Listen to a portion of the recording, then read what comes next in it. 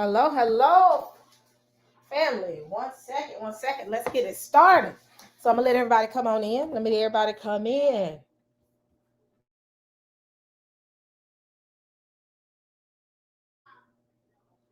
All right. Let me get Clubhouse started.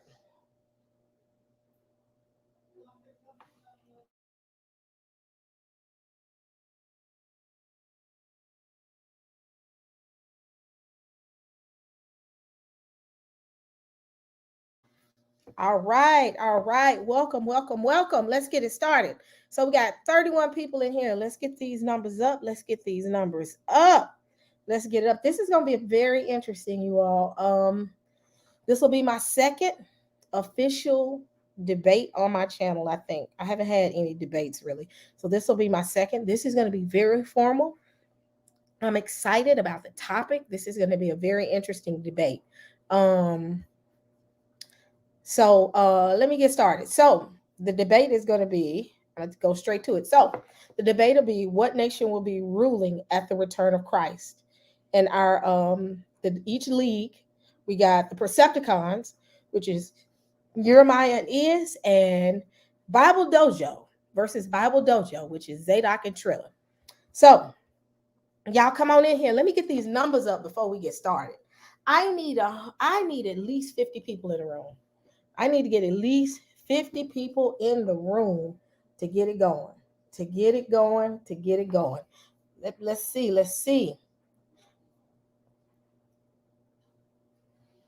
Come on in the house. Share this link. Share it.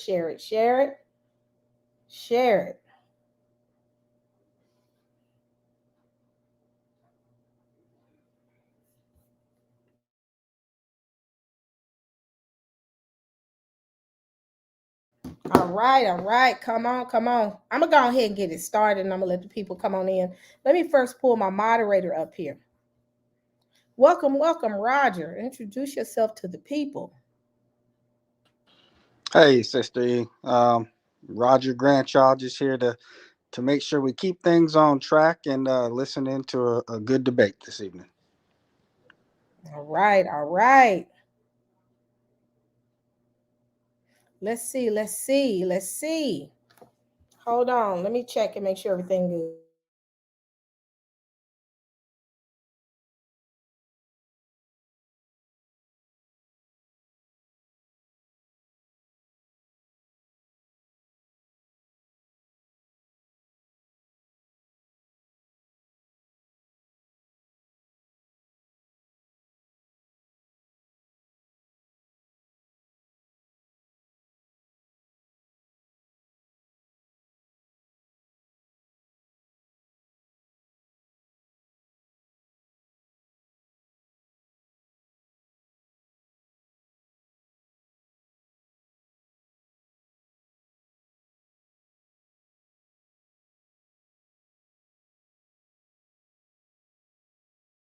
All right, let me introduce my judges. I'm sorry, I thought I was talking. So the first judge we have is Yukanan. Yukanan, say something.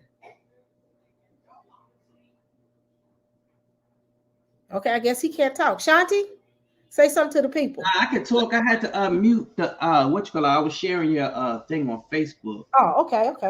Had to mute it that way with no echo. What's going on, everybody? If anybody knows me, this is Yahukanan. I've been doing some judging not judging. Debating myself. I'm gonna let y'all know, you know what I'm saying? I'm looking for strong rebuttals, and I'm looking for how solid you're gonna be in the cross-examination round. That's what I mainly like. The title is very important. I will pay attention to you guys' premise. I will be taking notes. Trust me. I will be taking notes. I will be listening to y'all premises. I'll make some good arguments. Hey, so come with some evidence, come with some facts, come with some sources, whatever. We're gonna see. Yep. We see who's gonna survive. I know these debaters now. Hey, I know 3 of them. You know what I'm saying? So I know what y'all could do. You know what I'm saying? I know what 3 of y'all could do. So hey, you know what I'm saying? I'm gonna be fair. I'm gonna listen. Hey, take notes and I'm gonna pay attention. With that, I yield. Thank you. Shanti, what's up? Introduce yourself. Hey, shalom, shalom, mishpacha wa haverim. Want to say, ani mekaveh shekholachem osim tov umebrachim. That means peace and blessings to family and friends. I hope y'all are doing good. Kol tehelim, kol kabo, hatiferes, leyawe, avinu, Eloheinu. All praise, honor, and glory to our Father, our Elohim, our deity, our power. This is Sister Ashanti. Some of you know, some of you don't. I'm glad to be here. Thank you, Sister E, for asking me to be a judge. I'm looking forward to what the Precepticons are going to bring out and what Zaydok and Trilla are going to bring out. Definitely like Brother Yehukanan said, going to be listening to your content, your presentation, who presents the argument just a little bit better. It's not about what anybody believes. It's about how you put things on the table and expound on what you need to express. So all praise and glory be to the Most High. I hope everyone's edified by anything brought out. So I'm just going to be fair. Like Brother Yehukanan says, we're going to be fair and we're going to judge in righteous judgment. All right. So shalom, shalom. All right, introduce yourself, Kadar. Shalom, shalom, people. I'm looking forward to hear the word. And my main thing is hearing truth. I look for each one that's in this debate. When you hear truth, tell the truth. Bring the word.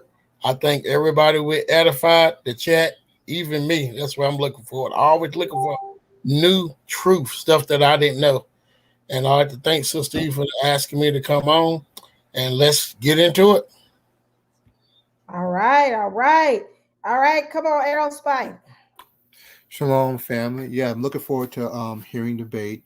Again, like, as it said, just to echo what my fellow judges are saying. Again, looking for content. Again, obviously, content. Proper exegesis of scripture, and to make sure that we are again speaking that which is true as opposed to what we feel. So that's it. All right. So shout out to my Clubhouse. I got this going on on Clubhouse as well. So welcome all from the Clubhouse community. Let my moderator say something. Also, hold on, I forgot to mention, we got Katrina. Katrina's also a judge. Shout out to Katrina. We didn't have enough room. But I'm gonna take everybody out and I'm gonna bring up the contestants. Once the contestants get started, I would say I'm gonna push all the judges down. And but once they're done, I need all the judges to be ready to come back up. That includes you, Katrina. All right, Roger, you have anything to say? No, ma'am. I know all of these brothers, and I know they're all deep in scholarship. So I'm looking forward to hearing what they bring forward, and just making sure that I speak as little as possible and keep this thing on track. All right. So I'm gonna take all the judges down, and I'm gonna bring up the contestants. Let's see. So let's first start with the Bible Dojo. Well, no, I'm gonna start with people that's gonna start. Precepticons.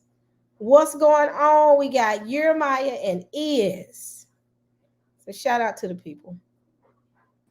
Yo, Shalom, family, Shalom. Precepticons in the building, all the way turned up. All praise to the Most High. First thing first, all praises to the Most High.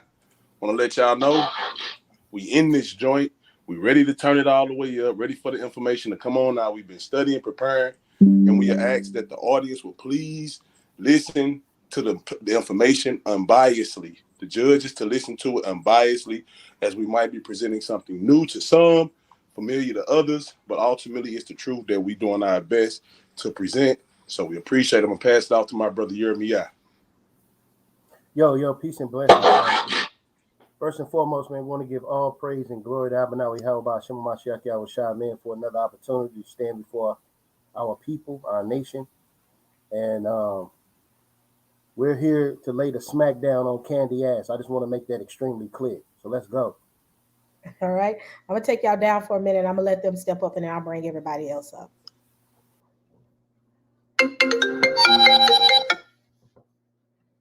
All right. We got Trilla and Zaydok. I want y'all to go ahead and introduce yourselves.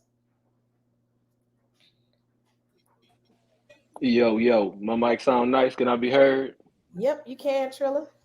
What's going on, man? Brrr, pop, pop, pop, pop. Listen, it's like Giants versus Leprechauns when we stepping on Precepticons. Finna get my Armageddon on. You understand me? Bible Dojo in the house, man. Me and brother Zaydok finna get it in, man. Shout out to all my ABC people, brother Josh, my boy Dre, Antoine, Stanley, the Manly. You know what I'm saying? We finna get to the business. You know what I'm saying? I don't want to talk. All right, Zaydok.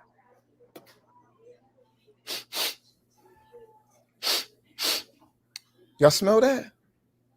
I smell smoke. It's about that time once again. It's your boy Optimus Couture, aka Optimus Smoke in the building, here to lay the smackdown on Lord Babytron and the Precepticons. You heard me. Prayerfully, the Most High will be edified tonight. I pray that people will listen to the information intently. I'm hoping that the information that Jack, aka Trilla, and myself have put together is something that will give those who might have this same discussion in the future, or if you're having it presently, hopefully we're going to give you some more bowls tonight to add to your quiver. And to be honest, I'm really looking forward to hearing what the Precepticons have to say as well, because I've never heard their presentation in full, and I know that they haven't heard mine. And so this should be good. Sister E, appreciate you so much for opening up the platform as always. Brother Roger, for giving your time to help us keep things in decency and order. And may y'all be edified and may the truth stand. Hallelujah. All right. I got to pay attention that I'm on Clubhouse too, because I'll be muted here and be unmuted on Clubhouse. I was fussing at my daughter. All right. So I'm going to bring everybody up. Let me see. All right. I am going to go through the rules really quick. Once we go over the rules, I will hand it over. Hold on one second. I'll hand it over.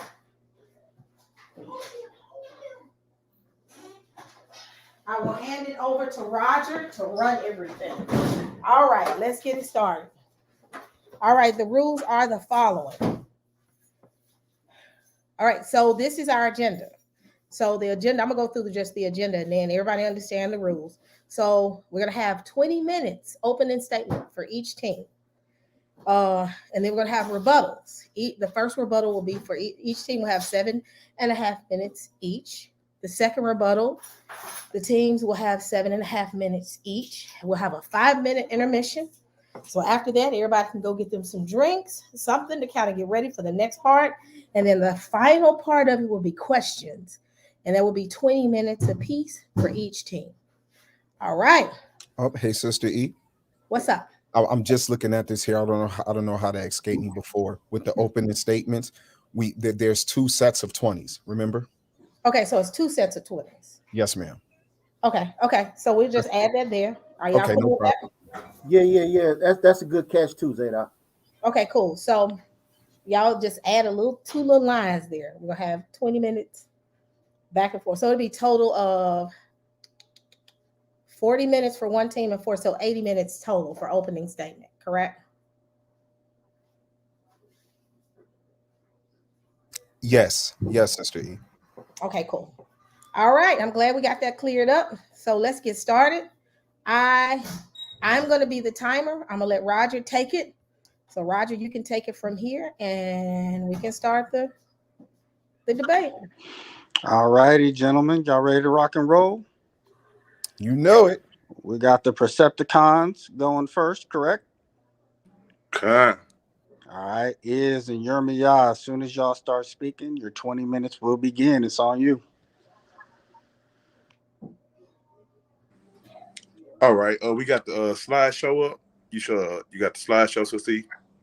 No, did you send me the slideshow? No, he can share directly from his screen. Oh, okay. Just you got to share it, right? YirmeYah, because I don't think I don't know how to do that shit.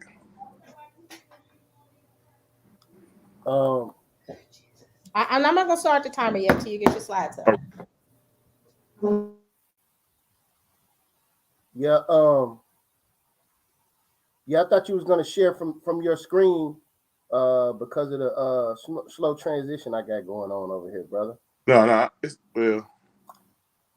it's all good. I can. Just tell me how to do it from this side. I don't know how to do it from this Are side. you on your computer or are you on your phone? Both actually. Yeah, you need to go on if you're on your computer in here, just go down to present or present. All right, I'm gonna have to go to my computer on her then. Yeah, you got to talk from your computer. All right, let me get the StreamYard link over to my computer. 1 second. Salaki, everybody.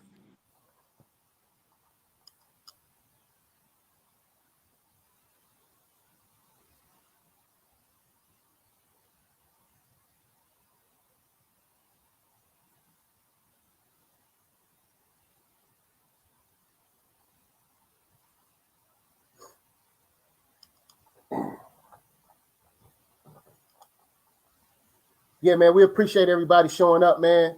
It's been big. It's been talked about for a few weeks now, and we're excited on our end, man, to finally be able to hash out some of these points. So we appreciate the love and support, man. Again, brothers are just striving for truth, and it's a good thing. Debate is good. For Are you brothers are you having issues to try to share it? Because I'm getting that someone is trying to enter the studio. Yeah, it said the studio is full. Okay, so I need one person to drop off from the judges, and I bring you back up. So one person just drop off.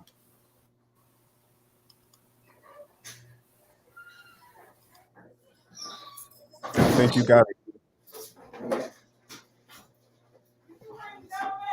Go ahead and try to share now, YirmeYah. Or is it is? Yeah, come. Try it again.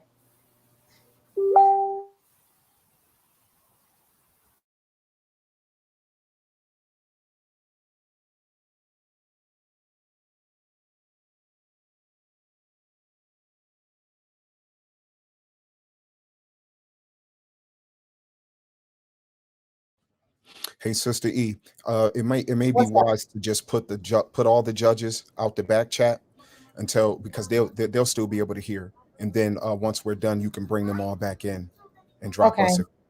I'll kick you out the studio, everybody, and I'll bring y'all back up. Well, the judge is going to have to go to YouTube and watch from there because they're not going to be able to watch once they're kicked out of the studio. Oh yeah, they can go to YouTube. I already told them that pretty much, so I think we're good on that. Let me remove. You don't need them to miss a second. Understand me? Okay. Okay, so I kicked everybody off. That's a judge, and they're in the actual chat itself.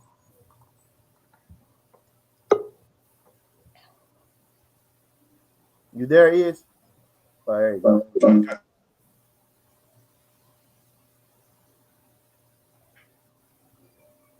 right, y'all tell me if y'all ready. Yeah, he's trying to share it right now.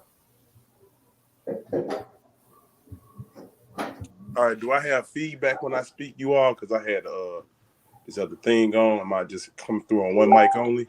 Yeah, you coming through on one mic right now. You sound good, is. Hey, Aerospike, hop out of the live for a minute. Hold on. Hey, can y'all listen in the chat? Because we're having issues with sharing because for some reason it's taking up a space. So listen in the listen by way of YouTube, and when I tell y'all to come back up, y'all can come back up. Is that cool? Gotcha. So basically leave the studio, listen to the live, and then come back in. Yep. Got it. Understood. All right. Cool. You cool with that, Shanti? Shanti. She probably trying. All right, y'all can continue on.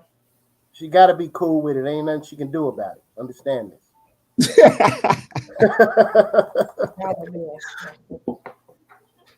All right. Am I being heard now? Again, you said to. Here you is. All right, you said go to present, Share screen. Yes, sir. Share screen.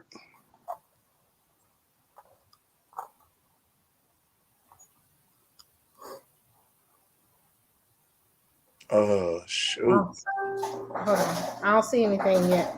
Not yet. Hey, while they getting that together, to everyone who is actually tuning into this platform, all of you who are here as supporters of the Source Debate League, supporting the Precepticons, those of you who are here, followers of the Bible Dojo, and the regulars from Sister E's channel, all the Clubhouse folk, thank y'all so much. And please do not try to hold this against the bros like somehow they wasn't together. No, it's just that they needed to know which computer they're going to share from. So we're about to get it in now. This is just a slight hiccup. Don't hold it against anybody. Now the real deal about to start. Y'all got it. Yeah, right on. And also, man, shalom to all my Clubhouse family, man. I appreciate y'all showing up, everybody, man. I think you ready to start the clock, Sister E? Soon as you get started speaking, Sister E will start the 20-minute clock. All right. All right. I'm gonna go ahead and start right now. All right, family. This is an important, and also bear with me, man. I'm coming over this bug, so just bear with me, please. We want to talk about what nation will be ruling at the return of Christ. What nation will be ruling at the return of Christ? Meaning, what nation will be in charge currently? Who's in charge right now? Because whatever nation's in charge right now will be ruling when Christ returns. This is important. We don't care about what we do care, but the beast matches to a nation. So to say the fourth beast will be returning that's not the answer. What nation? The beast represent nations. The beast are the beast. So our stance is that the kingdom of Edom, Esau, will be ruling at the return of Christ. This is who he has vengeance for. This is what's going to happen. And what we don't need to happen is go against prophecy and say, well, Esau doesn't exist anymore, but Jacob does. That's foolish. So what we're going to do is show you all that this kingdom is ruling.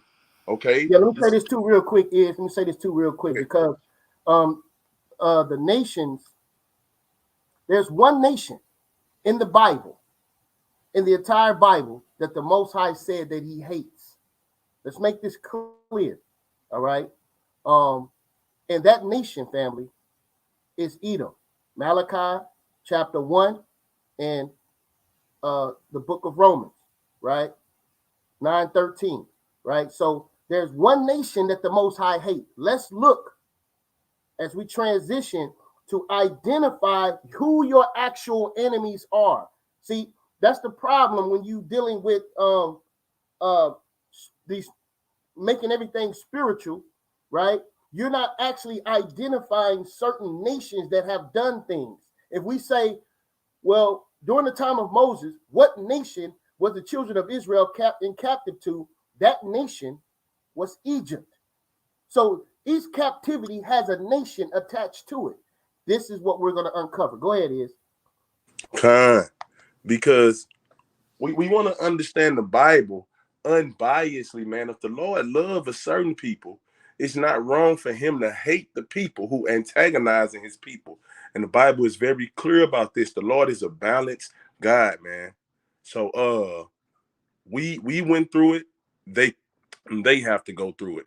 So what we're going to get into is understanding this picture right here. The grabbing of the heel. We must understand something and look at Esau and Jacob more than some backwoods story. We have to understand what was being passed down to them. So in order for us to understand what was being passed down to them, we need to understand the blessing and what it was actually about. Okay? Let's go to the book of Romans. Let's go to the book of Romans. This reads, for the promise that he, Abraham, should be heir of the world was not to Abraham or to his seed through the law, but through the righteousness of faith. Right. So And what? that righteousness family was based upon the acts of Abraham, right? So we can see that when people try to make this discrepancy and limit the word world based upon geological location, or limit the word world to what was known during a particular time, is an error, right? Because we're going to uncover this. Does this word world also mean the entire world, right? Or is it just limited to the Levant? We're going to make sure that you understand this. We're going to break this thing down to the simplest form so you all can understand, right? And you're going to be able to follow this pattern to so you can uncover the understanding of the holding of the heel. Go ahead, Is. Kind. So what we're gonna do is we understand this now. We got to understand the Bible follows a bloodline from Adam all the way down to Shem, all the way to Abraham, and so on and so forth. So what was actually in that bloodline? What was in the bloodline? What was Abraham being blessed by with Melchizedek? You see? And we're familiar with that story. He blesses Melchizedek and he passes it on. So what was being passed on, as we just demonstrated, was the heirship, or the heir, the inheritance, to be ruler of the world. To be ruler of the world.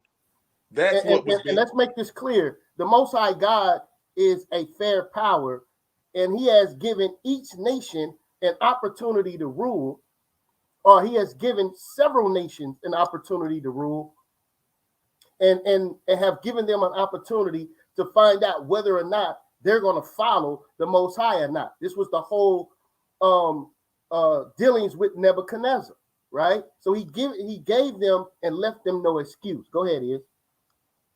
Kind. So we want to read right here, Genesis 25 and 26. So we understand that Abraham had the heirship to the world, the inheritance of the world in his bloodline. He passes it on down to Isaac. Isaac now has to split it up, right? Between who? Let's read Genesis 25, 26. We're familiar with this.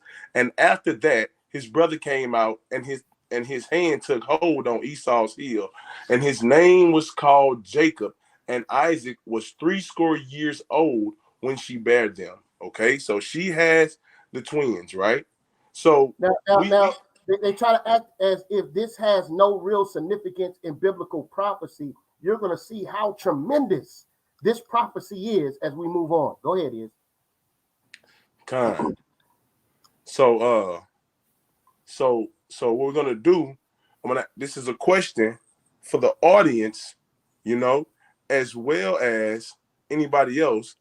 But can you give us the understanding of this significant event, book, chapter, verse? We don't want your opinions. We want what the Bible says. Does the Bible answer the Bible? If I had a thought about what does this mean, and I did before I had a complete Bible, I always wondered, what did this mean? I knew it was too important to not give details. So can you tell me what this means, book, chapter, verse? That's also to my contestants over there. All right, let's keep going. Salaki. All righty. All right, let's get down to these blessings, right? Let's get down to this blessing. This is Genesis 27 and 29. I'm gonna read. I'll read it. I was gonna let you. I wanted you to bring it out. I'm gonna read. Okay, go ahead. This is the book of Genesis, chapter 27, verse 29. Let people serve thee, and nations. This is the blessing to Jacob, Salaki. Let people serve thee, and nations bow down to thee. Be Lord over thy brethren, and let thy mother's sons bow down to thee. Cursed be everyone that curseth thee, and blessed be he that blesseth thee. Right. So it's of the utmost importance that you understand that this was the blessing that was given to Jacob, right? So at some point, right, as we look at the next slide, Esau's going to break this, right? He's going to break this. Break what? Where all and nations shall bow down to thee and be Lord over thy brother. Esau's going to break that. and let thy mother's sons bow down to thee. Esau's going to break that. It's very important that you understand this. This is what was given to Jacob, right? But Isaac allowed Esau a short dispensation or a particular dispensation, for he would break that, and that's what the Bible says here, right? Read. All right. This is the book of Genesis, chapter 27, verse 38. This is and Esau said unto his father, hast thou but one blessing, my father? Bless me, even me also, O my father. And Esau lifted up his voice and wept. Verse 39. Remember, family, this is coming from the seed of Abraham, which was given the entire world, right? And so now it's between these two sons. Read. And Isaac his father answered and said unto him, behold, thy dwelling place, thy dwelling shall be the fatness of the earth and of the dew of heaven from above. So now we had a discrepancy with brother Benaiah concerning this fatness, right? Oh, well, this fatness or this fatness is of the earth is the fatness of the land, and that means animals and livestock. You have to understand that's a mistake. Why is it a mistake? Okay, because this dwelling, it says, behold, thy dwelling shall be the fatness of the earth.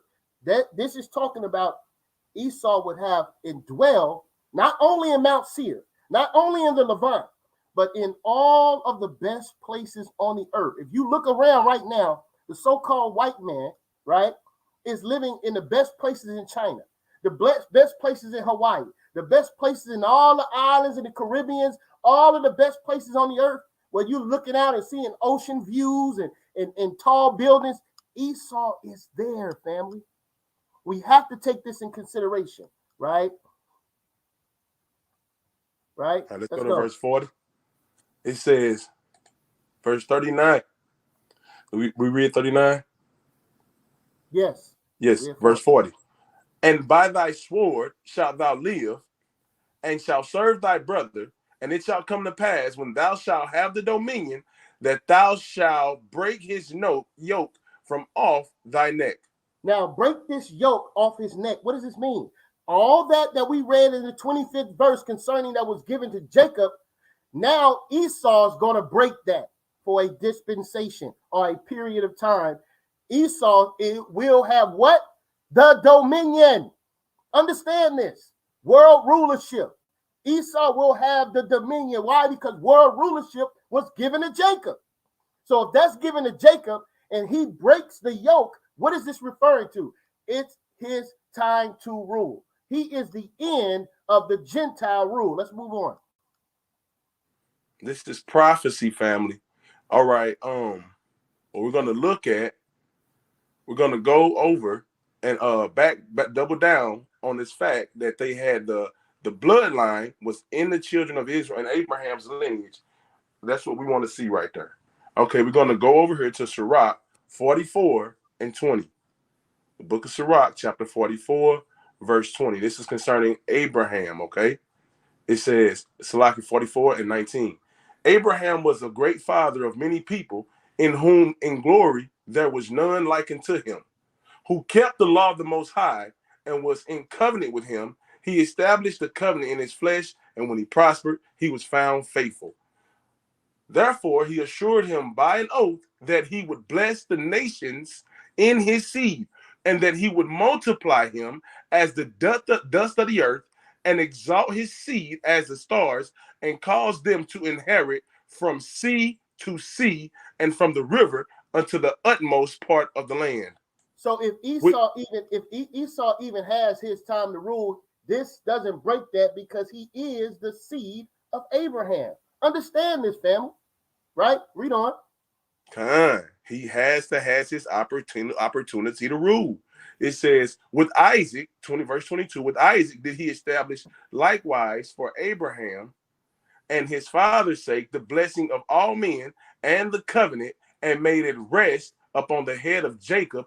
He acknowledged him in the blessing and gave him an heritage, and divided his portions among the 12 tribes did he part them. So that's so who has the ultimately- rulership as well. Right. Go ahead, Iz. You can say it. No, I was just saying that's who has the rulership as well. So what the issue is us and Esau can't rule at the same time. Right. See, we're the two nations destined for all the world. You see, if we up, right, and we've been fighting, family, since the womb. Understand this, right? This is our archetypal enemy from the beginning, family. So the question is, when did Esau rule the world? You brothers got to answer that, okay? And if you don't have an answer, you in trouble. Okay, now let's move on. We're gonna go into some scholarship, right? As we look at this book from Yale University concerning Ezra, right? Hey, can we get a time check?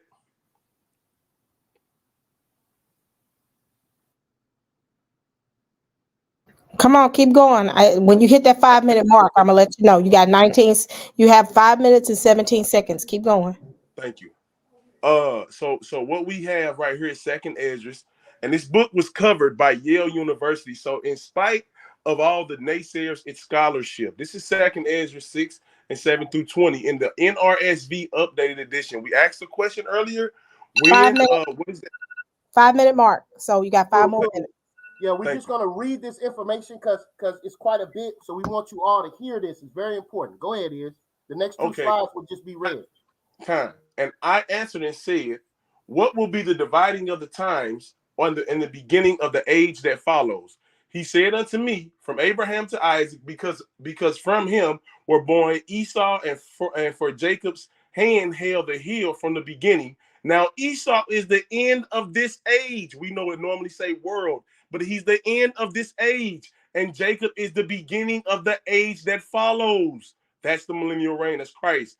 The beginning of a person is the hand, and the end of a person is the heel. Seek nothing else, Ezra, between the hand and the heel.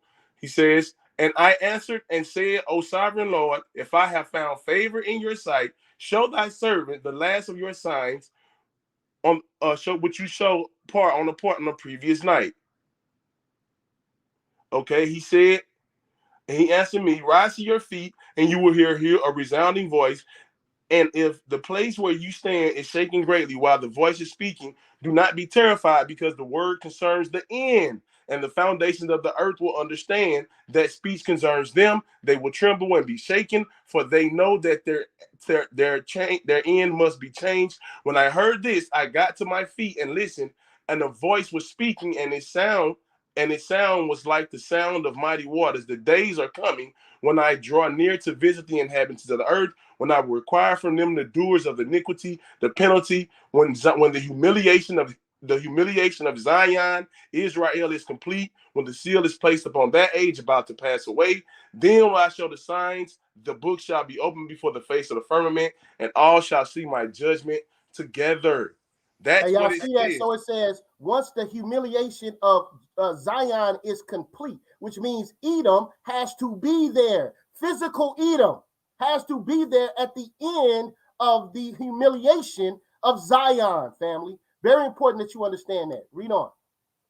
Because Esau is the end of this age. We're gonna dabble into the book of Jubilees just for a specific portion. And we're not gonna read all this because I know we're short on time, but we will. It says in verse 14, you can see the marker over here. It says Jubilees 19, 14 through 30. And the youth grew, and Jacob learned to write, but Esau did not learn, for he was a man of the field and the hunter, and he learned war, and all his deeds were fears, right? So Abraham is discussing this with Rebekah.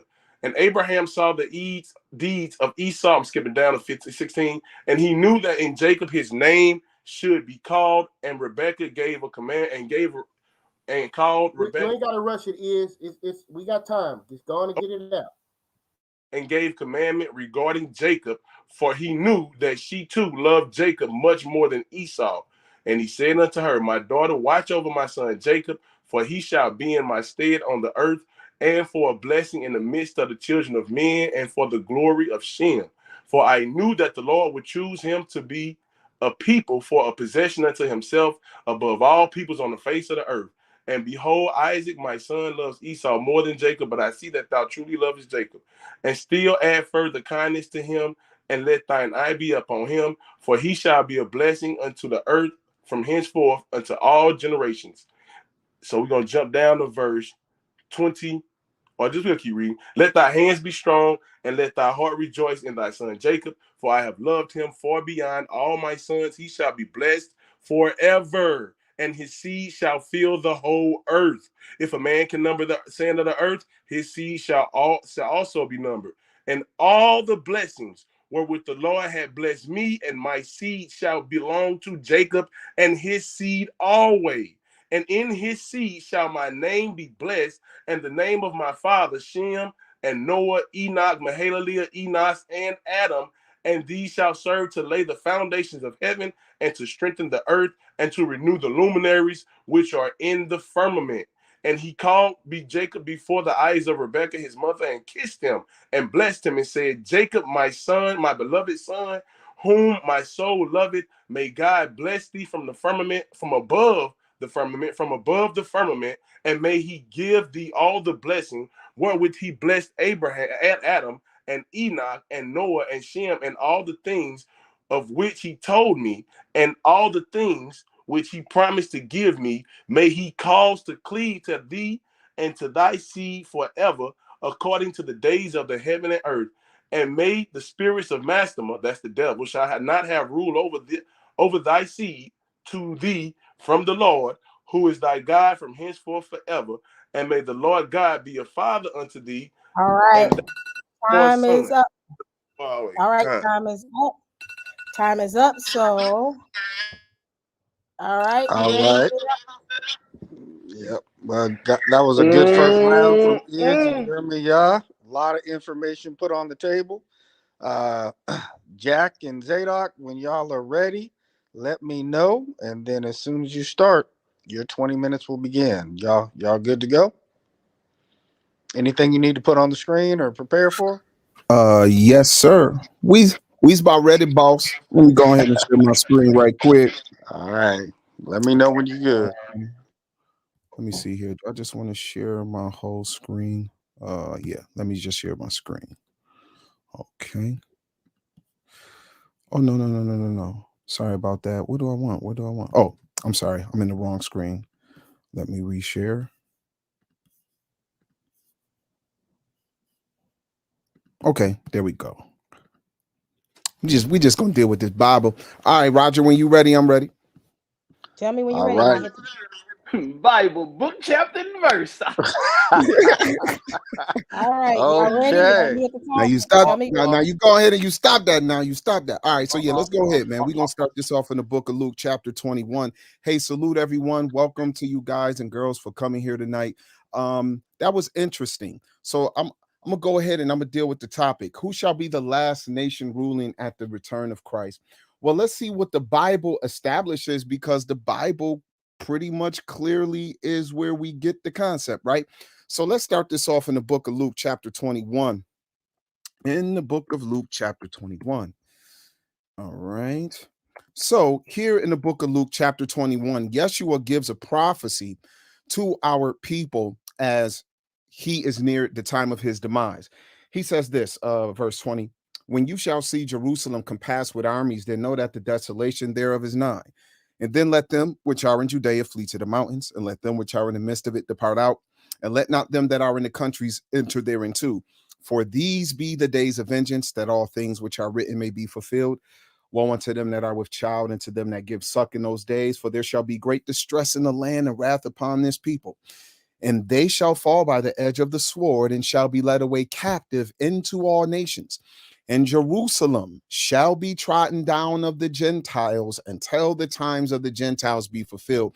Now, here in these Greek scriptures, brethren, I don't have the time to do all of it, but you all can go look it up. This word ethnos here in the Greek is basically talking about the nations. It's plural word, just describing the various peoples that the Most High is going to use. Now, that's interesting that he says, Jerusalem shall be trodden down of the Gentiles until the times of the Gentiles be fulfilled, because we know the ones who come in and act this literally is the nation of Rome.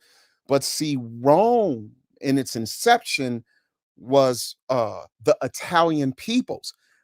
200 years later, in the time of 70 AD, when Titus, under the orders of his father Vespasian, who was now crowned emperor, takes the city, brethren, Rome doesn't just represent the Italian people no more.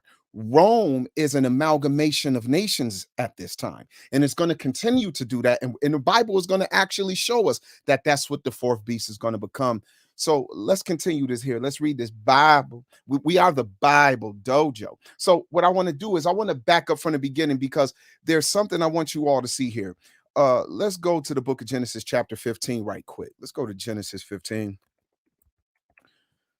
Genesis chapter 15, and I'm going to go ahead and skip down. And I just want to read you the concept. Yeshua says, you're going to be scattered into all nations, and this city shall be trodden under the feet of the Gentiles until the times of the Gentiles are fulfilled. Here in Genesis 15, when Abraham is shown his vision about the future of what's going to happen with his children, it's an interesting narrative here when he says in verse 15, and thou shalt go to thy fathers in peace, thou shalt be buried in a good old age.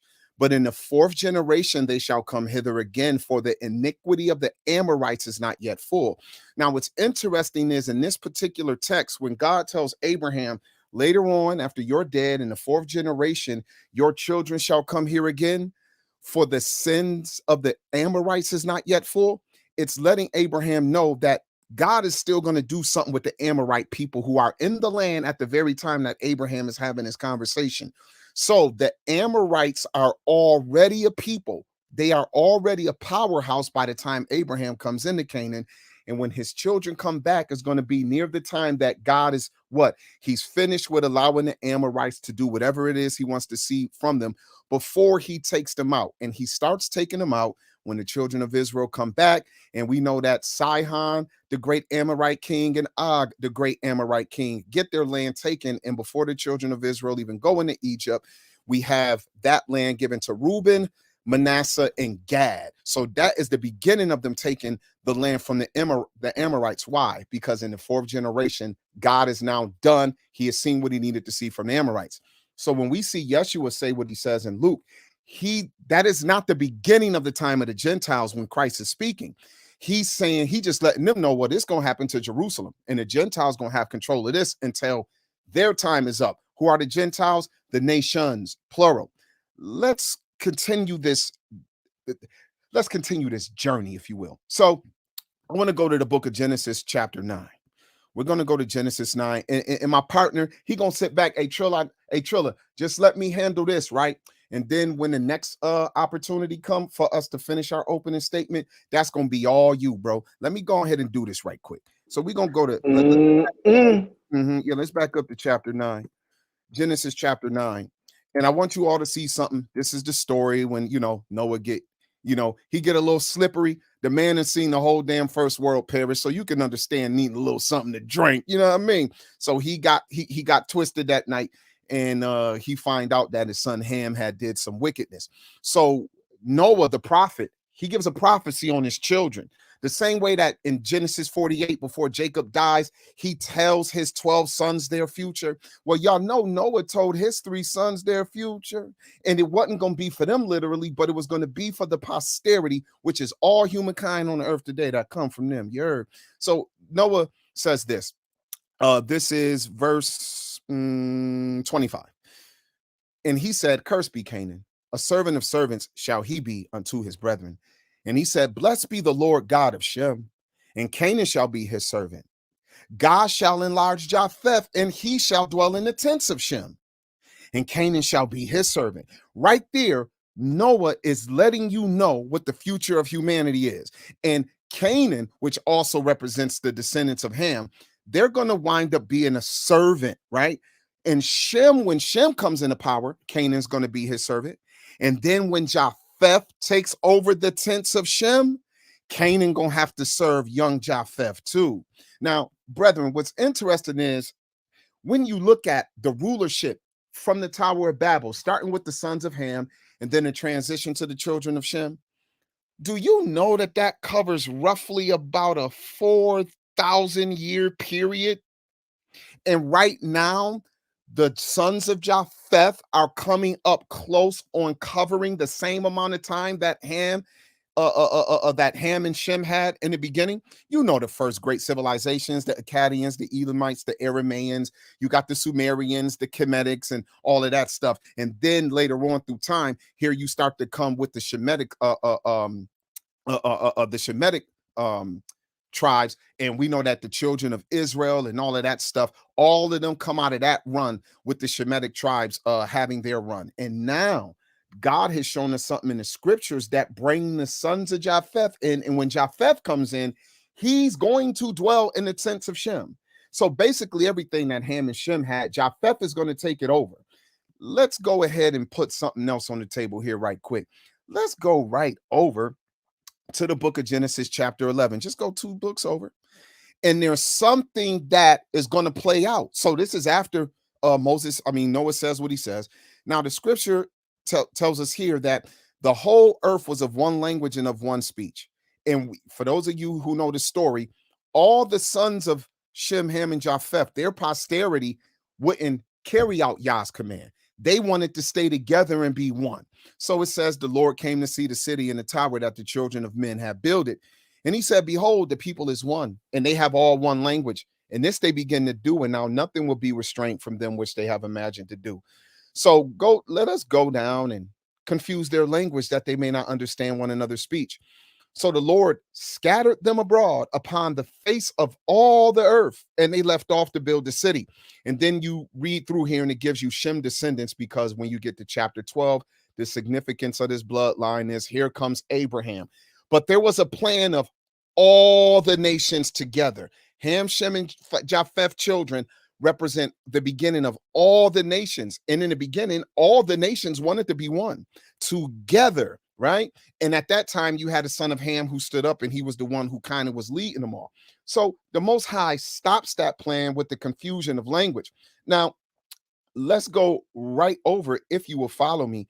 Let's now go over to the book of Daniel, chapter 2. Let's go to Daniel chapter 2, because there's something that God is going to show here. See, the Most High is telling us his plan. We don't have to be too deep about it. We just have to kind of be able to pinpoint what the vision is showing us. So y'all know this, the king of Babylon, Nebuchadnezzar, he had that young dream that night. And so the Most High sent Daniel to come and interpret his dream, right? And he says this, you that saw young dream. Yeah, here come that dream of dreams. You know what I'm saying? So he gonna show us. He said, verse 36, this is the dream, and we will tell the interpretation before the king. You, O king, are a king of kings, for the God of heaven have given thee a kingdom, power, strength, and glory. And wherever the children of men dwell, the beasts of the field and the fowls of heaven, he have given them into your hand, and have made you ruler over them all. So you know this is the first time in history where God is now stepping in, and he's going to push history in a certain direction. And what he has done is, for the first time, he's given one nation control over all the sons of Ham, Shem, and Japheth, according to the scripture, if you believe it. It says, thou art this head of gold, and after thee shall arise another kingdom inferior to thee, and another third kingdom of brass, which shall bear rule over all the earth. And the fourth kingdom shall be strong as iron, for as much as iron break in pieces and subdue all things, and as iron that break all these, shall it break in pieces and bruise. Now, why would they be inferior? If you know history, you all know that Persia, Greece, and Rome literally expanded and covered way more territory and had much larger militaries and were way wealthier in substance than Babylon. So how are they inferior? You know why? Because none of them are coming with a new plan. Nebuchadnezzar is the beginning of colonialism and imperialism, and all Persia, Greece, and Rome do is build on it. That's why the Colossus is one body. And just like the church is the body of Christ and he is the head, meaning the church, the body moves from his direction.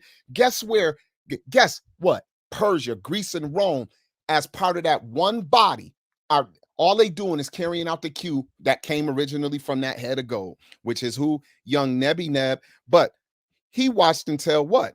Until a stone was cut out the mountain without hands, and it break in pieces the iron, the clay, and the silver, and the gold, and the brass. And it says, verse 44, and in the days of these kings shall the God of heaven set up a kingdom which shall never be destroyed. So, brethren, that stone hit the image in the feet, If it would have hit the image in the head, that stone would have showed up in the days of Nebuchadnezzar's empire. If it would have hit the thing in the shoulder or the chest, that means that God was setting up his kingdom in the days of the Persians. If he would have hit it down in the thigh and in the loin area, that means that God would have been setting up that kingdom in the time of the Greeks.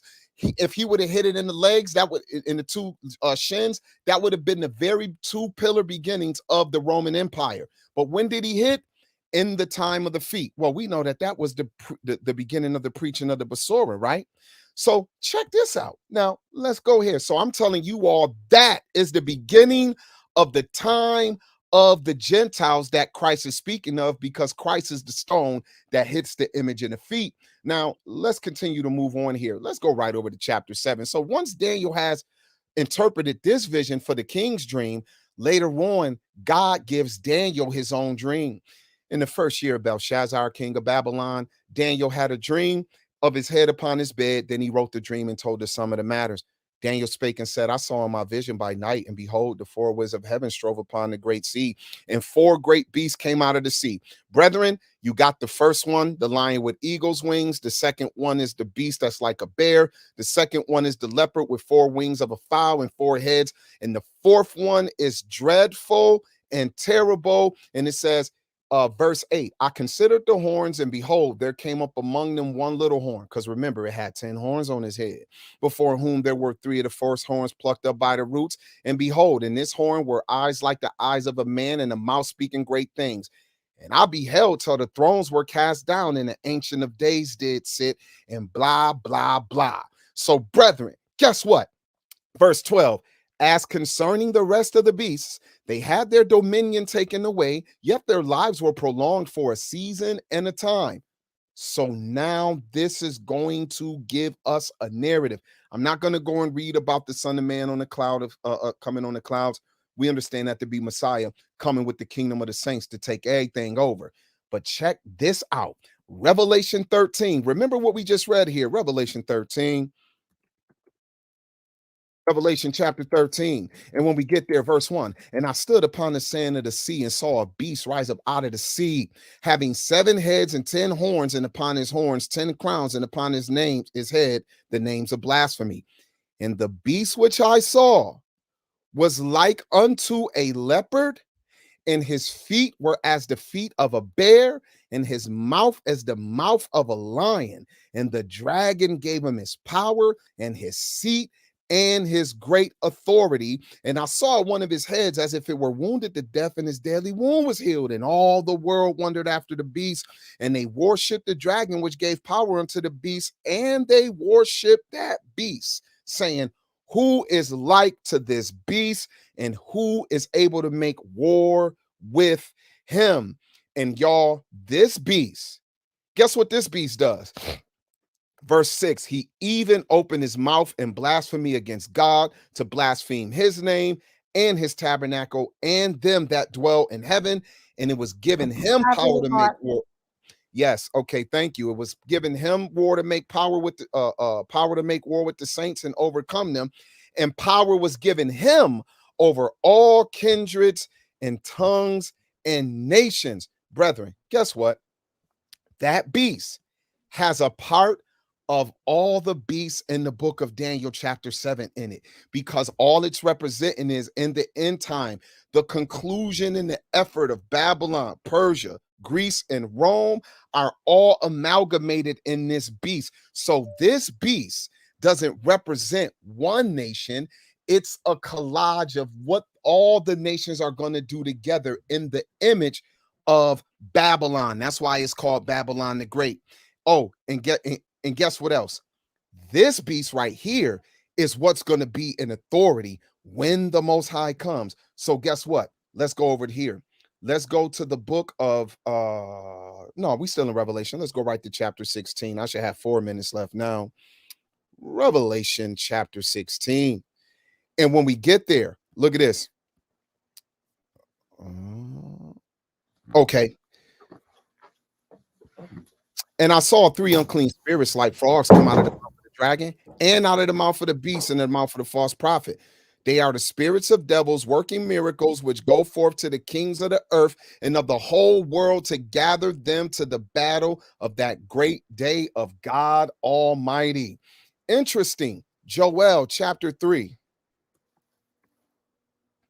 This is who is in power. And we know who this is. This is nothing but the great amalgamation of Rome. And you see what? You see Babylon with its imperialism, Persia with its freedom of religion, Greece with its democratic form of government, and Rome with its republicanism, which is the beginning of mercantilism and modern corporate structure. This is the global economy. And guess what the Most High told us was going to happen? For behold, in those days and in that time, when I shall bring again the captivity of Judah and Jerusalem, I will also gather all nations and will bring them down into the valley of Jehoshaphat and will plead with them there for my people, for my heritage, Israel, whom they have scattered among the nations and parted my land. What did the Most High say? All nations, because they all had their hand in scattering my people. And as Christ said, the time of the Gentiles, not just one nation, but all of them are going to be fighting for Jerusalem and stumping in this place until the time that God requires their finishing to be done. And you know what? I think I could get one more text in here, can't I? Yes, Zechariah chapter 14. So there isn't one ruling nation. There is now nothing but an amalgamation of nations that are doing what God stopped them from doing in the beginning, which was what? They stayed together as one. And the global economy right now we deal with is that. So it says here in Zechariah 14:2, I will gather all nations against Jerusalem to battle, right? And it says, then shall the Lord go forth and fight against those nations as when he fought in the day of battle. And I'll skip down for the sake of time. It says, and the Lord shall be king over all the earth. And in that day there shall be one Lord and his name one. And then it says here, verse 16, and it shall come to pass that everyone that is left of all the nations which came against Jerusalem shall even come up from year to year to worship the King, the Lord of hosts, and to keep the feast. Brethren, what you see in Revelation 14, that beast Babylon the Great, and that woman controls it, that is the driving force. That is what? Causing all the nations of the earth to come together for one thing. And Babylon, Persia, Greece, and Rome are the amalgamation of that, and the modern nations today who inherited their power. And guess who ain't among them in any kind of power, ruling and running nothing? And there ain't no damn Esau. There is no nation and no power. So I'm going to go ahead and digress for now. We'll see y'all in our next 20-minute round. All right. A lot of scripts read there. Hey, Zaydok, I got one thing to say. Hold on, just Trilla, say. let me say one thing. Trilla did not show any guns. Please don't. Okay. All right. Let's keep it clean. PG. Now, Roger. Zaydok, did you call Nebuchadnezzar young Nebby Neb? Yeah, young Neb. All right, that's the first time I heard that one. Okay, so first two rounds done on both sides. A lot of scripts read on both sides. So good information. Now we're going back for the second introductory round for the Precepticons. YirmeYah and y'all ready? Let's get that screen share right now before we start. Yes, sir. Take your time. Hold on. I want to share something to open up real quick. So let me share my screen. And Zaydok, that was horrific. And I know exactly that you brothers did not study together at all. YirmeYah. YirmeYah. Come on, we ain't there yet. We're not at the cross-examination. Hey, bro, let me rock, bro. I ain't done nothing, bro. Let's go. Zaydok, that was horrific. Okay? And I can tell you brothers didn't study together. All right? Let me share my screen. I want to make this clear. See what the problem is, family. Are you starting the time? Start the time. Okay? Yes. If you're ready, hold on. Let's get the screen up first, and then start the time. Right. That's what I'm trying to see. Are you addressing your 20 minutes or? Yes, I'm ready. Okay. So when you start talking, if you have it up on the screen, Sister E will start the clock. It's on you. All right. You see my screen, Sister E? It says Malachi. Yes. Yep. You're good. See, they don't want to speak nothing ill against the white man. We can't say no. We got to tiptoe around the white man. Nah, not the Precepticons, okay? We're going to show you straight, all right? Here's the deal, and this is the problem with what these brothers have an issue with. This man did not answer the question. What nation will be ruling? All nations. There's going to be a conglomerate of nations. That don't answer the question, bro. All right? That don't answer the question at all. This is Malachi. Let's see how the Lord feels about Edom. What you said that ain't going to be there. This man said Edom ain't going to be there. Well, I guess the Bible is lying. Then he tried to assert, then he tried to act like we didn't read no scriptures, family. Did we read the Bible? Let's read this Bible. Well, let's read it. This is Malachi the book chapter 1. The burden, right. I got it. I got it. The burden of the word of the Lord to Israel by Malachi. I love you, saith the Lord. Yet ye say, wherein hast thou loved us? Right? Was not Esau Jacob's brother, saith the Lord? Yet I love Jacob. Verse 3. And I hated Esau. Why this man ain't dealing with?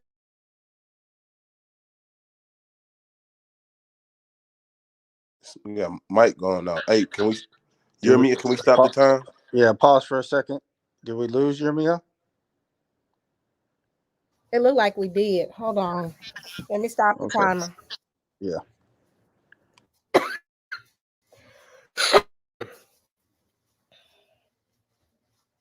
Yeah, it's finna get nasty. All right. YirmeYah, you ready? Yeah. Let me know if you can see my screen. Not right now. It was up and then it went away. Can you see my screen now? It looked like it's coming. Yes, it's back up now.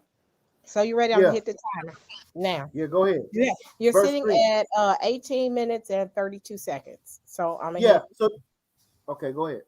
So timer started. I want to make this clear. This man did not address the one nation that the Lord hates. Malachi chapter 1, verse 3. And I hated Esau and laid his mountains waste and his heritage waste for dragons of the wilderness. Right? Verse 4. Wherein Edom saith, we are impoverished, but we will return and build the desolate places, saith the Lord of hosts. They shall build, but I will throw down. They shall call them the border of what? Of what? Wickedness. And the people against whom the Lord has indignation. How long? Forever. So I guess that, well, damn. Well, these people don't matter. Family, don't worry about Edom. Okay, don't worry about them. We just gonna focus on it's a conglomerate. No, sucker nigga.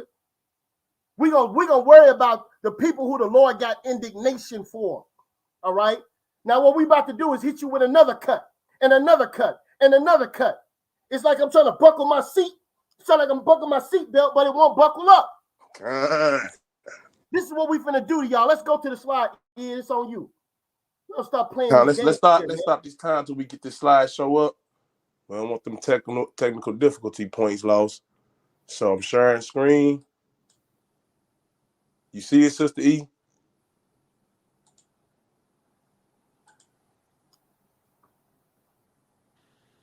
It has not switched, is. Okay. So as we get the thing up, we're gonna start the time back and get right into this thing. There it go. You see it, Sister E?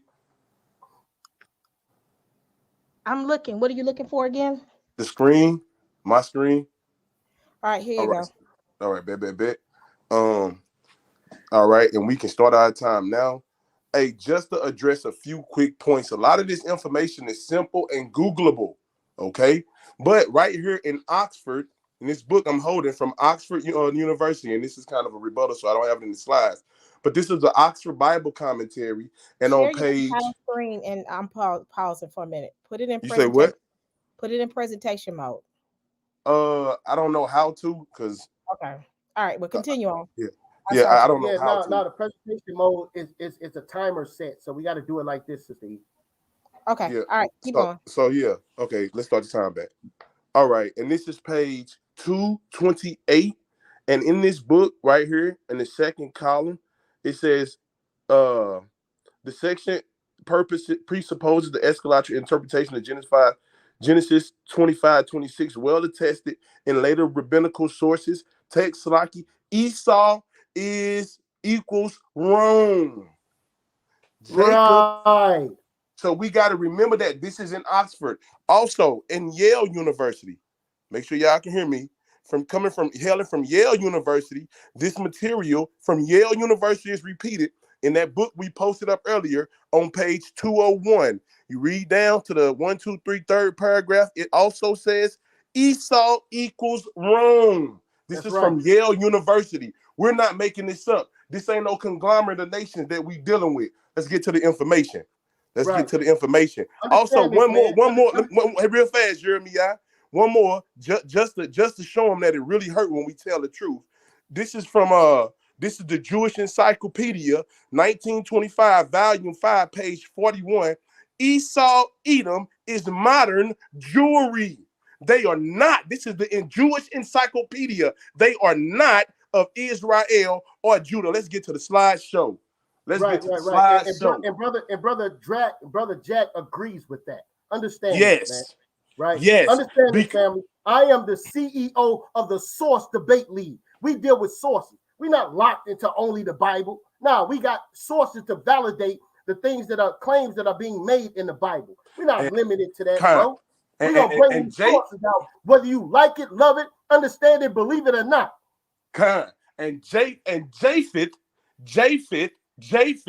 does not get his reign until after the 1,000-year millennial reign. You got to know prophecy to deal with this book. Make my doctrine prophecy, man. This is common. Psalms 83. It's going to be a conglomerate of nations. Well, who going to be the ringleader? This is the book of Psalms chapter 83, verse 4. Listen to what the enemies have said. They have said, come and let us cut them off from being a nation, that the name of Israel may be no more in remembrance. For they have consulted together with one consent.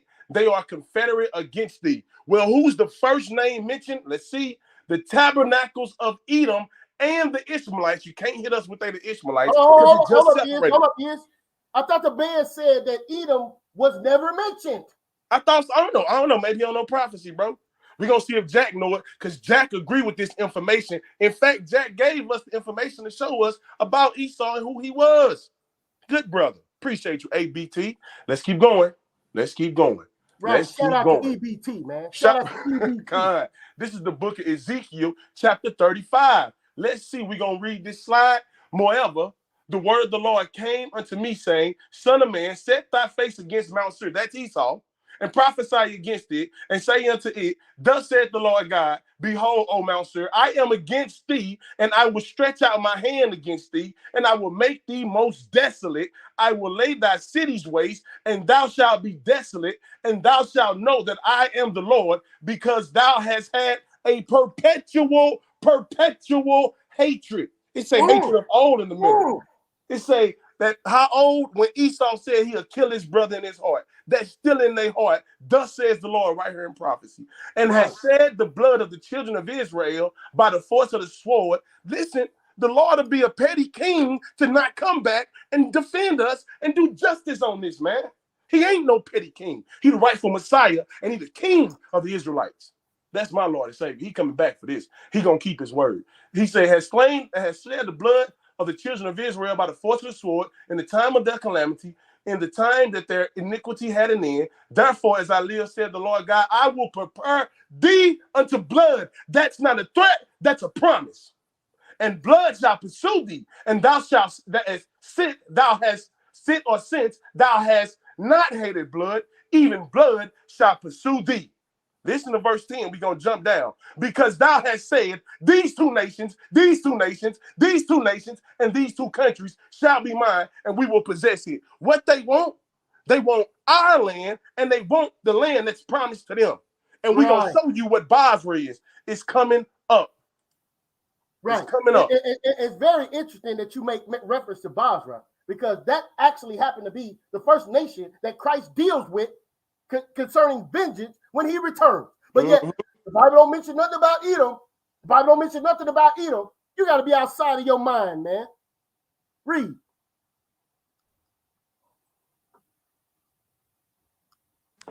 We're going to get in this Esau Edom. Them the sources. This is Isaiah 63. Now, he just made a promise what he going to do and who he going to get down on when he get back. Is this Isaiah 63 verse 1? It say, who is this that coming from Edom with dyed garments from Basra? This that is glorious in apparel, traveling in the greatness of his strength. I that speak in righteousness, mighty to save. Wherefore art thou red in thine apparel, and thy garments like him that treaded in the wine fat? I have trodden in the wine press. I have trodden the wine press alone, and of the people there was none with me. For I will tread them in mine anger. Who? He coming from Edom. Tread them in mine anger, and will trample them in my fury, and I will stain all my raiment.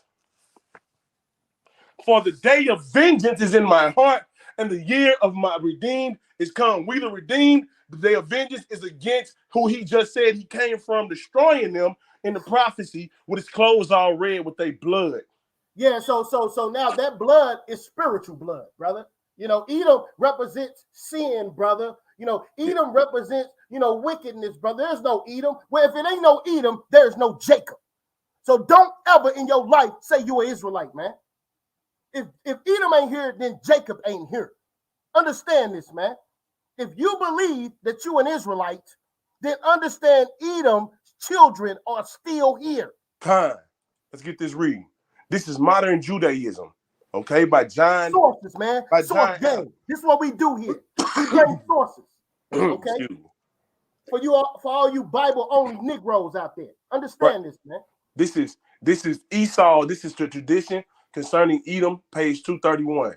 Esau's descendants are the subjects of extensive tradition in which the rabbis with an effrontery at which we should want. Hold on, slack. Y'all don't want to start up there. We want to start right here at this first. My bad, family. First, that the descendants of Esau, the sworn enemies of the descendants of Jacob, even to the end of the world, were at first a small nation inhabiting Mount Seir and the adjacent country, contingent to the land of Canaan, that they were easily confined within their own limits as long as the Israelites enjoyed a great and formidable empire in Canaan. But that the power of the Republic of the 12 tribes was destroyed by the Assyrians and the Babylonians. He talked about them some. The Babylonians were the beginning of the time of the Gentiles. The Gentiles is already ruling right here. Let's keep going. They wonderfully increased in number and strength and extended their dominion towards the west and spread their colonies far and wide, subjugated Italy. I guess these scholars wrong. Right. Founded Rome and all the other scholars wrong. Yale University, Oxford University, everybody wrong but them. And the Roman Empire, and founded Rome, subjugated Italy, founded Rome and the Roman Empire, at length entirely overturned the Jewish state, which had been restored after the termination of the Babylonian captivity, the second temple being destroyed by Titus Vespasian, and that in the present day, professing the religion, Jesus of Nazareth, which they first of all nations to embrace, they hold the dominion over Europe. Esau holds the dominion over Europe. Esau detaining in captivity his brother Jacob, at least as far as regards the tribe of Judah. You see that? Esau detaining in captivity right now his brother Jacob, at least as far as regards the tribe of Judah, till his Messiah ben David, the son of David, shall appear. Secondly, that the prophecies of the prophets against Esau, Edom, Seir, and the cities of Edom, especially those of Isaiah, Jeremiah, Obadiah, have not received their full accomplishment, that through the house of Esau has experienced some particular judgments of God on account of the injuries at different periods in time inflicted on Israel, yet the final vengeance on account of that last greatest injury, the destruction of the second temple by Titus, and the transportation of the Jews into captivity, in which they are still most appropriately detained, is yet impending over it to be executed in the time of the Messiah. We just put an indictment on them boys. Quit playing, man. It's an indictment. Come get these niggas. It's an indictment on them. These niggas lying. This nigga scared. That's the issue. Next slide. Next slide. Bring it out, Next slide. Bring it out. Next slide. This is Lamentations 4:21. More prophecy. Make my doctrine prophecy. Listen, it says, rejoice, rejoice, and be glad, O daughter of Edom, that dwellest in the land of Uz. The cup also shall pass unto thee, and thou shalt be drunken, and shalt make thyself naked. Listen to verse 22. The punishment of thine iniquity is accomplished, O daughter of Zion. You see, when we get out of captivity, let's see what happened next. He will no more carry thee away into captivity. He will visit thine iniquity. He will visit thine iniquity, O daughter of Edom. He will discover thy sins. Hold up, is. He's going to discover the sin of who? Of Edom. Hold up. The Bible don't talk about Edom, bro. Nah, man. Don't talk about Edom. We just making this up. We just making it up like we getting paid to lie. We ain't calling it to the family. We got to tell the family truth because they need it, because they'll get me or you. This is Isaiah 34:5, man.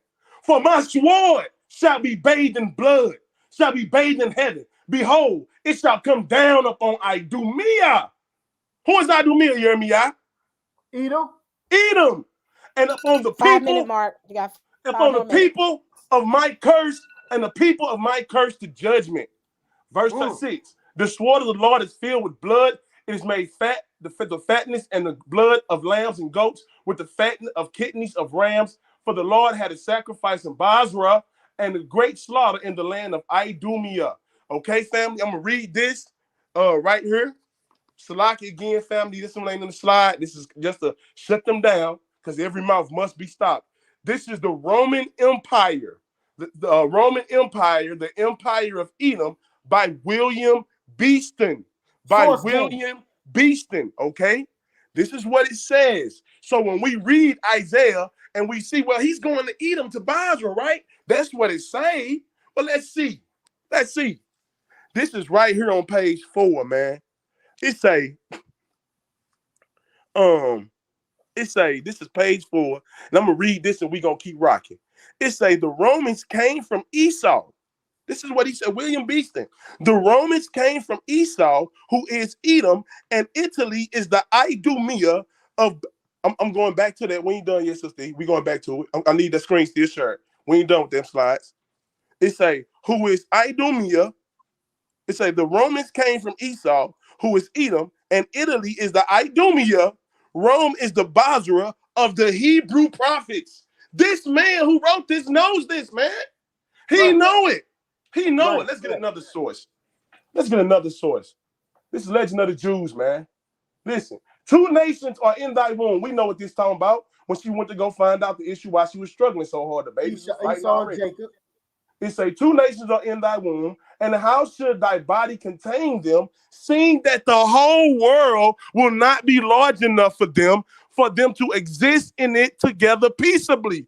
2 nations, they are each owning the world, each owning a world of its own. It's only one world, family, so they must go own the one world in different ages, like the Bible said.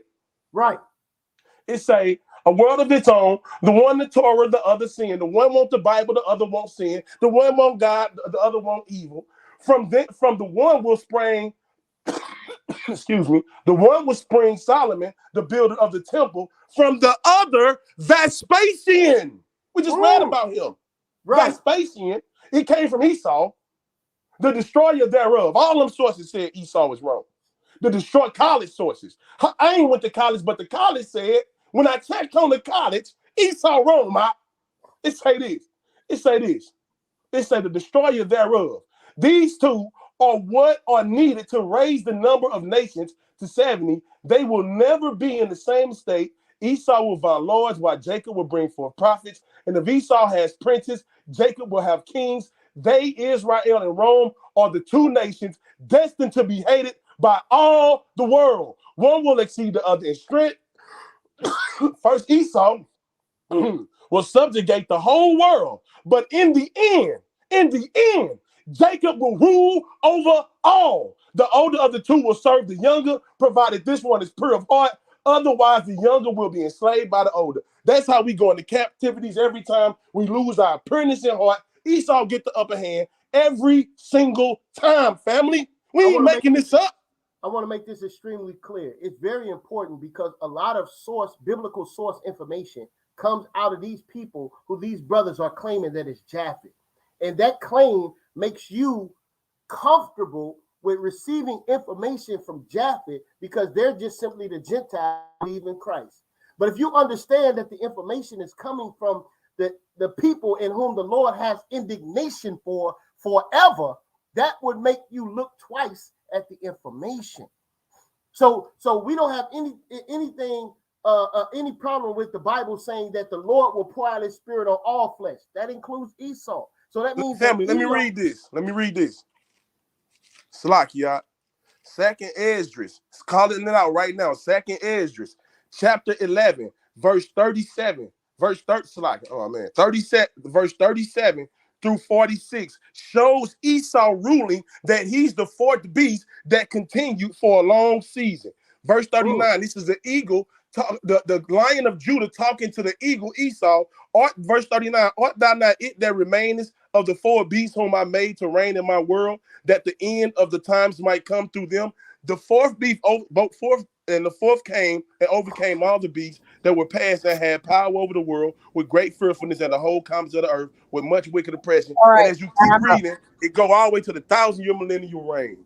It's like we're gonna give you another cut and another cut. It's like I'm and another cut. Time up. Precepticons in the building. All right. All right. So that's in the round two. Pretty strong information there, fellas. Good stuff. Zaydok and Jack. Well, I guess it's on Jack this time around. Jack, you ready? Now this is we already round two. No, it's on Jack. They got their second 20-minute round. Yeah, and after this they're done. Yay. Okay, so hey, I'm gonna be sharing the screen for Jack. Y'all heard one of these gentlemen said they didn't study together. Well, we just gonna show you don't know what you're talking about. But hey, I want to go ahead and I want to share my screen. For what brother I Jack, want you to please. do though, because they, you know what I'm saying, they did exactly what I wanted them to do. You know what I'm saying? So don't even worry about that first pack. Go straight to that Edom and Rome allegory pack. Okay, yeah, let's go ahead and go there. Now, and for the record, there were questions. We weren't answering any questions because our opening statements is our premise. It's not, we're not really making their point. We're making our point. So let's go here, brother. We're gonna go right to what you asked, and I'm gonna share my screen. Okay. Yo, that was really entertaining. I gotta be honest, them Negroes is entertaining, man. Entire screen. Okay, here we go. And bow. Okay. So here we go.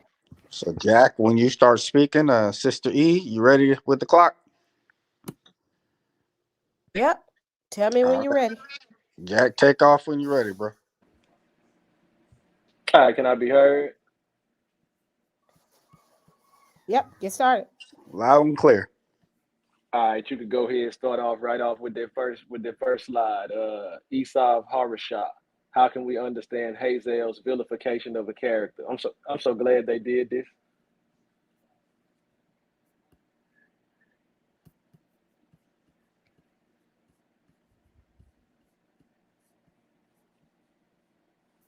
And we're gonna go straight into, you see where it says section 1. Both of these mid-regime cast Esau as the antithesis of Jacob and the Jewish ideal. You see that? Jack, are you guys ready and running, or you want Sister E to hold the clock until you get to the right spot? Yeah, hold on. That's the wrong one, brothers. They go to that first email I sent you. Esau of Harashah is what it say on the email. Okay.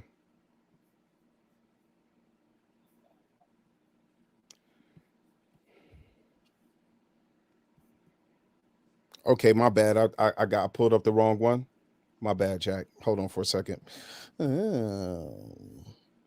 Okay. Yeah, yes. Okay, I got that one.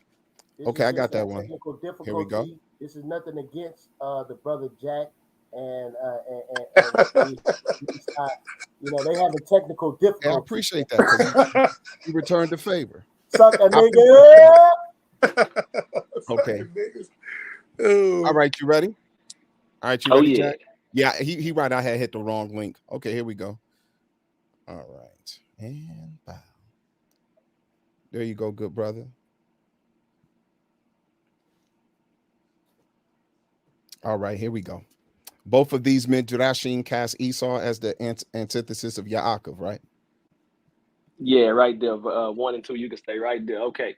Both of these midrashim cast Esau as the antithesis of Jacob and the Jewish ideal by associating him with a particular sin that the Torah strongly warns against.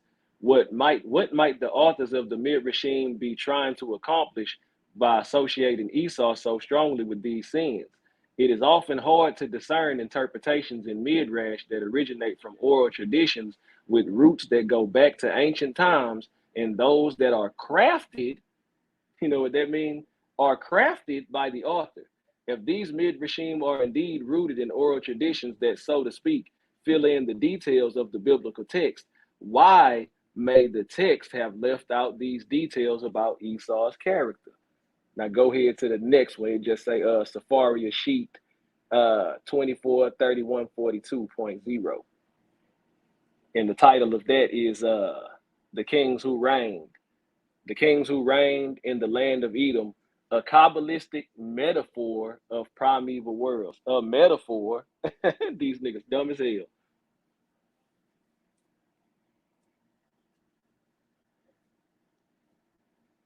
I'll start reading while I wait for you to pull it up. It says the anomalous list of the kings of Edom in Genesis chapter 36 has attracted exegetical attention for centuries. In the Hebrew Bible, Edom is associated with Esau, the firstborn son of Isaac and Rebekah, who preceded his twin brother born in birth.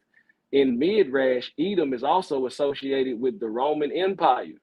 They ain't saying that they the Romans. They are associated with the Roman Empire as an allegory.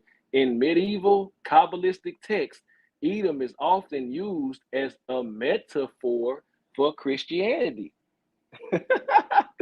Y'all might want to read them whole sources, bro. Understand what you read.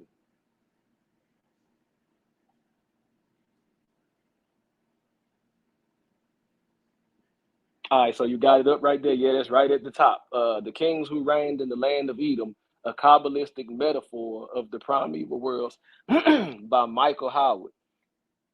So you see that right there. And then we're going to go ahead and you could go ahead and go to the next slide just to keep on proving. Go to the kings who reigned in the land of Edom.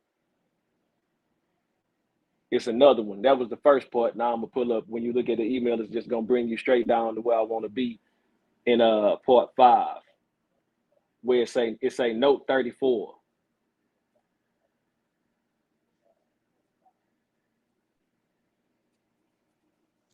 There you go. This is the one from the Harvard Theological Review, the Gnostic theme of competing cosmic forces. Yes. Yeah, that's the one. Yeah, scroll It's down on a the little screen. bit to where it say note 34.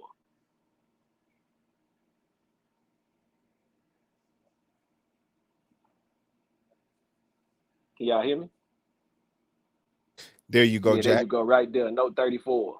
All right, see what it says in note 34. It should be pointed out that in one passage, the Zohar 2.10 108b tries to uphold the ontological priority of Israel as against the chronological priority of Esau.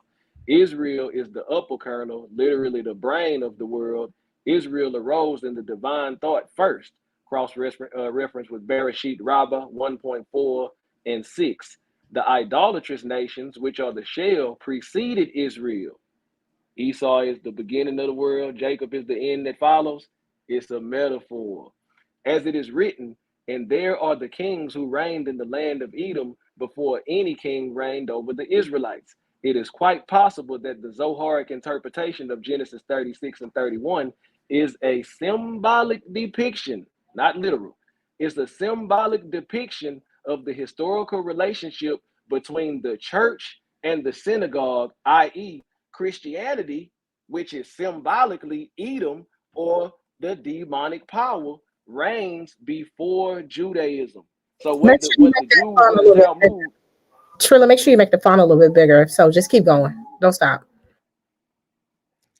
okay. So what the people are claiming in the Talmud is the allegory. When they talking about Rome and Edom, they talking about Christianity and saying how the Christians gonna be destroyed, and then Jacob or the Jews that don't believe in Jesus is gonna follow that. But these niggas don't understand what they reading. You know what I'm saying? But don't worry about it. We gonna go ahead and continue to show you what's going on.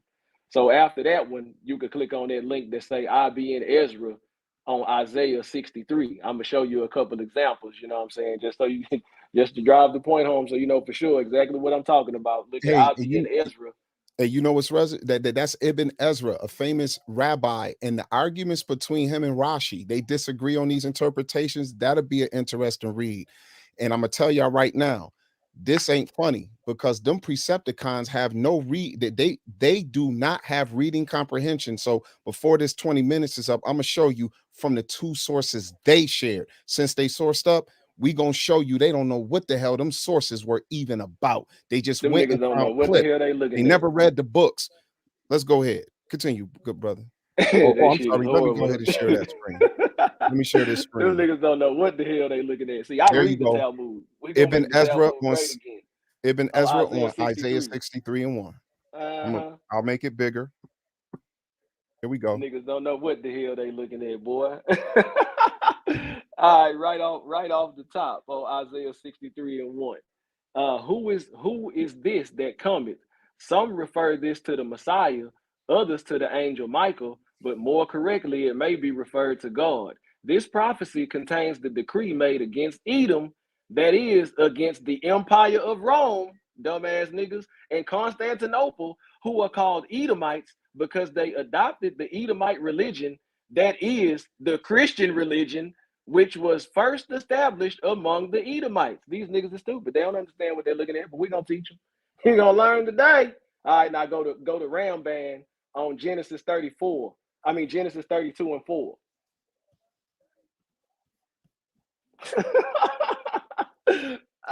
Boy, these niggas dumb as hell.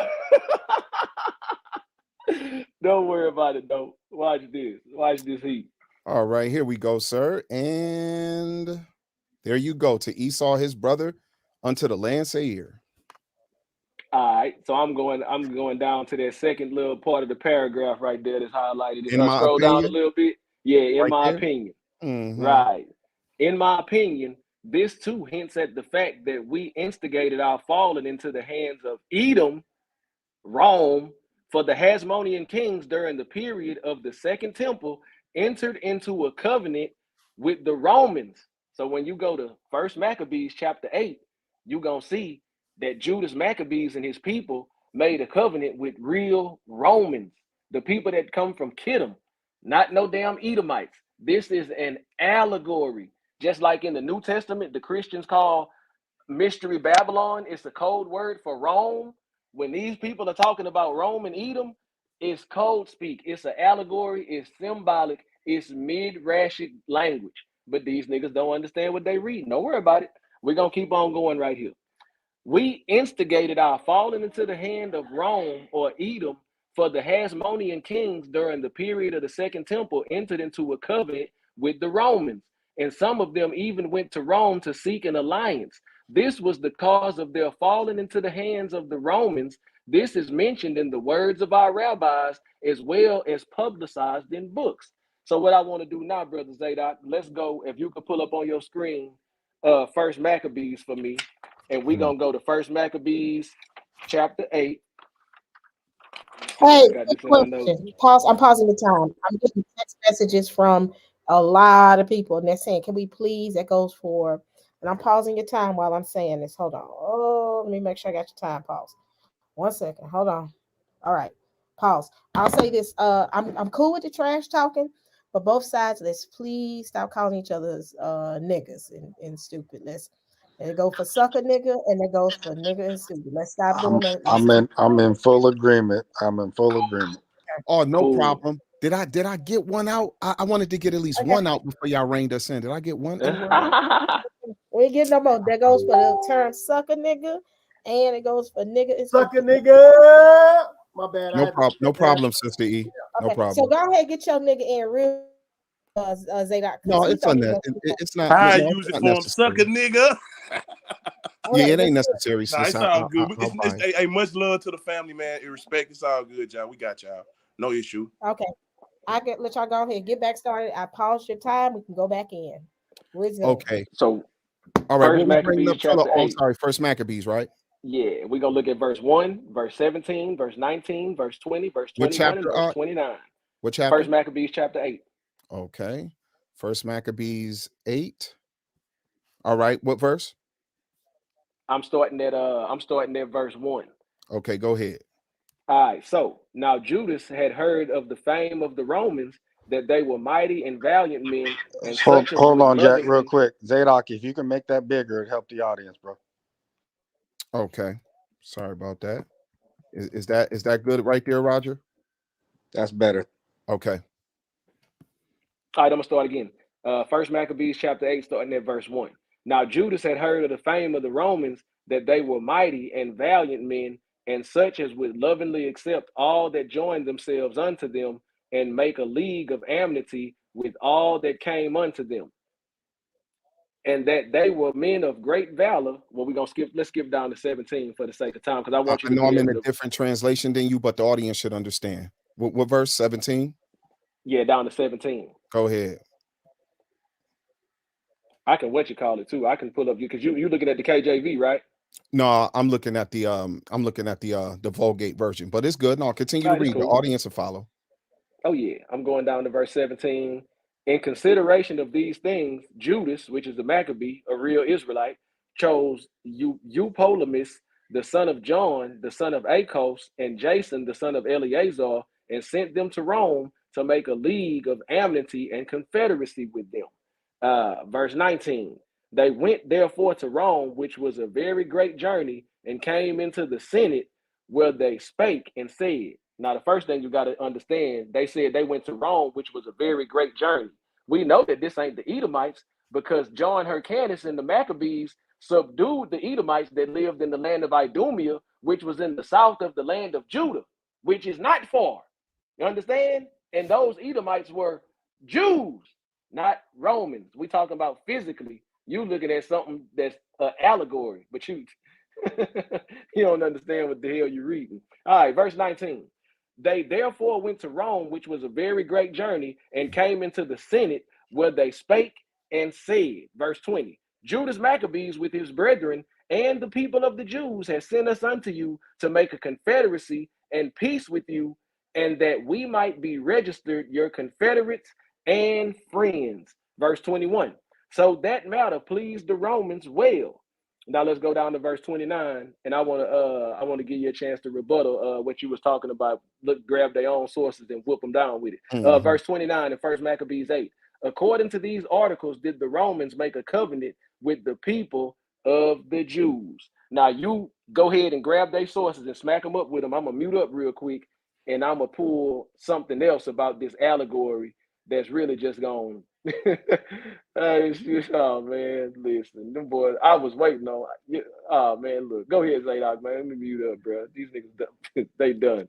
Okay, so here we go. So they pulled Yale and Oxford, and you know Oxford and Cambridge in the United Kingdom they're basically brother and sister college. They're the high schools of theology. So check this out. Since they pulled the source and they didn't understand what the source was saying, let's get a third witness from the same academically recognized institutions. Let's go to Cambridge here. All right, everybody. So this is from Cambridge.org. Rabbinic Jacob and Esau, pagan Roman and Christian Empire. And if you all see here, what they're doing is they're reviewing this book by Malachi Hayim HaKohen, Jacob and Esau, Jewish European History Between Nation and Empire. The Jacob and Esau typology arose from national disaster. The Jewish prophets charged Edom, historically a small kingdom to the south of Judea, with abetting the destruction of the first temple, Jerusalem. Apocalyptic prophecies turned Edom into an enemy whose demise will proclaim Jewish redemption. Biblical Thank you. Biblical redactors edited the Jacob and Esau stories in Genesis to convey hostility to Edom and made Esau the Edomites' ancestor. By the end of the Second Temple period, the Idumeans, forcibly converted to Judaism, assimilated. So now that Esau or Edom, the Idumeans, are assimilated into the nation of the Jews, the rabbis now redirected biblical prophecies on Edom against the Roman Empire that destroyed the Second Temple and devastated the land. That's why that Second Esdras book, which was written during the Second Temple period, around the time that Jerusalem was destroyed by the Romans, has the language that the brothers read earlier. In Midrash, the rabbis rewrote the biblical story. Esau became pagan Rome, an apostate who rebelled against the Torah, a countermodel of the rabbinic Jew, reading Rome, the universal empire, into the Bible and turning Romans into wayward brothers. The rabbis made Jewish history universal. Pagan Rome disregarded them, but Christian Rome made the typology part of European history. Now, what we want to do here, brethren, is I want to show you all, this kind of surprised me that they did this, but I want you all to see something here. Let's go to, oh wait, hold on, where my two screenshots? I'm sorry, brethren. Let me bring these up right quick for you all. Let me bring that off the screen. Okay, so in the first source that these gentlemen were reading, that YirmeYah had on the screen, let me share the screen. And what they don't realize is the books that they were quoting out of are actually sources that are talking about the legends of the Jews. Notice this: traditions concerning Edomites, not necessarily biblical fact, but traditions. Listen to this. And Esau's descendants are the subjects of extensive traditions in which the rabbis, with an effrontery at which we should wonder in any other men. But Brother Zaydok, we can't really see that. If you can make it bigger to help the audience. Okay. All right. It's still kind of grainy because this is a screenshot as he was reading it. I was so confounded. It's much better though. That's much better. Okay, good. So it says, they have set at defiance all authentic history and accurate chronology. These representations, the fallacy of which will be too obvious to require being pointed out, may be briefly comprised under the following heads. So then they say first, that means they're giving you the first tradition that the rabbis created. Then down here it says secondly. Brethren, these writers of this book is saying that what the rabbis did, they set at defiance all authentic history and accurate chronology of the Bible. And then these made up representations of Esau and Jacob, the fallacy of which will be too obvious to require being pointed out, may be briefly comprised under the following heads. And the second thing that I'm going to bring up to you all is the other source that the gentleman was reading out of. And I'm hoping that they will repent, talking about we don't understand this and they sourced up. This is the Source Debate League, huh? This is what they represent. They should just represent Precepticons and not even add Source Debate League with that Walmart WWF belt. The dude keep coming on the camera to show us he got. How you proud of something you brought? Here we go. Check this out, brethren. I'm gonna read this right here. Let me show y'all once again. They don't understand. Man, look, this is not cool.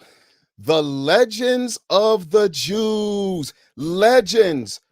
All 4 volumes complete by Louis Ginsburg. Now, brethren, Louis Ginsburg is basically agreeing with what he read, what them brothers read from Yale and what they read from Oxford, that I read from Cambridge. And what I just showed you, they didn't understand what their source, the first source they showed is saying.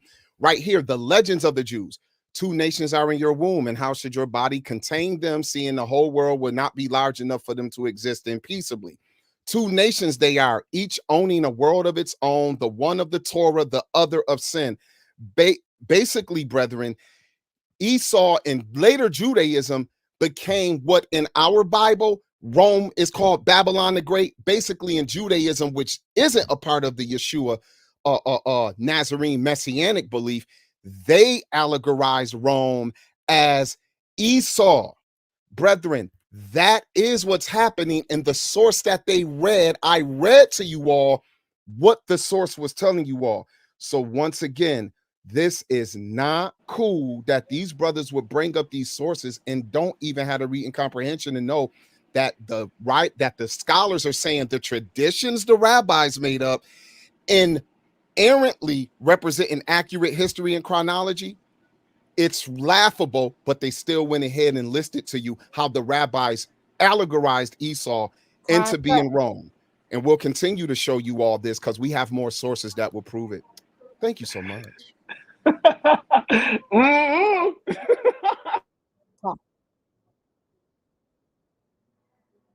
All right, all right.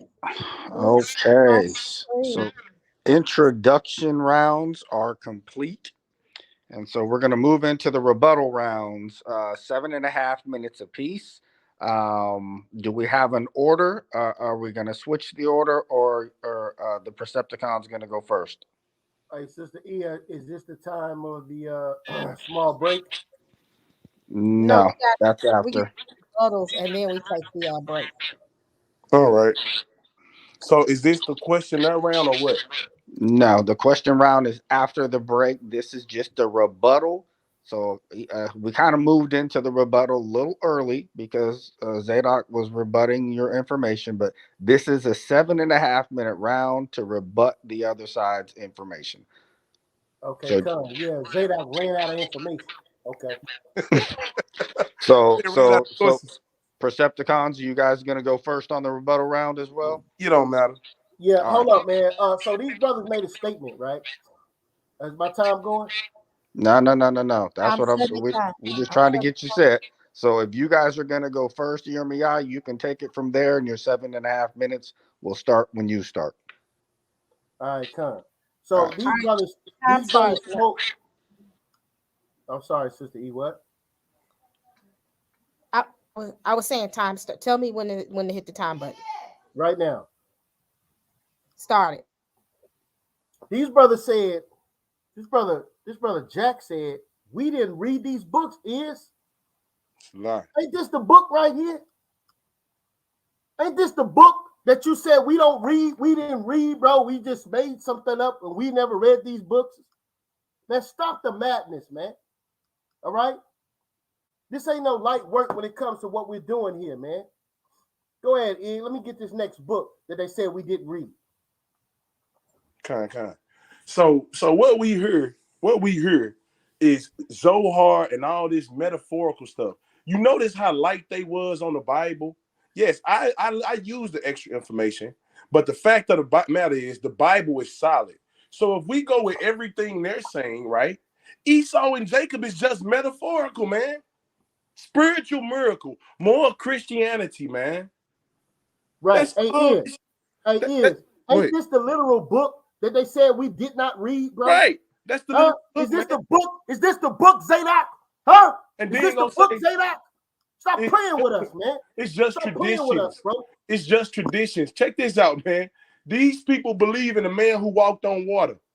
When they ain't seen nobody walk on water since. Let me say this Listen, real quick, too. that's a tradition of the Israelites in their Bible. So stop with the nonsense. Now let's get back to what they was talking about, bro. And we know it say tradition. These are traditions. This is what we brought out also in the book about William Beeston. This is what they're saying. These are the experts. What they're saying in traditions is these are the experts who analyze the scripture. Stop playing. Right. And that's who the rabbis are. That's why Jack appealed to him, so he can show you what the experts are saying who analyze the scripture. If all is right, why would Jack go to the what's that? The Talmud, to give their opinion on the scripture instead of going to the scripture? Stop. Right. Now let me ask this. This is what I want to know. Did Esau exist in reality, or was he just a metaphor? Right. Because if he existed in reality, he has to exist today. He has to exist today. If he don't exist today, right, then they're right. But also, that would mean that we don't exist today and the children of Israel are out of here, right? Right. And we want to show you all these false claims and these false narratives. Okay, Again, also real fast. While they was being extra mystical, notice everything was metaphorical and mystical. If you ask Jack who he is, he don't know who he is. He just don't know, right? But remember, mind you all, Jack is the person who told me directly and gave me the source from a Bible Hub that Esau is the white race, the Horites are the white race. Jack gave me the source. Jack gave me the source to substantiate as well. Second Esdras coming out of Josephus. Jack believes this stuff. He's lying. Okay. So watch this. He went to the Kabbalah and Gnostic information. We wonder why he's saying everything's metaphorical. Was Christ only here metaphorical, or was he really here? Was Herod the Idumean, was he a metaphor, or was he really here? The reason ain't that the same source that says Jesus Christ is suffering in excrement? Right. Christ is suffering in excrement. Man, stop, bro. This don't make no sense for these brothers to try to do away with the Bible with mysteries. No. Are we the real Israelites? Yes or no to Trilla and what's the name? Listen, this will cut all that stuff. If we're the real Israelites, then Esau has to still exist. The Bible says we will have war with Esau for Amalek from generation to generation. Please don't tell me until he died. I got to cut. Wait for that. Quite possibly. And let me make this again. This is the rebuttal round, right? So the brother made a statement about some belt I bought from Walmart. Let me tell you something, Zaydok. Clearly, you don't know who I am, right? You don't know who I am, right? This belt don't have nothing to do with the source. This is the Lions Den Debate League Championship that I won.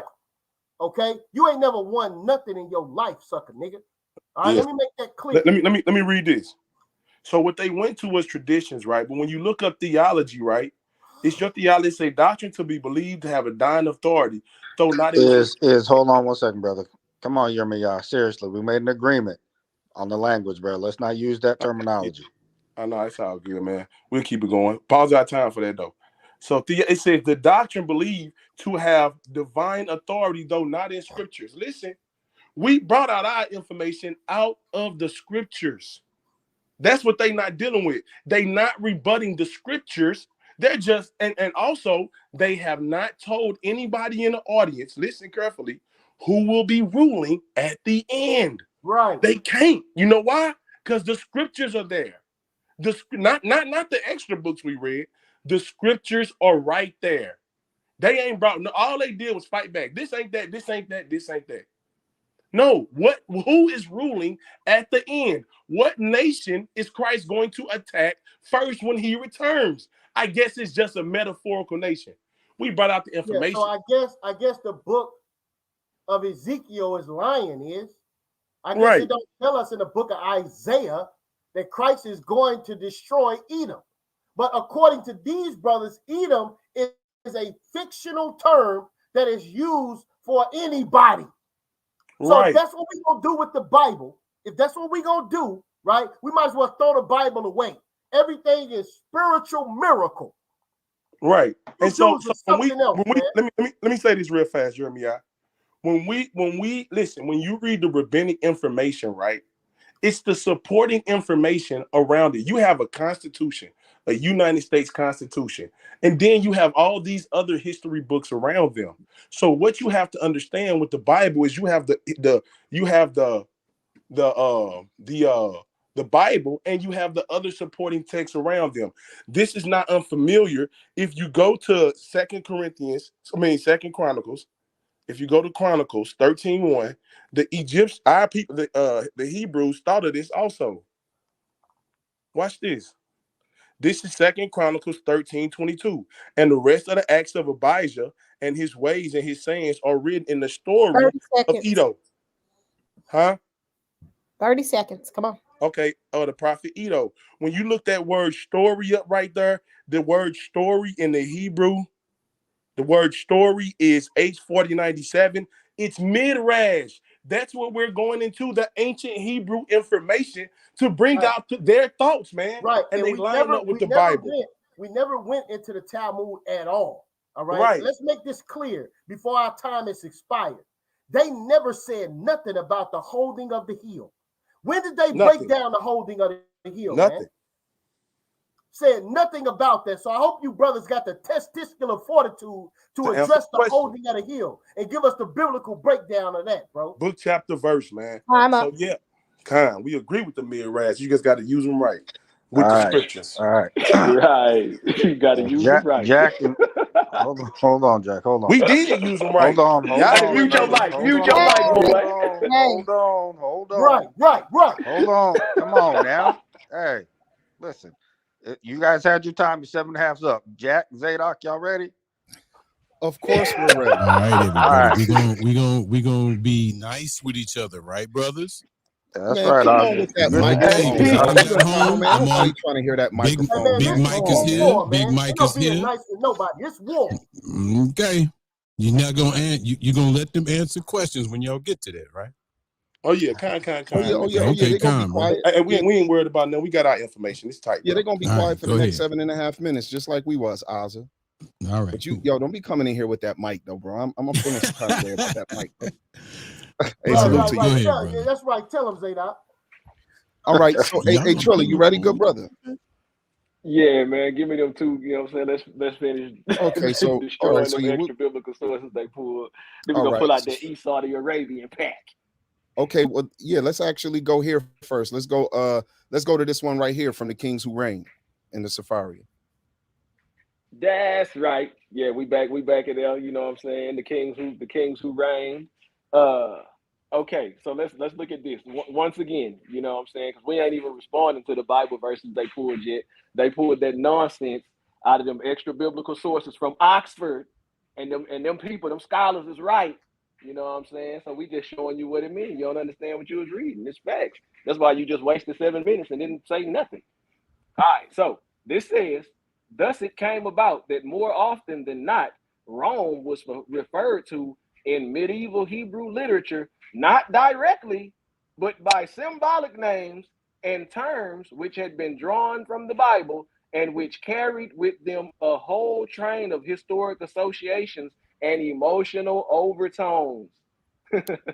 Esau, Edom, and Seir, these are but the most common of a whole series of classical appellatives universally and unequivocally employed for imperial as well as medieval Rome, and in consequence for all medieval Christendom. They was calling the Christians and the Romans Edomites. Boys don't understand what they read. Now pull up that other source for me, big bro. Okay.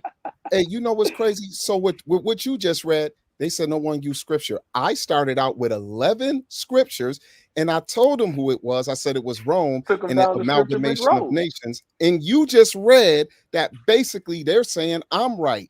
That when they say that their doctrine is Edom or Esau is going to be the ruling nation, and that source just told you, yeah, that ruling nation, yeah, Esau is just a symbolic name for Rome. It is not talking about the literal nation of Edom that came out of Jacob loin. Is that what that has there right now? Right. That's right. That's right. But hey, yeah, let's actually further it, because when you read Ibn Ezra earlier, and he said that Esau was Rome. Let's see Ibn, since they said Midrash is the experts back then and how they looked at the scripture. Well, let's show you they didn't all look at it. So we about to show you an argument from 700-800 years ago. That's the same argument we have in the night. You ready, brother? Let's go ahead and bring up that yourselves right now. Here we go. Bring up that next source, man. Make sure it's big enough for the people to see, like Brother Roger say, man. Is Edom equal to Rome in Christendom? Okay, let's go, brother. Right. Okay. Yeah, that looks big enough. Okay. Shadal says no against Ibn Ezra. He says no to what, brother? He's saying no to what? He says no. These brothers, look, check it out. The practical upshot of this is whatever the various prophets about Esau and Jacob are to be applied to Romans and Christians. It's all an allegory. This was worthy in itself of mention and translation, but I was further spurred to post this by an anonymous comment on one of my preceding posts about Esau as a good guy. The first comment of Shadal I'll cite on the following verse in Bereshit 25 about the prophecy given to Rebekah. Should we take this as prophecy to be applied nowadays? and or to Messianic times? Shadal says no. I just And want the to, elder, hey Jack, let me point this out just so the audience knows. Ibn Ezra is making the argument Islam is making. Shadal, who actually that's a classical name for Rashi, Rabbi Rashi, is making the argument me and Jack are making tonight. We just want y'all to see this. Go ahead, brother. That's right. All right, so look at this. And the elder shall serve the younger. The nations born from the firstborn will serve one born from the younger. And the intent is to Edom, which is conquered under the hand of Israel in the days of David and in the days of John Hyrcanus, starting around 1 Maccabees chapter 3, around 164 to 135 BC. Okay? Thus it would seem that this prophecy has already been fulfilled. Should we equate Edom with Rome or with Christendom? Once again, Shadal says no. And while it certainly is possible that such is intended as apologetics, it seems quite motivated by Peshat concerns and is fairly convincing on Bereshit 27 and 40. Shadal writes, look at this, skip down, we ain't reading that Hebrew. We don't animated bidi kitana, not Gadal. We only speak a little bit of Hebrew, not enough to read all that. So we going down to the English part of the paragraph. Yeah, skip down through that right there. And know that Edom, look, and know that Edom mentioned in the Torah and other holy books of Tanakh refers to the nation which dwells between the Red Sea or the Reed Sea and the Dead Sea. And it was never the intent to refer to the kingdom of Rome nor any of the nations of Europe, because that's who the Romans is. That's Kittim, that's Cyprus, that's the Romans. We're gonna show y'all that. And all the days of the first temple stood, and the second temple, the only one called Edom, were the actual descendants of Esau. However, after the destruction of the second temple, the Jews began to call the kingdom of Rome by the name Edom. Man, this debate is over, bro. Don't start my victory room. These boys weak. Boy, you ain't ready to debate no Josh. Boy, you don't got no debates under your belt. Let's keep on going, though. That's a body bag. Word to Captain Zariak. Okay. And this was because, in general, the Edomites tormented Israel, and therefore the name Edom was hated and detested by us. And specifically after the Herod reigned, who was an Edomite, who was very bad to Israel. And when the temple was destroyed by the hands of the Romans, the real Romans, the hatred of the Jews passed from Edom to Rome. Because the Cambridge source said that Edom got assimilated. And so now once Rome become the enemy, they start to refer to Rome as Edom. But they don't understand what they're reading. Yeah, go ahead. Therefore, and also because of fear, the same reason why they call Rome Babylon, because you would get killed for speaking about Rome openly. Therefore, and also because of fear, they nicknamed Rome with the name Edom. And the intent is not at all to the people of the new faith, equal to Christians, but rather to the Roman Empire, which destroyed our temple, and to all the places that their rule and language extended. Hold on. Listen. No, finish. Go ahead, brother. I'm sorry. Go ahead. And do not listen to the words of Ibn Ezra, who said that the people of the new faith are called Edom because the first ones who believed in the Nazarene were people from Edom, for this is falsehood and lies. For the first one who believed in the Nazarene were Jews, Greeks, and Romans, not Edomites. And the name Edom is a nickname for the Romans and to the other nations from the aspect that they were in those days under Roman rule and not because of their Christian faith. Somebody go start my victory room on Clubhouse. That is Rabbi Rashi arguing against Ibn Ezra's interpretation. So when he talk about the experts of antiquity, listen to the experts of antiquity. Time. All right. It's done. It's done. It is in YirmeYah. You got a second rebuttal round of 7.5 minutes. If you guys gonna put something on the screen? Yeah, we need the screen. We need the screen. I don't know how to go to Bible Hub on this computer. Can y'all go to Sister E? Can you go to Bible Hub for me, please, and pull it up? See, I'm gonna wait till I don't want to start talking yet because I want to wait till this pull it up. Bible Hub or Blue Letter? Blue Letter is fine. Because this is the issue. See, when we mystify everything, Nobody is anybody in the Bible. And that, I gotta wait till the time start talking. We gonna Hey, show before why you it's so start close. talking, give me the scripture. Give me the Huh? scripture, because once I put it in the Yeah. screen, Okay. give me the scripture. Obadiah. Obadiah what? Obadiah 1 and 6, I believe. We gonna see, boy. This is really horrific. I want everybody to understand this. Our time ain't started tonight. Yep, just wait. You got 7 minutes and 30 seconds. When I share, you tell me when you're ready, and I can hit that timer. And let me say this real quick once she gets the screen up. Is all right. Obadiah 1 and 6. And can you go to the Hebrew on that, sis? Okay, so go to tools. Mm-hmm.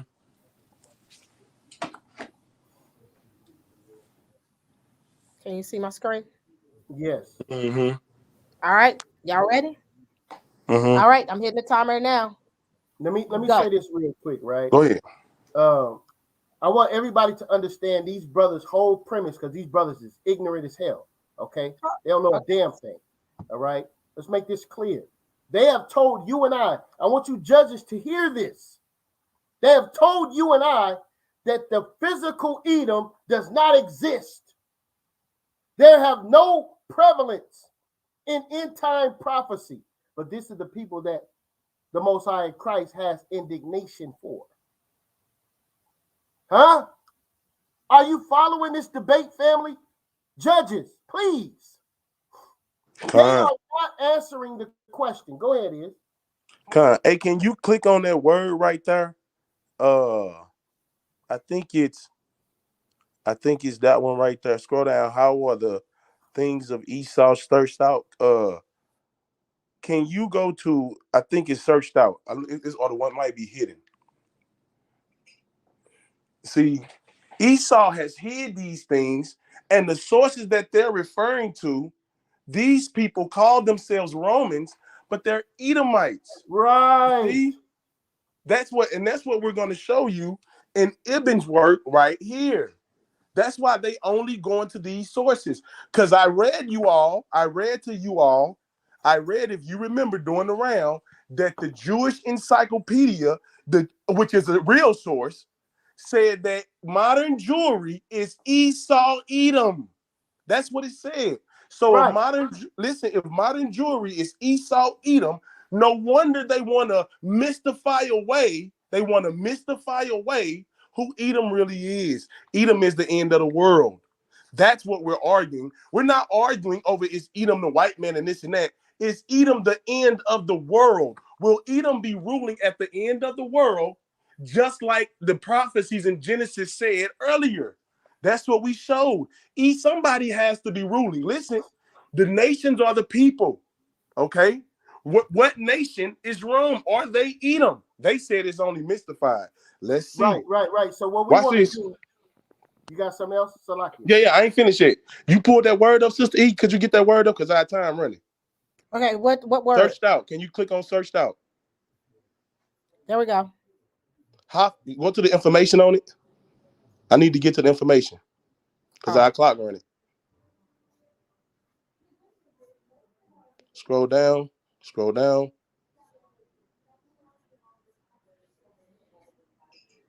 Stop. Go back up. Right there. Kaphas. You see that? Kaphas. Right there. Hold on. Let's read it. This good. It says to search out. It says, how are the hidden things that Esau searched up? How is his hidden things sought out? That word search for says search for, to think out, disguise. Search says nephal, to search out, to be exposed. That's what our job is, to expose it, because on the surface. Hold on, bro. It said disguise. Go ahead. Right, device is going to get in there.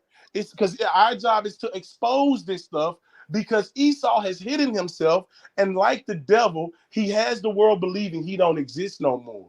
Well, if he don't exist, then what we read in the Bible is a lie. All right, and if he's saying he got to come back and destroy Rome, why come back and destroy Rome? Ain't nobody over there but about 200 people. Nah, man. He coming back, and we read that they represent the whole European nations. They want to mystify that. No. Watch this. Let's keep going down, Sister E, please. This is how you cut through all that mystical stuff right here. Watch this. Spiritual miracle. It says to be searched out, exposed, to search out, search through, for you, to search, to be sought for. Listen, to disguise oneself, man. Right. That's why all this stuff is spiritual miracle, all in the Targums, in the Gnostic texts, in the Kabbalah. Of course it's spiritual miracle over there. Of course it's spiritual miracle. We know Rome gonna be ruling. Esau is Rome. Rome is Esau. The Jewish encyclopedia does not say he's metaphorically. It didn't say that. It said he is. Right here, you can look this up, Jewish encyclopedia. Right here on the last paragraph, it's going to tell you in the rabbinic literature, it says Esau is Rome. You see that? Right. They emphasize the fact, watch this, Salaki. It says Esau, Edom, later, it's Rome, represents Rome. Right. That's the name. Why does it represent? Because he is them. Let's keep scrolling down, Sister E, to this Kafish. It says the first, and that's, they don't have another people to hide behind. You see, who's ruling the world? Watch this. They'll say the Roman Catholic Church. Well, which nation out of the Bible is the Roman Catholic Church? If they're running the world, Esau, because he's the end of the world, like we said.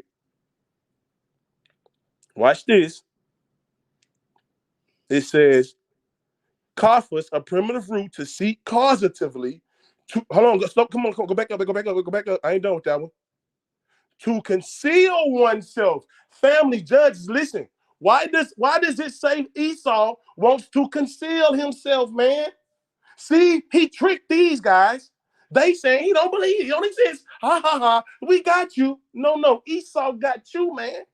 The Bible say he's going to conceal himself to disguise, listen, right. i.e. let be sought, to mask. He masked himself. You got to take the mask off to see who he is. Watch this. Change, listen, to change himself. That's what it means. He changed himself so you wouldn't know who he is. So they want to mirror our argument because they don't have an argument. Which one of the 70 nations is going to be ruling?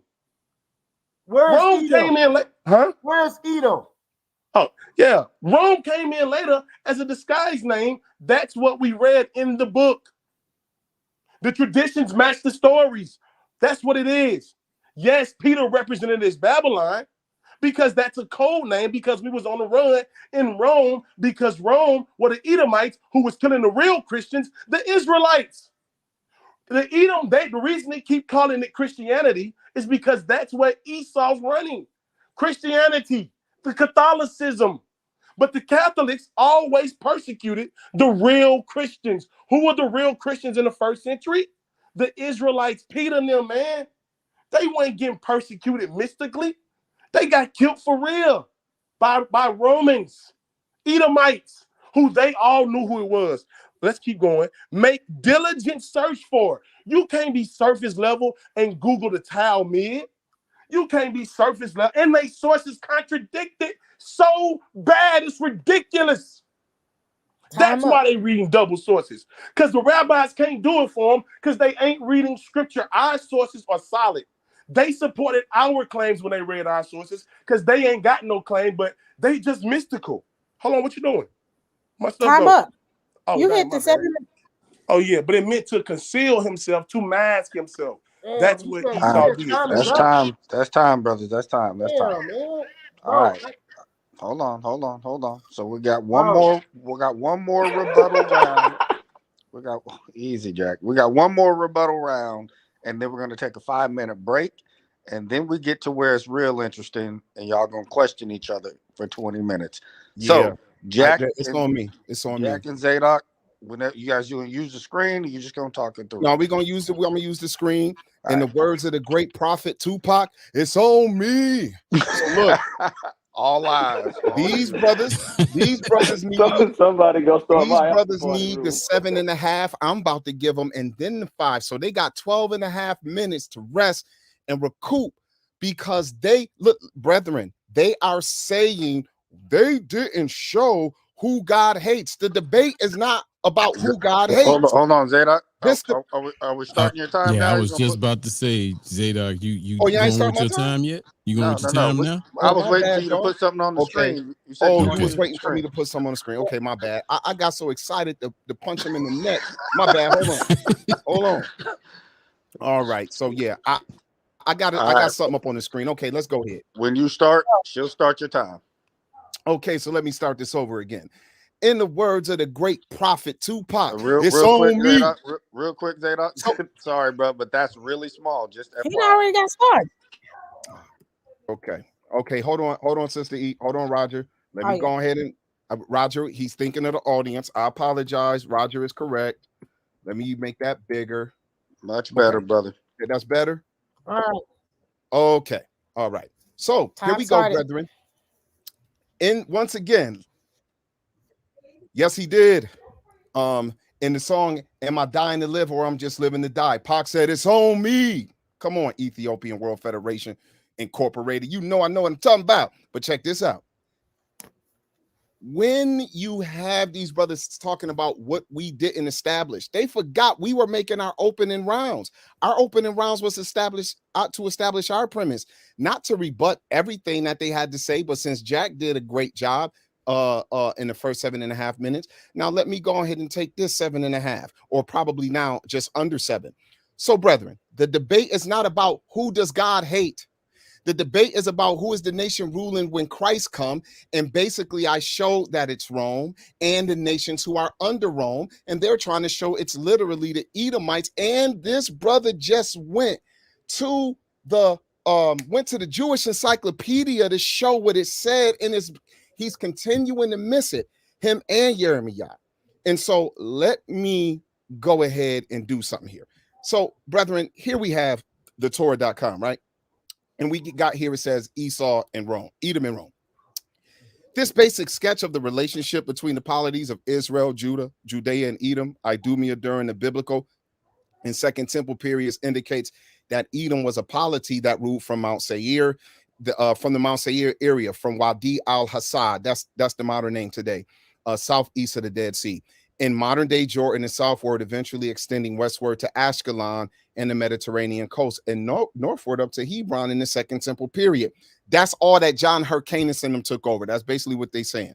That's literal. Now check this out. And yet, Rabbinic Midrash associates Esau and Edom with a completely different geographical area, the city of Rome in the Italian peninsula, and speaks as if Romans are all Edomites. How did this develop? I believe that the two main factors were at work here, Christianity and Herod.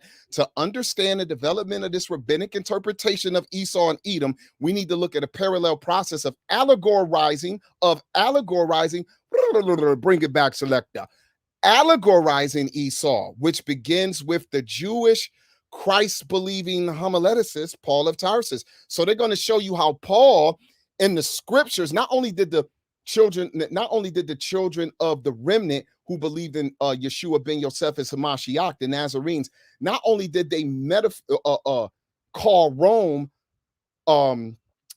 Babylon spiritually, but they also called Jerusalem Sodom and Egypt spiritually in the book of Revelation. Now look at this.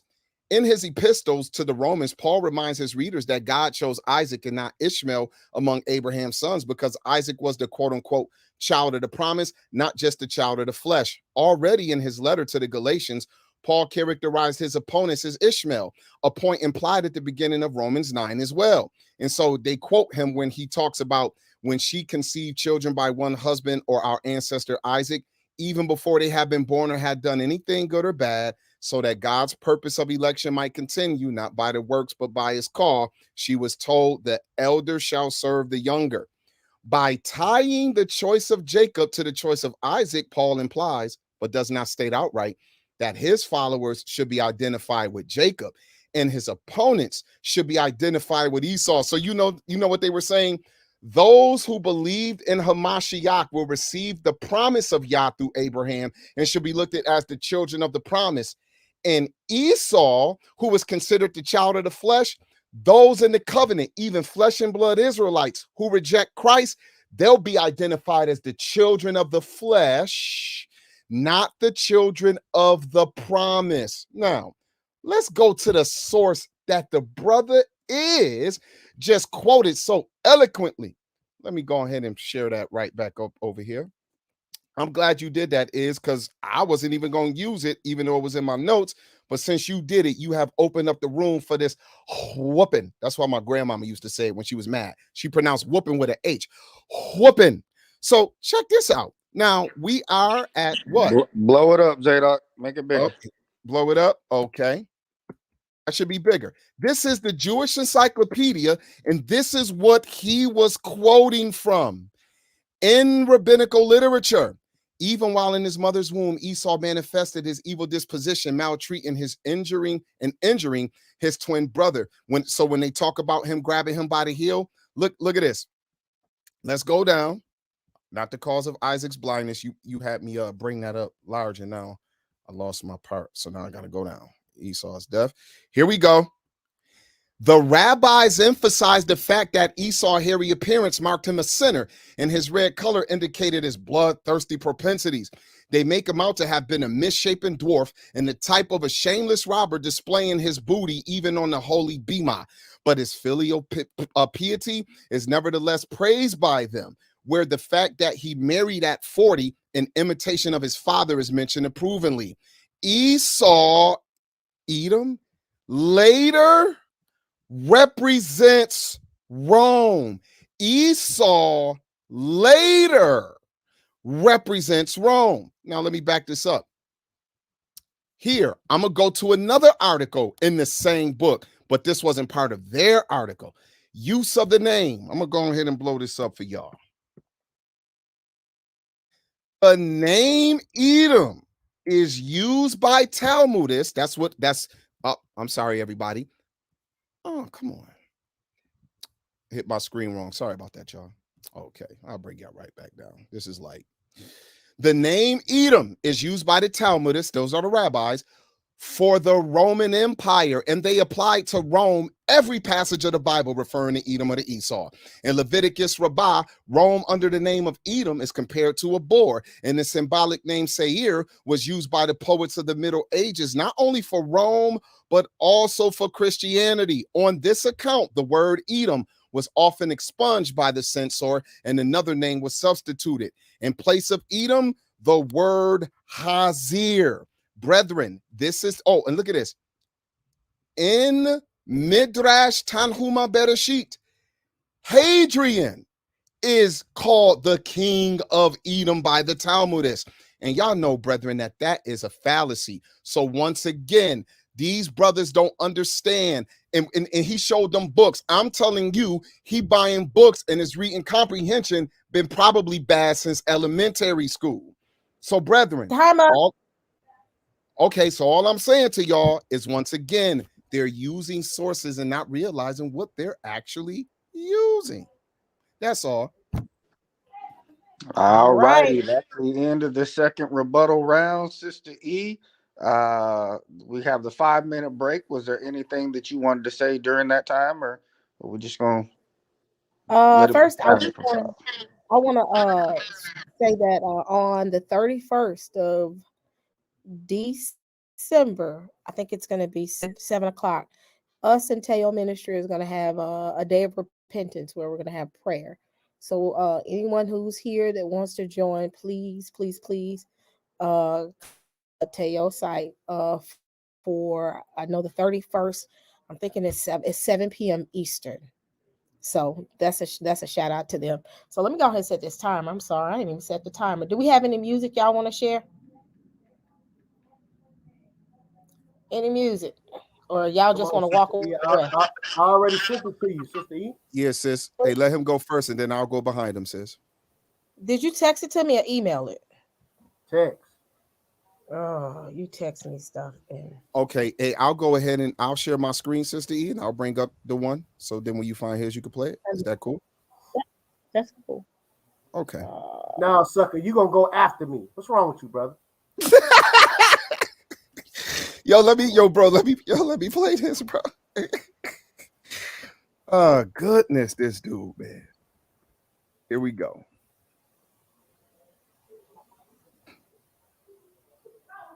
All right. Okay, Sister E. Am I sharing the screen? I'm sorry. Am I sharing the screen? Can y'all see Yep, that? Yeah, we see it. Okay, We here see we it. go, brethren. Oh, let me make sure that I'm sorry. Let me reshare it, Sister E, to make sure that I got my audio sound on. Present, share screen. Hey everybody, if you hopefully you'll like this. This is a record with me and my homie Seven Deuce from Hog Mob Ministries, the Christ-based music ministry I'm a part of. This record is called Speak Life. We shot this in Bakersfield, California. Hope you all enjoy it.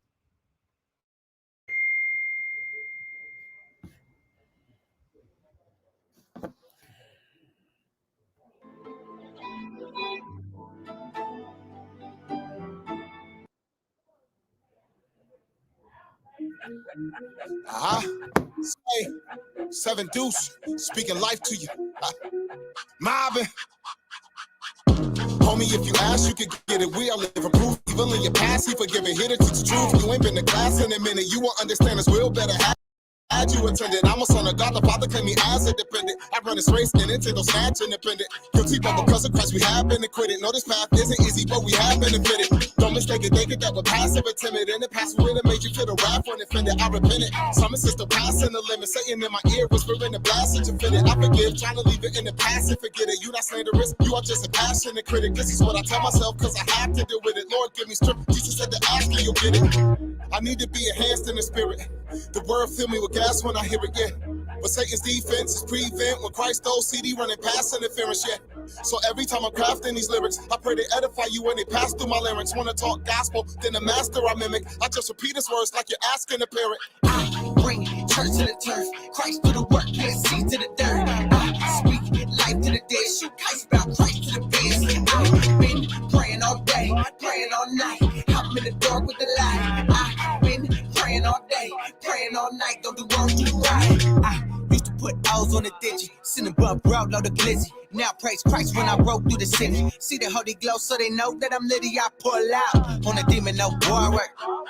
True meaning prayer warrior. Backslid and move forward. Active, no lukewarm. God said you next up, and you was blessed for this. With your weapon is King James is your neck of this. Studied Exodus, we live in treacherous. In Jesus' name, you can get the exorcist. When he called receptionist, body of Christ, my section is. Ghetto gospel, the messages. Devil gon' fail if he testing this. I'm going up for the king. If I ever fall, never stay down. Sliding is a playground. Lost soul of rabbit, I'm a greyhound. Kicking hell's gates, tell him lay down. Holy Spirit shake down. Fellowship in the field. Baked him, pinata on the flesh, breakdown, baptized in the Father's blood, and a thug been saved now. I bring church to the turf, Christ to the work, plant seed to the dirt. I speak life to the dead, shoot kites about Christ to the bed. I've been praying all day, praying all night. I'm in the dark with the light. I've been praying all day, praying all night. Don't do wrong, do right. I bring church to the turf, Christ to the work, plant seed to the dirt. I speak life to the dead, shoot kites about Christ to the feds. I've been praying all day, praying all night. I'm in the dark with the light. I've been praying all day, praying all night. Don't do wrong, do right.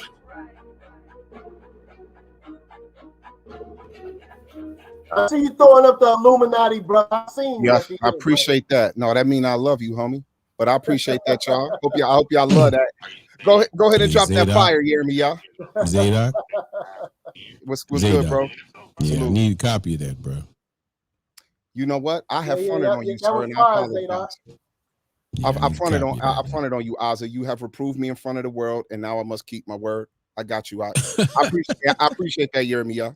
Hey, that goes for both the moderators, right? All right. All right, we ready for the next. What happened? You done? Nothing. We all here. Yeah, that was it for me, sis. Now it's on YirmeYah. Can you share the one for let me see. Can you share the one for YirmeYah? What? I was ready to say. Oh, you want me to share it? Or you share YirmeYah. I'm sorry. Oh, yeah, I couldn't share nothing, man. My screen is slow. Okay, hey, I'm gonna share. Hey, YirmeYah, oh, she got it. Okay, cool. I need you to blow my screen up big because I need everybody to see these poses that I made with my own hands.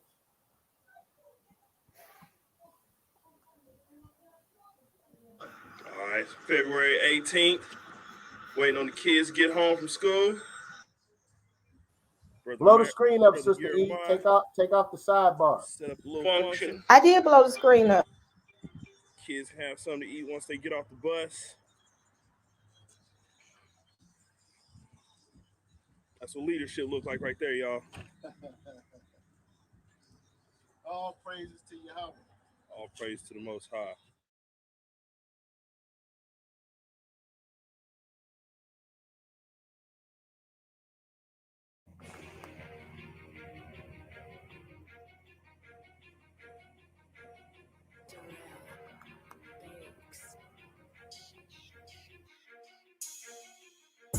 We still in the hood, but we capable. Yeah, we know the threads fly cause we making them. Yeah, the rise to the top is inescapable. For real. On the hunt by the feds, but we shaking them. Hold up. We still in the hood, but we capable. Yeah, we know the threads fly cause we making them. Yeah, the rise to the top is inescapable. For real. On the hunt by the feds, but we shaking them. Hold up. Rolling in the hood in a Corvette. Yes. For some damn reason, that's a damn threat.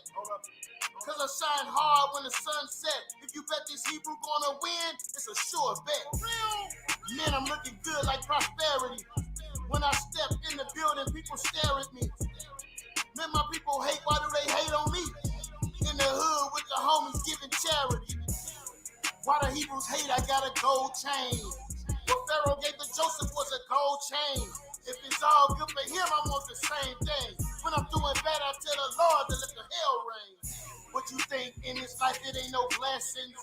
Let me shine a little harder, teach a lesson. It's a real lack of faith what I'm addressing. If it ain't working that way, then change direction. We still in the hood, but we capable. Yeah, we know the threads fly cause we making them. Yeah, the rise to the top is inescapable. For real. On the hunt by the feds, but we shaking them. Hold up. We still in the hood, but we capable. Yeah, we know the threads fly cause we making them. Yeah, the rise to the top is inescapable. For real. On the hunt by the feds, but we shaking them. Hold up. Man, I'm really in the hood, really in the hood. When they see us, they think we up to no good. Headed to 23rd to watch a movie. Man, I still can't believe I'm in the movie. I know these niggas hate, but it don't move me. The minute you say that I can't, then you lose me. Trying to say what I'm speaking is vanity. What? But you never read Isaiah 53. The old King David an apology. Work hard and be poor ideology. Man, that spirit is flawed methodology. If that's what you're teaching, don't bother me. Without a vision, the people fail. Do things spur of the moment and go to jail. Want success without the Most High. In the meantime, doing well. But ultimately, it's gonna fail. We still in the hood, but we capable. Yeah, we know the threads fly cause we making them. Yeah, the rise to the top is inescapable. For real. On the hunt by the feds, but we shaking them. Hold up. We still in the hood, but we capable. Yeah, we know the threads fly cause we making them. Yeah, the rise to the top is inescapable. For real. On the hunt by the feds, but we shaking them. Hold up. Line up, y'all can have a hot dog and cookie and some chips. Grab a plate, grab a plate. Oh no. Hi, YirmeYah.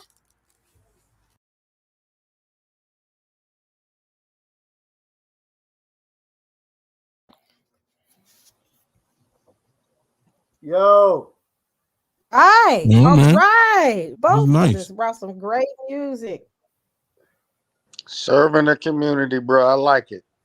Yo, bro, you guys, I came from you got some, you had some good looking apparel there, homie. Yeah, man. You know, like this shirt I got on right here, PrecepTikans, you feel me? Made by my own hands, you feel me? Yeah. I'll let your boy, man. I want to make an announcement real quick, Sister E. Can you put me on the Go ahead, make your announcement. Put me on the main screen? You solo me out. Hold on. That means I gotta kick everybody else out. No, you don't. All you gotta do is click on my thing and it'll solo me out. There you go. All right. All praise and glory, man. All right, I want to make this announcement real quick, man. First and foremost, man, I appreciate you all tuning in, man, to this debate. You know, contrary to popular belief, I respect Zaydok. I respect Brother Jack. I've been knowing these brothers for over a year now. We've been battling. You know what I'm saying? I love these brothers, man. You know what I'm saying? We don't agree on certain doctrines, right? So my whole thing is this, right? We got a tournament coming up called, for those that don't know, I'm the CEO of the Source Debate League. And we got a tournament coming up, and with me and Captain Tazariak is going to be hosting the next tournament. This is actually the Source Debate League second tournament, right? There will be a $500 cash prize, right? And every member of the Source that's a champion. We have a heavyweight champion and a middleweight champion. Shout out to Josh Shub, the Scholastic Bully, right? And shout out to King Seth, man, the middleweight champion, right? If you want to get involved, man, contact me directly at the Source Debate League on Facebook, or YirmeYah. Please say the Yah, YirmeYah,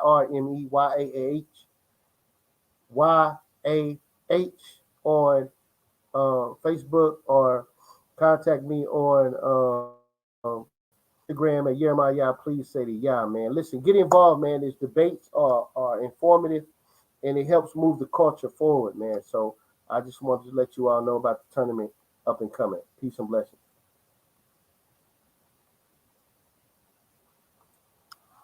All right. Any more announcements before we proceed to the questions round? We got 40 more minutes, 20 minutes each for each person, each team. Y'all Yes, ready? I would like to make an announcement right quick. Hey, no, All right. a salute to them brothers, and I appreciate the kind words. I know people may have felt like, hey, yo, they saying this and saying that, but we so used to being on Clubhouse, and when it's popcorn, right, y'all know how it goes. So we kind of, got to contain ourselves in a different space. So Sister E, Brother Roger, and Ozzy, now that he's here, and the judges in the audience, we respect y'all, and we doing our best to kind of rein in, because we not on a different kind of platform. So if anybody was offended, I want to apologize on behalf of the Bible Dojo and the Precepticons. But we're going to keep whooping these boys, all right? And you ain't done nothing, and y'all finna continue to get scraped. But we appreciate you apologizing on our behalf. Straight up, y'all been getting scraped bad. All right. I don't know. I asked the chat about that, Bodie. Oh, no, Let's see what the chat say about that. Hold on. Hey, I'm gonna ask you a question. That's a question. Hold on. Does it switch now, or how does it go right now? That's what I'm trying to figure out right now. Okay. Who's questioning who? Who's going first? Anybody got a preference? I think they supposed to do the question round first because we started out first. Right. Yes, that's correct. I was about to say I can do heads or tails. I got a penny here. I think that actually sounds fair. fair. No, I'm saying what we discussed. That's what we discussed, and it was the rules Zaydok set up. Yes. Okay, cool. Yeah. Good enough. Zaydok, Jack, when you start asking your first question, Sister E gonna start the clock. Yes, okay, no problem. So, hey, Trilla, you ready? You ready, bro? Let me go to my clock. Hey, go ahead, post that that screenshot for Kidum, H3794. Yeah. Go ahead, post that a lot of noise first. In the chat, bro. All right, let's also remember. This victory lap right here. We crazy than the meatball. Let's remember. Whoever asked the question, the other person cannot interrupt them while they're answering the question. Okay, so I'm sorry, Jack. Which? Oh, okay, I see which one. You know what? Real quick, let's revisit. Let's revisit the rules for the Q&A session, just so everybody's on point. Let me read this real quick. All right, so the side that is asking the question has up to 2 minutes to set a premise for their question and ask the question. The other side has up to 2 minutes to answer the question without asking a question back. So this is going to be critical. Guys, give an answer to the question, especially if it's a yes or no. Then you have your 2 minutes, but don't pose a question back to the questioning party. Then it goes on to say, after the question is answered, the side that is asking the question has 1 minute for a rebuttal before moving on to the next question. Right. Here's the last part that I want us to keep in mind. If a simple yes or no is asked, then that is the only answer required. So guys, if you just want a yes or no, say that. So the other person, if you don't say that, the other person will have 2 minutes to elaborate. Everybody understand? Con. All right. 15-minute mark, I'm sorry, with the rebuttal, I should have gave y'all a 1-minute mark, but on here I give you after your 15 minutes, I'll let you know you got 5 minutes left. All right, Zaydok, you got your screen up. We'll rock and roll when you start talking. All right, go ahead, Jack. All right. So you see right here, we got it says for Kittim. Looking at the Strong's definition, patrial from the unused name denoting Cyprus, only in the plural, a Kittite or Cypriot, hence an islander in general, i.e. the Greeks or the Romans, because the Greeks are Yavon, and Kittim is the son of Yavon. That's why it says Greeks or Romans. So the Romans are identified under the nation of Japhet, which we say that the Europeans or the white people is, the ruling class when Christ returned, because Rome is the fourth beast. So that fourth beast would be Kittim, not no damn Edomite. That's a cut. All right, so go ahead. Once again, I'm saying, like I say, the debate is over. Go to that topical link, Brother Zaydok, and put up that topical link for Japhet. Put that up real quick, and I'm gonna go to Genesis chapter 10 and read verse 1 through. Well, actually, I'm gonna start at verse 2. Genesis chapter 10, starting at verse 2, while I wait for you to post that link. The sons of Japheth were Gomer. Remember, we're asking them questions here on this round. So when you share whatever you want them to answer, make sure you. Yeah. Okay. Go ahead. Big fan. That needs to stop. So. Oh, go ahead. No, ma'am. The sons of Japheth were Gomer, Magog, Midai, Javon, Tubal, Meshach, and Tyrus. The sons of Gomer were Ashkenaz, Riphath, and Togarmah. The sons of Javon were Elisha, Tarshish, Kittim, and Dodanim. So, matter of fact, I'm saying, my 2 minutes finna run out, so I'm gonna go ahead and ask the question. Brother Is or YirmeYah, either one of y'all can answer.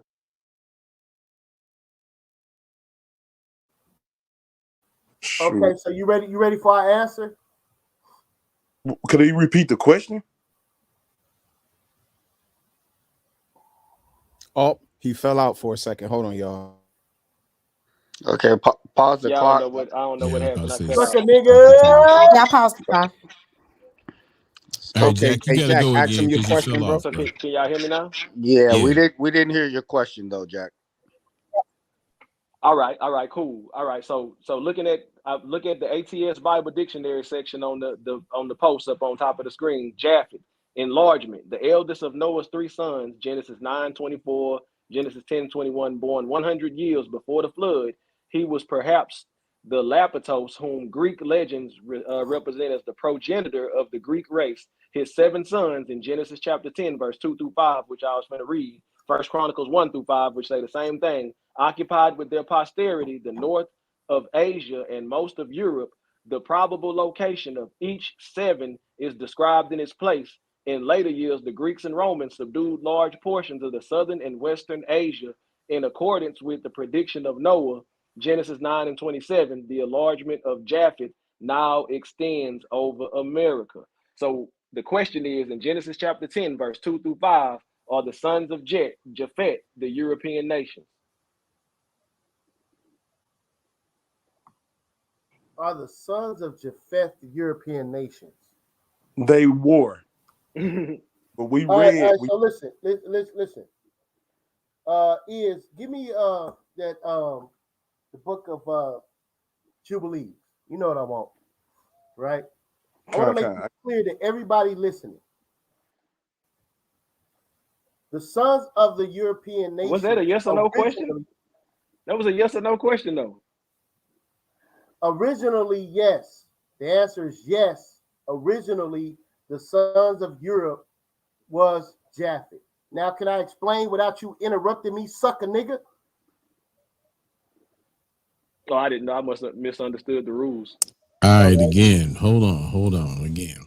We're going to use the N word. We're not going to use that. Yeah, we're not going to be simple here with We're going to do that. YirmeYah, come on, man. Young Padawan. Young Padawan. Hold on. We had a request. Bro. Come on, man. Stop the madness. We had a request from the people to stop using that word. All right, no problem, please, just stop using the word. No problem. Okay. No problem. I paused the time. No, it's All all right, good. And let me clarify Hey something. Zaydok, can you scroll up a little bit? Hey, Hold on, Trilla, Jack. hold on a Take second. Trilla. screen Let down. Hold on, the Jack. hold Hold on, on, Jack. everybody. Hold Hold on, on. hold One on, hold on, second. hold on. Let the moderators talk. Go ahead, Jack, Take moderator. their screen Jack, down, though, Sister E. Take their come, screen down. come on, Jack, or hear me out. Hold on, Jack. If you want it to be a simple yes or no, you have to state that. I didn't hear you state it, but your microphone was a little messed up. But nobody heard that, I don't think. But we So got a it, 2 minute. We got 2 minutes to YirmeYah, answer. YirmeYah, bruh. Come on now. I'm talking to Jack. So Jack, if you because you didn't state that, he has the ability to answer and explain or elaborate on his yes or no. So, but if you don't want a yes or no in the future, or excuse me, if you don't want him to elaborate on the yes or no in your next question, just state up front this is a yes or no question, and then he doesn't get that 2 minutes. Fair enough. Right. All right, I didn't clarify, so okay. Okay, good enough. So whenever you start back up, Sister Eve, you can just start the time back up. And guys, seriously, I've started back. the people requested it. Sister E, this is her platform. She announced it. Let's be respectful, please. This is our platform, the Precepticons. This is our platform. Understand that. Hold on. This is the E platform. Okay. Okay. Come on now. We taking over. We the bullies. We the bullies. Okay, so it's, All right, man. Come on, man. I'm let the moderators go. I'm so over. Young Padawan. We the bullies. Young Padawan, calm yourself, young man. All right, go ahead. So who we going with? We going with Jack? We going with YirmeYah? YirmeYah, man. Come on, man.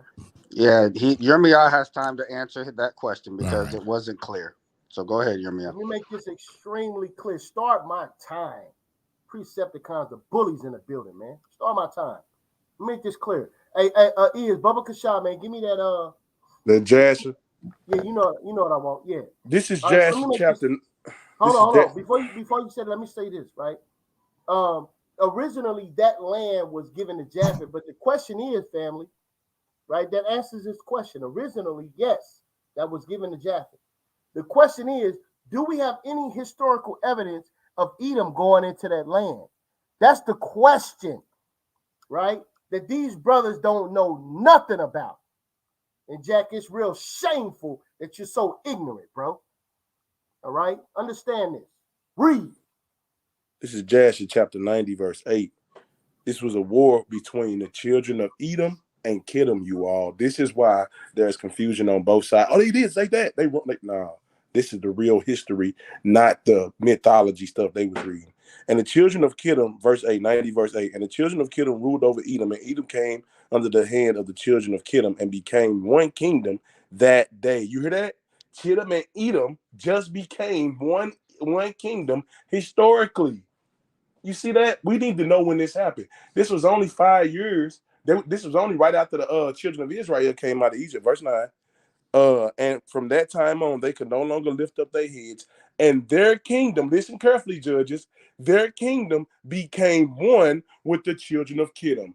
Kittim and the Edomites' kingdom became one people. And that's why all the prophecies we brought out said that Edom was the end of the world. Listen here, family. I want y'all to hear this question that Jack gets asked, and I'm gonna listen to the answer he said. He's going to say it's Japheth going to rule after or be judged after the 1,000-year millennial reign, something like that. Listen. Hold on, Iz. Before you do that, Hold you're not on, supposed to ask bro. questions. This is on our time, bro. Let No, us go. bro. Time out. Stop the clock. We just read the rules. The rules were answer yes or no. If you're going to elaborate, you have 2 minutes without asking a question. I just read that. I didn't ask a question. No question, bro. We presented. I didn't ask a question, man. You said this is a question. You No, just said that. listen, question, man. Bro. No. Somebody asked Jack the question, and Jack is going to explain his answer, which is going to be Japheth is going to be in Genesis 37. Okay. All right. So 37. So this is not a after question the you're time of posing. Christ, after the millennial reign. Okay. That's what I So wanted to show. Sister E, when he starts talking, go ahead and start the clock back up. My bad. Okay, you got 30 seconds. Dang, you ready? Man. Wait, hold on. Go ahead. As soon as he play this, I got a quick scripture and then we done. Go ahead.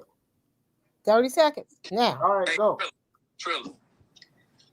Benaya, if Japhet is the white man, where is the prophecy for the white man, aka Japhet, being destroyed? Gog and Magog, because in Revelation chapter 20 and in Ezekiel chapter 38 and 39. Now y'all hear that? All right. So Jack That's said after that that's after Esau's destroyed, after the 1,000 millennial reign. Jack don't know prophecy. He just blew his whole head off. That's right. This is Numbers chapter 1, verse 18. And they assembled all the congregation together the first day in the second month, and they declared their pedigree after their families through the house of their fathers, according to the number of the children of Israel. So the man time is up. Time is up. Time is up. Father, bro. Time is up. Time is up. So I get a minute to respond according to the rules, right? No, Yes, sir. You got 1 minute to respond. So is this involved in YirmeYah, come on, bro. Seriously, bro. I'm sorry, bro. I'm sorry. Well, you gotta have more self-control, bro. Real quick, y'all. Real quick. But once you repent, you do it again. Does it count? No, we just pumped. That's all. My bad, man. I know y'all pump. I know y'all brothers, but come on, it's the audience is the one that's saying. All right, bro. I apologize, okay? Asa. Okay. Thank you, bro.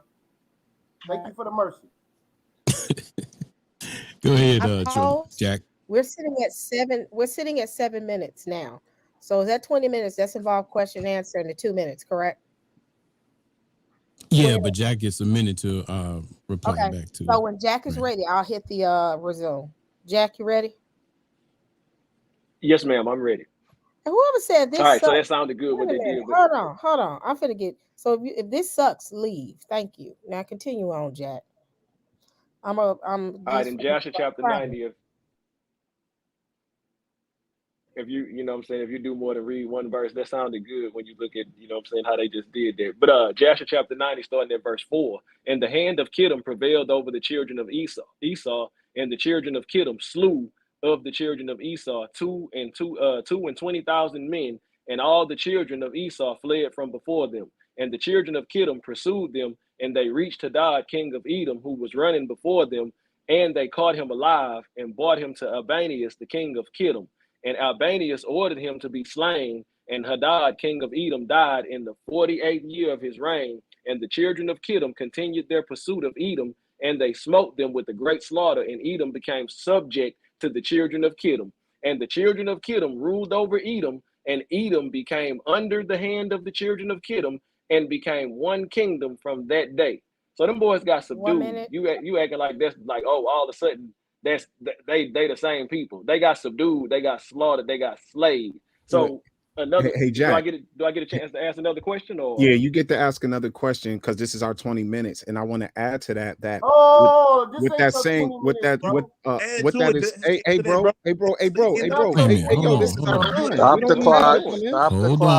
the clock. Repeat those. Go ahead. I stopped. Go ahead, sis. Go ahead. Oh, let's clear. Can I ask a question, please? Sure. I'm just trying to get clear. I'm trying to get clear of the rules. The time is stopped. No, we can't ask the question. We got it. No, I'm saying this is for the rules. He's talking about the rules. Go ahead, Is. Thank you so much. So after Jack's 1 minute rebuttal, right? Does what's his name? Zaydok, does he get to come back and add more information to that? If it's within the 1 minute, yes. Hold on, Zaydok. I thought Sister E called time. We are timed out, but I want to answer your question. I thought she called time. No, we still. Wait a minute, I ain't called that. Hold on, we still got 20. The 20 minutes isn't up. No, Sister E, not the 20 minutes. I got you. She called time on that 1 minute segment. But right. That's my point. Hold on. But it is still their 20-minute question and answer period. So if they want to waste time elaborating on things and not actually drilling you, that's their 20 minutes to do with what they want. If they don't ask you a single question for the rest of this 20 minutes, that's up to them. Okay. I just was wondering. Thank you. We already won anyway. Yeah, we appreciate that. Come on, y'all. So it is. Come on, y'all. Let's get back to this time. It's already on. Right. It Let's get back to is this timing now. right. It is their 20 minutes to do with what they will. Okay, Okay, yeah. So okay. I'm gonna ask the next question. So So timer back on. Go. thank you. And so in the point that was read there, what you got to understand is that the children of Edom, excuse me, that the children of Edom kind of the brothers kind of all had their own fiefdom, but after they got beat so bad by the Kittamites, Edom became one people. They were no longer ruled over by the 12 princes and this, that, and the third. Once Hadad the king got killed and Kittim whooped them bad, now Edom is looked at as one. They weren't no longer looked at as separate tribes, the same way that Israel was looked at as 12 different tribes. But I want to ask these boys a question. Yes or no? That's all I need for this, and then I'll follow it up with a question. Yes or no question to YirmeYah or whichever one of you prefer. So, is there any explicit text in the Bible that says that Esau is Rome? If you look in the 1611 KJV Bible, the original 1611, a lot of times where I thought it was a yes or no Hold on, question. that's a yes oh or my no bad, question. my bad. Is Yes, I'll say yes Yes, with the nigga, commentary, but not yes okay. with the headers. So Okay, so go ahead, Go ahead, Zadok. No, Zadok, you said you Oh, wanted a okay. yes or Yes, I no, did and say then there was just a yes or no yeah, question. I that's didn't right. need nothing else. Okay, so because now I'm interested. So you were talking about the 1611 King James. So do you have the book, chapter, and verse we can go to that says Esau is Rome in the 1611? Can I respond yet? As I get this book, what Yeah, it does. now you have to. Yeah, now you have up to 2 minutes. Okay, what it does. I'm trying to find it. What it does in the headers, right?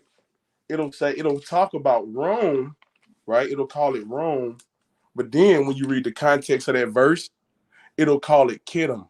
You see what I'm saying? Or Esau in various places. So that's how the Bible answers that in the original 1611 KJV Bible.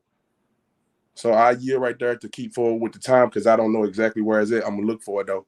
I know it's in one of these headers. All right, is that okay, Zaydok? Okay, yeah, that's fine. All right. Okay, yeah. And if you do get that, yeah, share that with us. Go ahead, Jack. What's your next question you want to ask, good brother?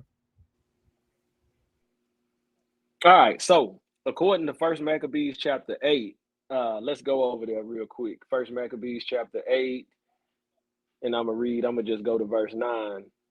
Because if they trying to use that Jasher chapter 90 to say that the Edomites and the people of Kittim became one, then that's gonna be kind of problematic because let me get to this First Maccabees chapter 8 and verse 29.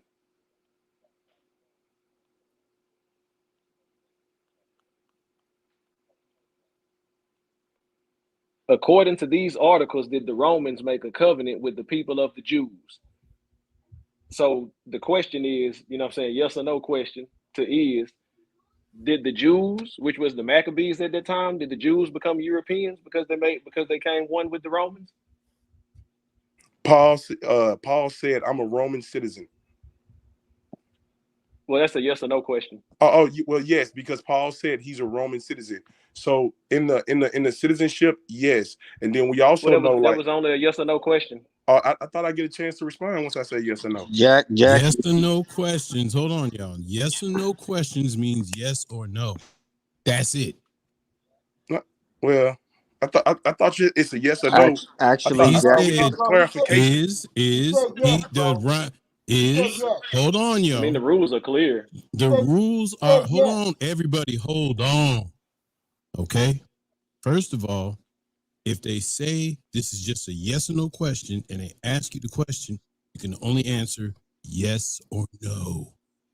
That's it. So, Elder, can I ask him again? Because I don't think he heard me. Can I just ask him the question again? Yeah, I would say First Maccabees chapter ask 8. him again. Go ahead. Right, because you really just tripped out. So I'm gonna give you a chance because I love you. According to First Maccabees chapter 8, verse 29, when the Jews became one with the Romans, did those Jews become Europeans? Yes or no? Yes, Christ paid taxes to him. Go ahead, you can ask the defense rest. You go ahead and ask a question if you want, Zaydok. The Jews became white. I didn't say they became white. Don't lie me out. Nobody said that, bro. Stop perpetrating the madness. Let's go on to the next question. Yeah, his question was, did they become Europeans?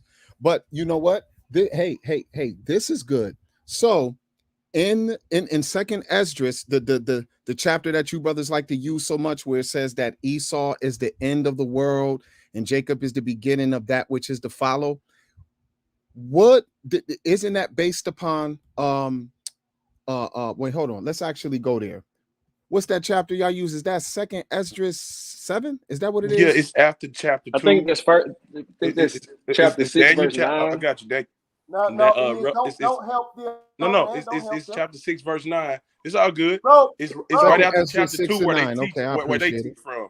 It's right after chapter 2 where ABT teach from. Go ahead. Okay, so right here in second Esdras chapter 6, verse 9. Okay, second Esdras 6 and 9, right? Okay, so now it seems that that he was being asked a question, I believe, right?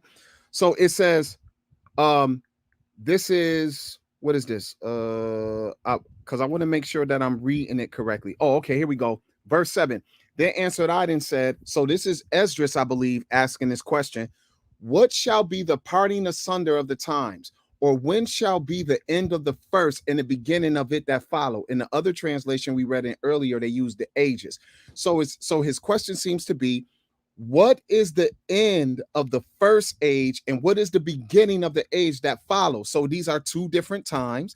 And he said to me, from Abraham to Isaac, when Jacob and Esau were born of him, Jacob's hand held the heel of Esau. For Esau is the end of the world, and Jacob is the beginning of it that followeth. Is this literally talking about Jacob and Esau, or is it referring to the times? Is the beginning of the new age being allegorically called Jacob, or is this literal Jacob? About literally Jacob and Esau. Okay. I just want to make sure because Can I explain why? Yes, please. Go ahead. Because Christ is coming back, who is an Israelite at the end of Esau's reign. Christ is not coming back metaphorically only. He's coming back literally.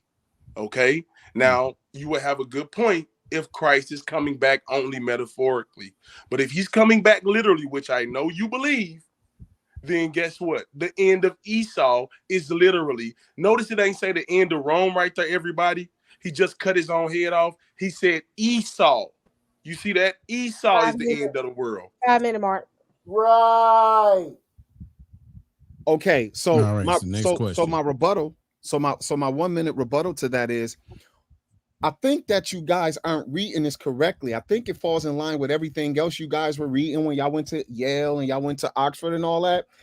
Basically, they told you in those sources, and I brought back the one of the sources you guys used, where it's telling you that Jacob and Esau are being used metaphorically here. So I'm going to argue that since this book, this late first century book that no one believes comes from Ezra literally, but the rabbis who put this together, they have Ezra asking what represents the end of the first age and what represents the beginning of the new age. And here, Esau, the wicked, are the end of the first age, and Jacob representing the righteous people, the new world to come, the new heaven and the new earth that will be populated by the righteous, is being represented as Jacob here. I just don't think that you guys are actually seeing the midrash of this book that you all love so much.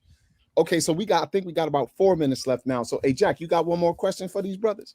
Yeah, you look at check your text message and post up that source that I just texted you about Herod. So the question is, hey, real fast, Jack. Hey, I have that source ready, Zaydok, if you want to hear it still. Okay, you can actually bring it out in y'all time because Jack. All right, cool. I do have the answer for your question. Okay, good. All right, so you want me to share this here, right here, Jack, right? Yeah, that last link I sent you about Herod. So the question is here on the timeline from Britannica. Whichever one of y'all want to answer. This is from Britannica, right? Yes. It's on the screen. Yeah, you can post that up. I don't see it yet, but let me ask this question. So the question is Herod Antipater and King Herod the Great, are they white Europeans? It's a yes or no question. No. No, go ahead, YirmeYah. Yeah, no, they're not white Europeans. They are white. but they're not European. They come from the Middle East. All right, so I'm gonna read this source. So look at this link. You could go to Herod. I guess go down to family and early life. Right there. Herod was born in southern Palestine. Make it bigger, please. Antipater. Make it bigger, Zaydok. Herod was born in southern Palestine. His father Antipater was an Edomite, a Semitic people identified by some scholars as Arab, who converted to Judaism in the 2nd century BCE. Hey, can y'all slow it down so we Antipater can was a follow? I'm man of sorry, great- Jack. Can y'all quit moving the screen so we can follow, please? Yeah, when I Sorry made the about that. screen, when I made the screen large, it actually lost the place. So Just pause the time, please, so they can get it together. Because I want everybody to be able to follow along. There we go. Cancel that family ad and out if early you can. life. Salaki about that again. Thank y'all. All right. Herod was born in southern Palestine. His father Antipater was an Edomite, a Semitic people identified by some scholars as Arab, who converted to Judaism in the 2nd century BC. Antipater was a man of great influence and wealth who increased both by marrying the daughter of a noble from Petra in southwest Jordan, at the time the capital of the rising Arab Nabatean kingdom. Thus Herod was of Arab origin, although he was a practicing Jew. The white boys come from Japhet. You know what I'm saying? Somebody go start my after party room. I yield. Okay. So how you gonna start an after party room when we just answered and told you he was not a European, bro? Stop the badness, bro. You agree with us? Go ahead. It's y'all time. Okay, so we good? 1 minute okay, left. so So much for Esau being the white man. 1 minute left. Okay, no. 1 Then we'll minute go left. ahead and stop because it wouldn't even be enough time for them to go back and forth and answer the question. So yeah, we'll yield that 60 seconds, Sister E. All right. Yeah, that's because you suck. Hold on, now you keep that 1 minute up there. Keep that 1 minute up there so I can answer that. I have that information ready. I don't want to leave any questions. Well, I do have one more. I got one more question. I got one more Your question. teammate Yeah. Hold on, Your teammate everybody. said I can read this Jack. information. Hold on, Hello. No, listen to the So moderator. Jack just He said, said he Jack They asked us a just question. said, We want to answer the question. Jack just said he has a question. So he has Come a on, minute left. Come on, Azza, man. Don't start the madness, bro. Wait. Don't worry about it, Young man. Padawan, Don't worry about calm it. down. Hey, I just want to make Jack, sure. Hey, go Iz. ahead. Bro, I'm an OG out here in these streets, bro. Hey, Azza. Stop doing that, bro. Hey, know Azza. them boys Iz can lost. confirm when Iz just said, "Hey, I got that sword, Zaydok." I said, "Well, hey, we only have 4 minutes left." So I said, "Hey, just bring that point out on y'all time." He said, "That's On fine." y'all I time, thought you meant exactly. when you asked the next So question. no, you had a hold minute. on, Let me just. hold Can I on. just- Y'all just want to They override yielded, and they talk, yielded, people. bro. Could y'all They be quiet? yielded, bro. Be quiet. All right. Now, Zaydok said on Ain't your gonna be too time many you more can. be quiet, bro. Hey, YirmeYah, you rising up Bro, against I the want all hoary the head, smoke, man? bro. You 3 years older than me, Azza. Stop All right, now, purposely being YirmeYah, fraud come out here, on, bro. man. Stop it, man. Come on, stop being immature, man. For real. You just got So here, bro. anyway, You just got here, bro. I've been here the whole time. I just No, didn't come bro, up on you the just got stage. here, bro. We've been All here, right, so bro. YirmeYah, man. Come Here we on, go, man. man. There's an audience listening to this. Exactly. Stop. What's going on? Exactly. Just stop. So anyway, boys taking the L. the answer that Iz has, he can do on his time, just like Zaydok said. There's still 1 more minute left, and Jack has the floor. They Go yielded, ahead, bro. Jack. They yielded, bro. They yielded. Jack said he Oh, because the y'all question- you the wait a question minute, hold on, is- Jack. Hold on, Jack. You know why y'all didn't hear him? Because y'all talking too damn much. Now, Jack, go Nigga, this ahead. our show, bro. Stop perpetrating the fraud. The people here to see the Precepticons, man. Understand that, bro. All right, man. All Jack, the go fun, ahead, man. Y'all wasting all the time. fun and games man. over. All right, it's all good, man. So, Jack, Go ahead. go No, ahead, bro, they ask here to your see the question. Precepticons, bro. Go Okay, ahead, come on. Jack. Hold on. For real. On a serious Y'all note, tripping. y'all asked. Look, I ain't playing That with was this. funny. Y'all asked me to moderate a debate. If you're not gonna listen to moderation, I can check out. This is Right. ridiculous. All right. Bro, you can have a We're good not gonna night, check bro. out. No, Hold on, you know me, everybody. I bounce. They're I not ain't got no leaving. problem with Roger, it because this is Azza. retarded. Okay, so where are We are at one. everybody? Calm we are down. at- Now we're getting ready to go Got to one more clubhouse. question. Okay, Sister E, we're We at arguing Jack. over 1 minute. Come on, y'all. Exactly. Jack, do you Jack have? has 1 Ain't minute. nobody tripping, but Jack, go ahead. I mean, I'm chilling. All right. There's only 2 people What on did you stage do your tripping. I question, Jack? mean, you know.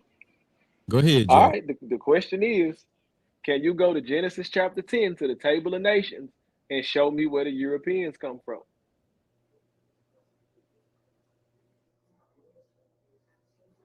That's your last question. Bro, yes, that's simple and easy, bro. That's right. The original inhabitants of Europe are Japhetic, bro. That's easy. Understand this, family. There have been much amalgamation and much travel amongst the peoples of the earth. If you think for 1 second that people only stay in their land and they never go anywhere else, you the one that got a problem, not us. You the one got a problem. There's Chinese people in America, man. Okay. Minute. And hey, Rick, can y'all hear me? My mic be Okay, heard? hold on 1 second. No, minute is up. Okay, We're okay. done with this particular question. Now we're gonna move on to the second round of questions, which is YirmeYah and Is. All right. This side rest. All right. I'm gonna let the mods have it. I'm gonna step back. Roger, Aza, I'm gonna set the timer. We're gonna get this last 20 minutes done. All righty, no problem. Okay. All right. All right. My first my rebuttal starting off with is if you go to Daniel 11 in the original 1611 and look at the header, it says the invasion of the tyranny of the Romans. You go and it starts at verse 30. It says the Romans here, but when you read verse 30, it says for the ships of Kittim. You see that? Why the ships of Kittim? Because Kittim are the Romans. Okay, who was ruling in this part of the prophecy? Esau, everybody. We know that the Romans came out of Esau. I mean, we know that the Romans came from Greece. Okay, my question is Alexander any kin to Edom? Does the lineage of Alexander trace back to Edom? Yes or no? No. That's for true. I'm sorry. No. All right, we're gonna rebuttal that. This is basic information. This is the Argiad. This Jack says no. Okay, I'm gonna read this. This is Wikipedia. I'm sharing my screen, Sister E. Can you put it up? Stop the time, please. We all know. Hey, Jack, real quick while she's sharing the screen, this is another one for you. Alexander, is he a white man? Yes or no? I can't stop the time and you ask a question. Please stop the time, Sister E. No, you want me to stop. Then you can't answer another. You can't ask another question. Then yes, if you stopping for the screen, then you have to stop asking questions. That's it, and then I just resume the time. I'm sorry. I missed you, Sister E. I said, can you stop the screen so we can share our screen, please, sis? Okay, that's what I'm saying. Yeah, but you can't answer another question. You can't answer another question. Okay, no issue. Yeah. I'm with that. Kind. That's no big deal. Okay, so what was?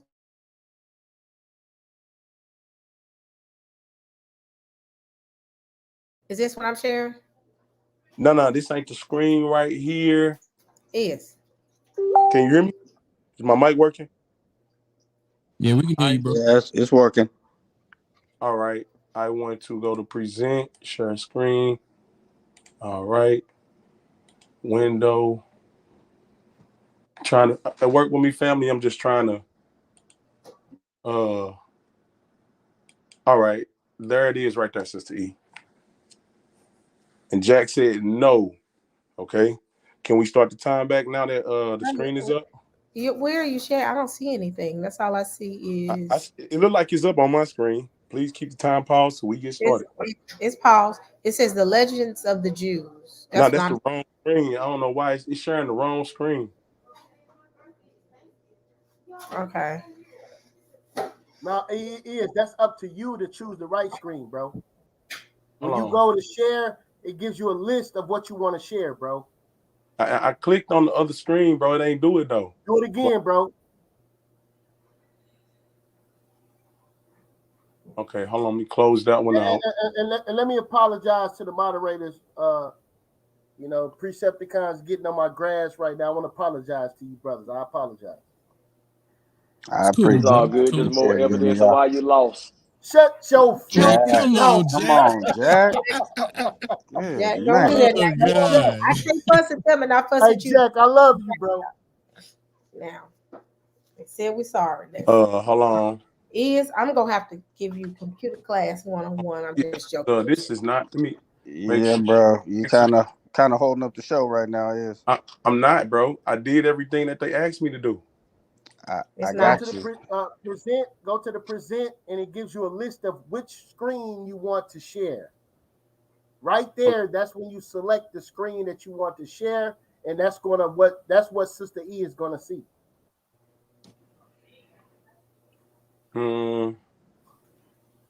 It's just not showing. Hold on. It's not showing. What you want? Okay, here we go. Right here. Hold on. I had to log back in on that other. Remember, I was in here on 2 accounts. Yeah. Well, get it together, man. What the hell's going on Man, watch your filthy mouth. here? All right. Yeah. Precepticons. Okay, sister. Yeah, I think I'm able to now. Let's make sure I get it right. You got Sure. 2 screens now. You got Precepticon and you got Is. That's all I'm Right. saying. Let me, get back to the right one. Okay. Share. Oh, there we go. Okay. Now, So hold on. Let me start your time. Don't get started. All right, brother. Don't ever in your life take so long, brother. What the hell's going on? Kind. All right. Go. Thank you. Now, Jack said no. Okay, listen. The Argead dynasty, this is right here, also known as the Timonid dynasty. The Timonid dynasty goes back to Esau. This is a descendant of Timon. Hey, Jack, real quick. Was Esau a white man when we look at the historical archaeology? Hold up, I don't see where that source say that Timonid dynasty go back to Esau. Am I looking at the wrong source? I don't see what's going on. No. We can go into the Bible and show you Timon, the son of Esau. This says the Timonid dynasty does Esau have a son named Timon? Jack, yes or no? Timon, yes. Yes, but that's not does. the same as the Timonid Stop. dynasty. Yes or no? That's it. Yes, he does. And this same Timon, and his descendants go all the way down to Alexander the Greek. Right. That's why. Right. This ain't mystical, everybody. This is actual history. Right. Also, we read that Daniel 11s to clear that question up. We want every question answered. All right. All right. My next question, according to Isaiah 63, is Christ coming from Edom or Rome, Jack? Which one did the Bible say?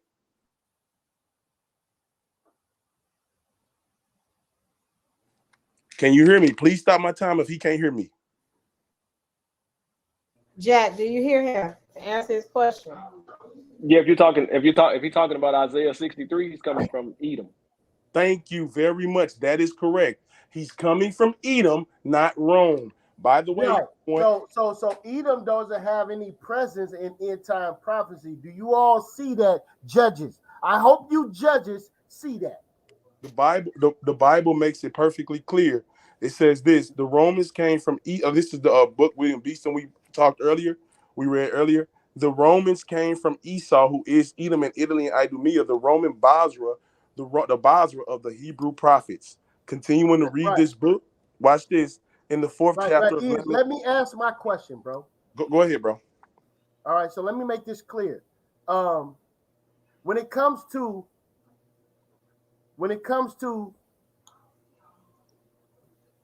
Edom, the rulership of the world.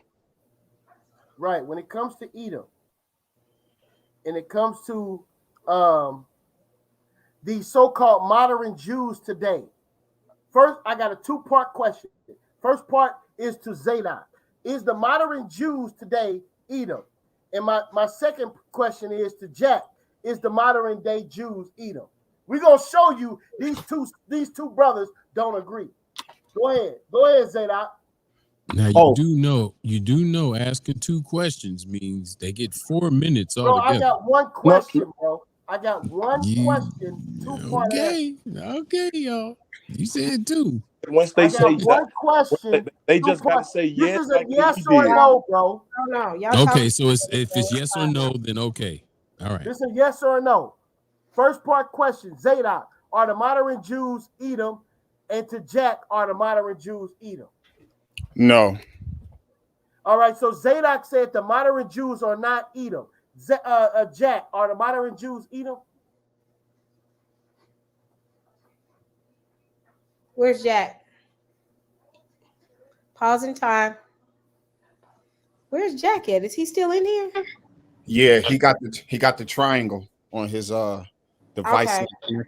I pause it. Let's give him a minute. Yeah, man, got the Illuminati on his device. Suck it. I almost said it. My bad, Ozzy. I'm correcting myself.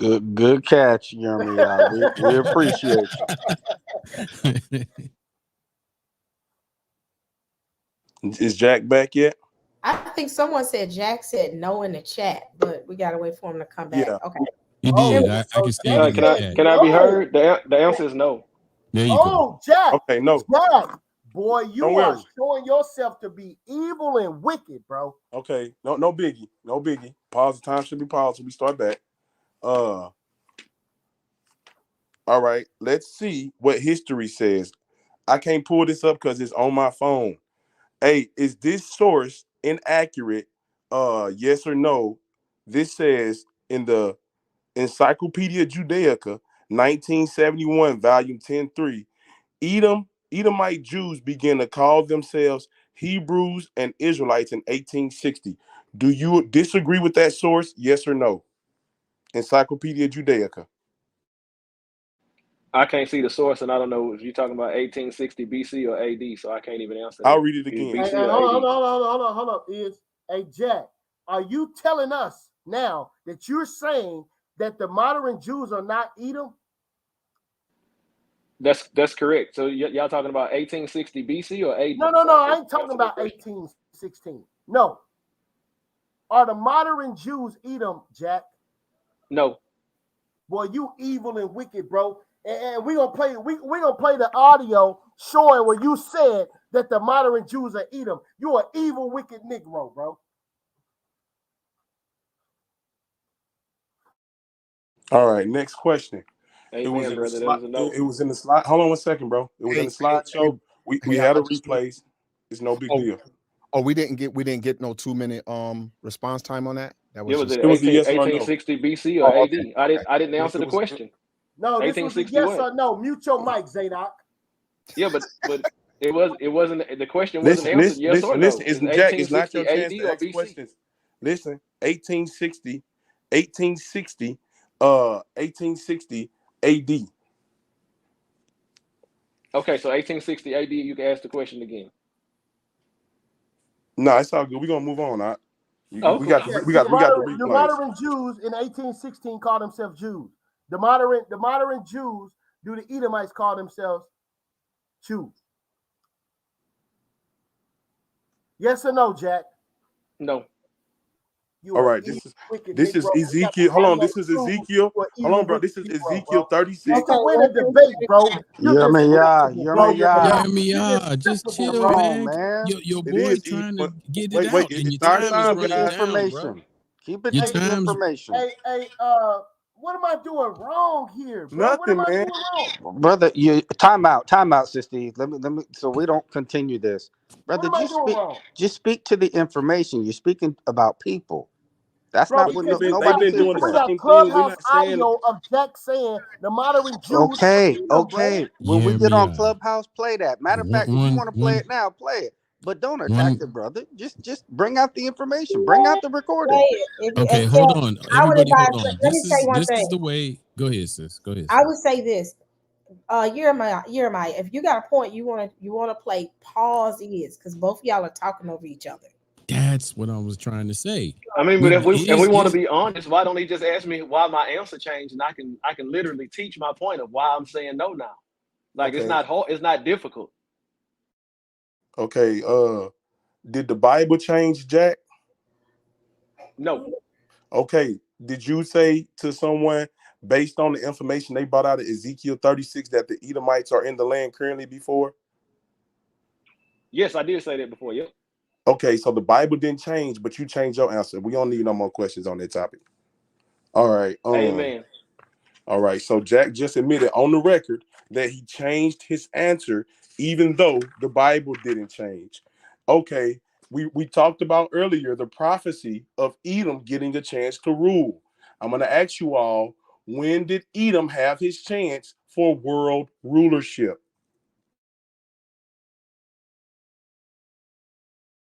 Zaydok, that's for you.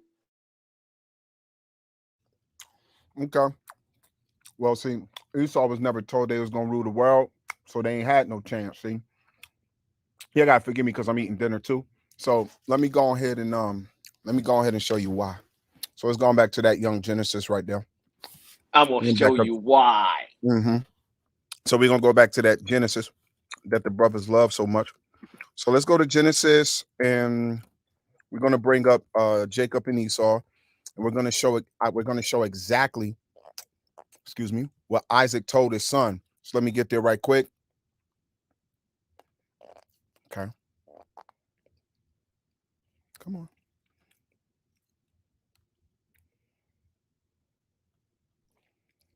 Okay. All right, here we go.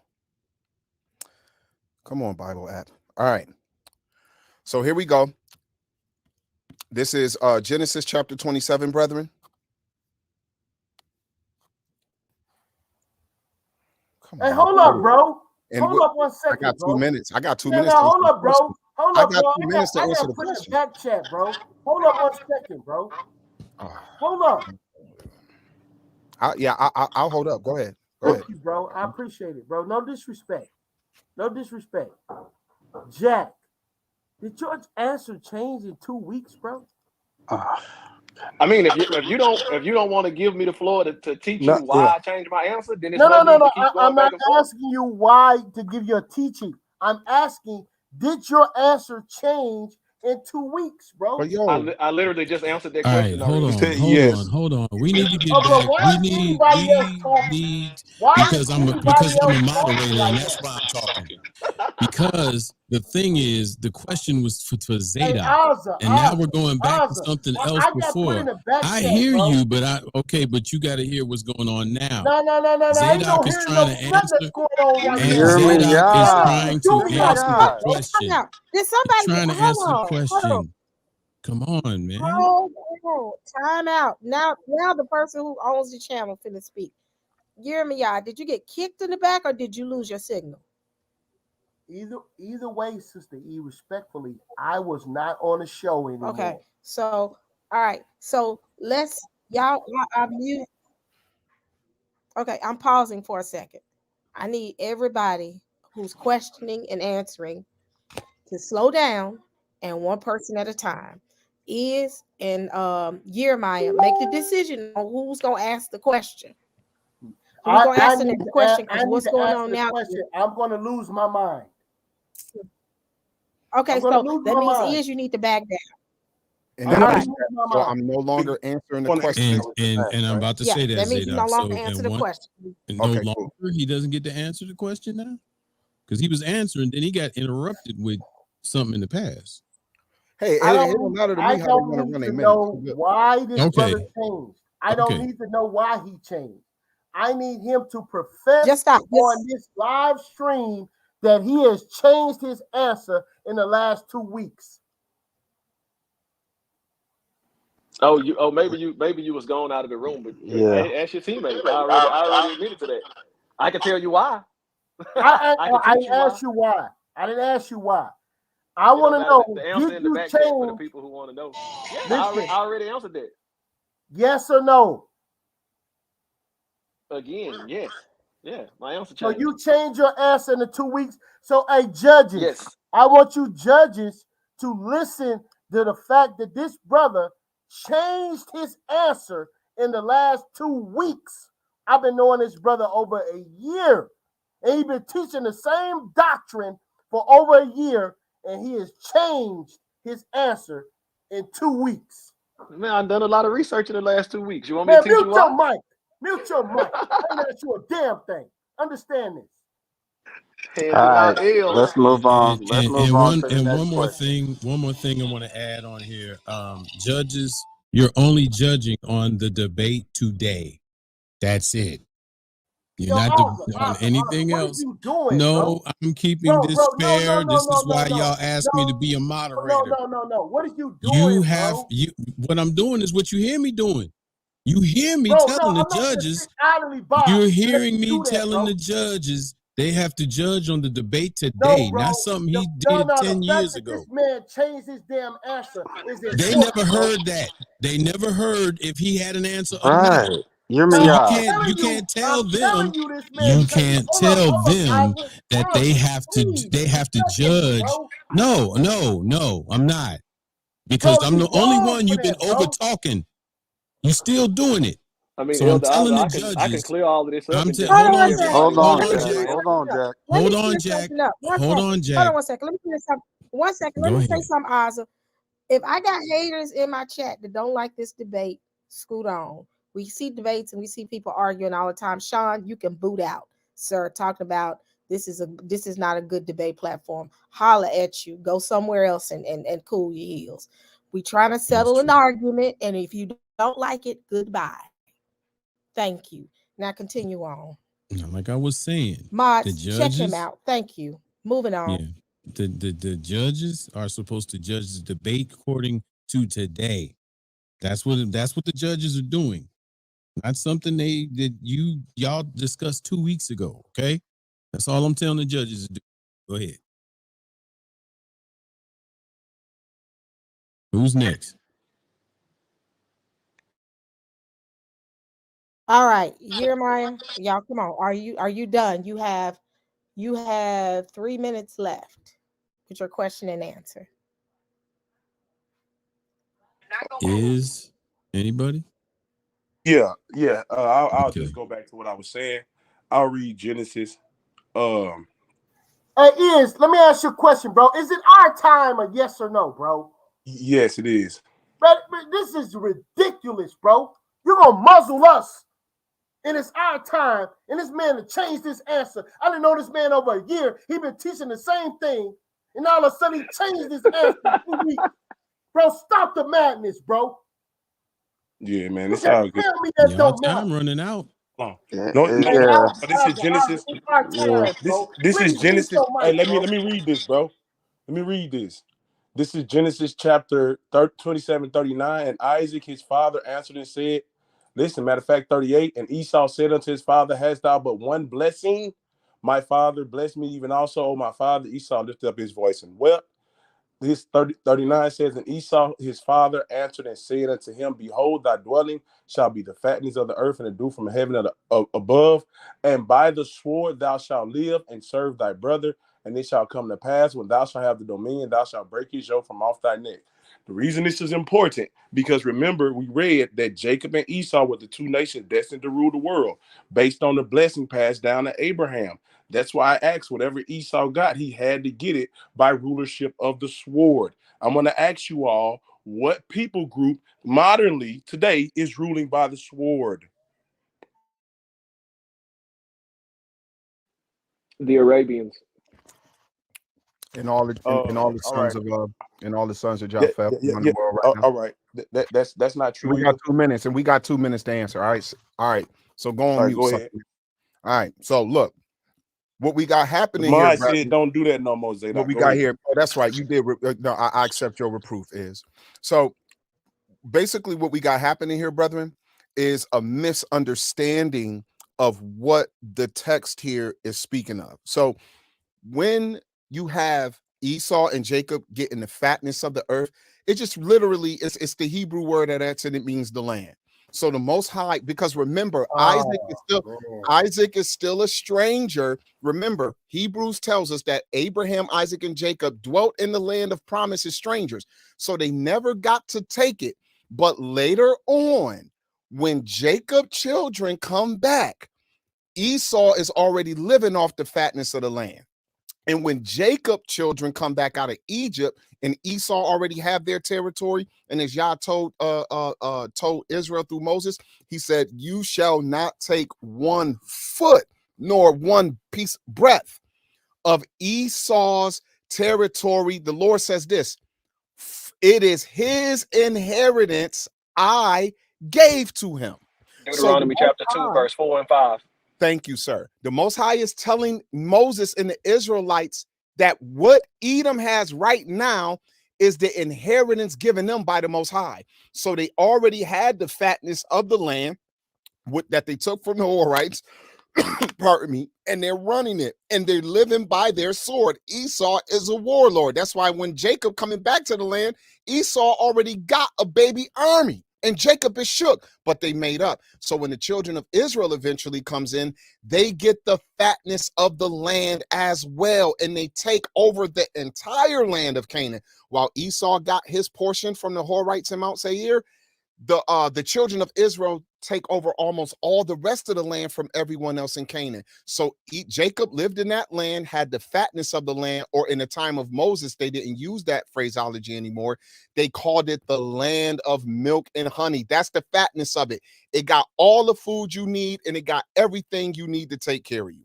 That's pretty much what that means. But see, when they read that, they see somehow Jacob is saying, Isaac is saying, hey, Esau, you're going to control the world and live by your sword. And that's simply not what it said there in Genesis 27. So, hey, this was fun. We whooped these boys. And hey man, if you done, bro, you done with your man, question. You ain't did a damn thing, man. We got 2 minutes. Hey, Maj, All right, come if he on, done with his let's calm question, it down. we done. Listen, I'm You calm, guys got Maj. time If for he one done more with his question. question, can I go ahead? We got You enough. got Yes, time you for got, one more yes, it's question. your rebuttal, sir. Okay, hold on 1 second. I want to play this real fast. I want to try to listen carefully. This is Jack. Another grade of 5 child. Okay, Trilla, you can go. All right, so this what I'm gonna say. I don't agree to this on the whole land. We can't debate the topics that we might agree upon. Because I think Zaydok would say the same thing. You hear that? We can't debate the topics that we agree upon, that we might agree upon. He said right. But Jack already said yes, he did agree. So that's what the issue is right now, everybody. I mean, I can And just teach Zeke, everybody hold why on, I changed my answer if it's people really our want to know. time, man. Mods, can y'all correct them, please? Thank you. All right, so Go wait, ahead, so I no, mean, I'm pretty sure everybody with a hold brain on, want to Jack, know. Jack, Why did he change his hold answer? on, y'all, Jack, man, you just got caught being a are liar we publicly on the record, bro. so are we That's not a asking lie. I questions? changed my Are answer. we That's not a asking lie. y'all questions? hear Hey, Ozzy? can he be quiet, please, Do Mods? y'all Can hear all y'all Ozzy? be Both quiet? of I you. know, Are but we it's our asking? time. Okay, y'all got Are 1 we minute left. asking questions or making I'm finna statements? put everybody in the back for a minute. Everybody's All right. going in the back. So let's go ahead and wrap this up. We're gonna wrap it up. I have just the mods up here. Take Trilla out as well. We got 1 minute left on the clock.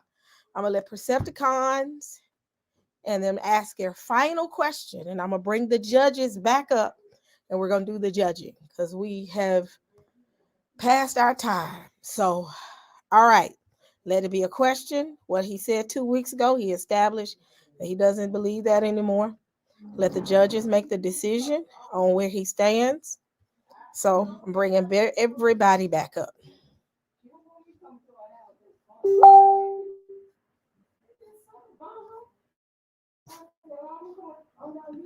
I think I got everybody.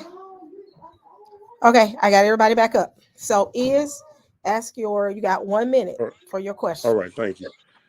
My question is from the book of Ezekiel, chapter 36 and verse 5. It says, therefore, thus says the Lord God, surely in the fire of my jealousy have I spoken this against the residue of the heathen and against our Idumea, which have appointed my land unto their possession with the joy of all their heart and despiteful minds to cast it out for a prey. When did it say that Esau, once they had this land, does it say that once Esau has this land, that they will remove themselves out of it? Yes or no? In that verse. Can y'all hear me? It said Esau has the land. Y'all understand the question? Yeah, it didn't say that in that verse. No, it did not, because Esau was still in the land per Bible prophecy, and we know what the people in the land look like. They are whites, they are Edomites. They traveled from Europe, Rome, Poland. They traveled from there down to the Holy Land. That means that Esau was in Europe, you all, and Rome is in Europe. That's why the Bible confirms it. I don't have to lie. Thank you all. We yield. All right. So all of the contestants, please leave the stage. I need to bring the judges up. So all contestants, please leave the stage all together. And judges, please come back up. I need to remove everybody. Everybody You needs to be kicked off because I need there's everybody. still I need to make room information. for them to There's come in. still information being shared on the screen. Sister, you want to take that down? All right. I need to remove people so that we can. Hold on. I'm kicking people off. Look. Kick off.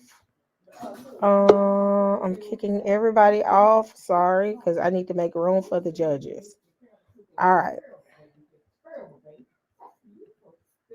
All right. Let me see. All right, judges. All right. Let me see. Do I have everybody? Roger. Let me see. Oh, I need. Okay, Ashanti.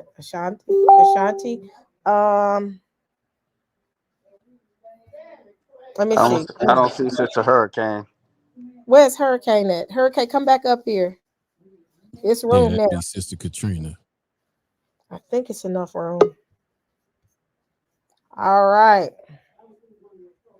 Let's talk through it. I'm gonna let y'all make the decision on who y'all give y'all points of why, and we'll go for a vote. So I'll start with somebody else is trying to come up here. Who else do I have?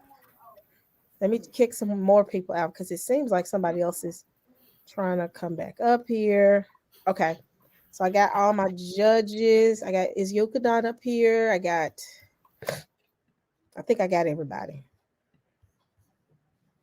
Okay, let's start with, let me see who else I got.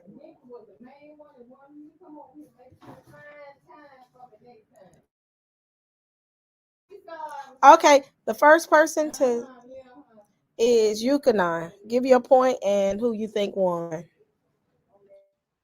Okay, so I would say on both sides, I think y'all kind of took too long getting into your points at the beginning. Judging by the title of the debate, I think y'all should have been hammering home in the beginning in the first round. You know what I'm saying? Showing your proving your premises. I gave that first round to Zaydok. And so control up my phone. So I gave that first round to Zaydok. That second round, I was going to give to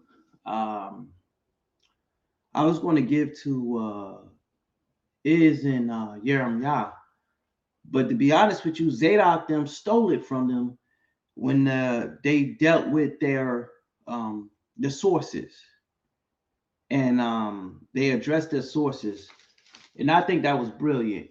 That was good what they did. Because I'm telling you, with the way Iz passion and how he was going through, he was showing the sources. I mean, he had me right then and there. But the way that Zaydok them addressed the sources, used their sources, brought their sources up and showed them, hey, basically you're not using this right. So right then and there, I had kind of like Zaydok them winning, and I believe YirmeYah, they really needed to destroy them in the rebuttal round. I don't think Zaydok them did too good in the rebuttal round because it's like y'all was trying to still try to talk and teach instead of really just asking the questions and basically pressuring them and pondering your point. So to be honest, based off the decorum and all that stuff, YirmeYah, they lost the what do you call it? The cross examination.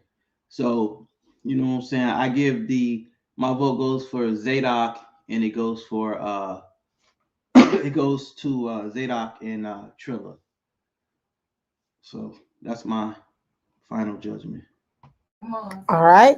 So Yugonon, Zaydok, and Trilla. Okay. So Kedar Scales. Shalom, family. I think it was a good debate, but one thing I was looking for is breaking down the scriptures.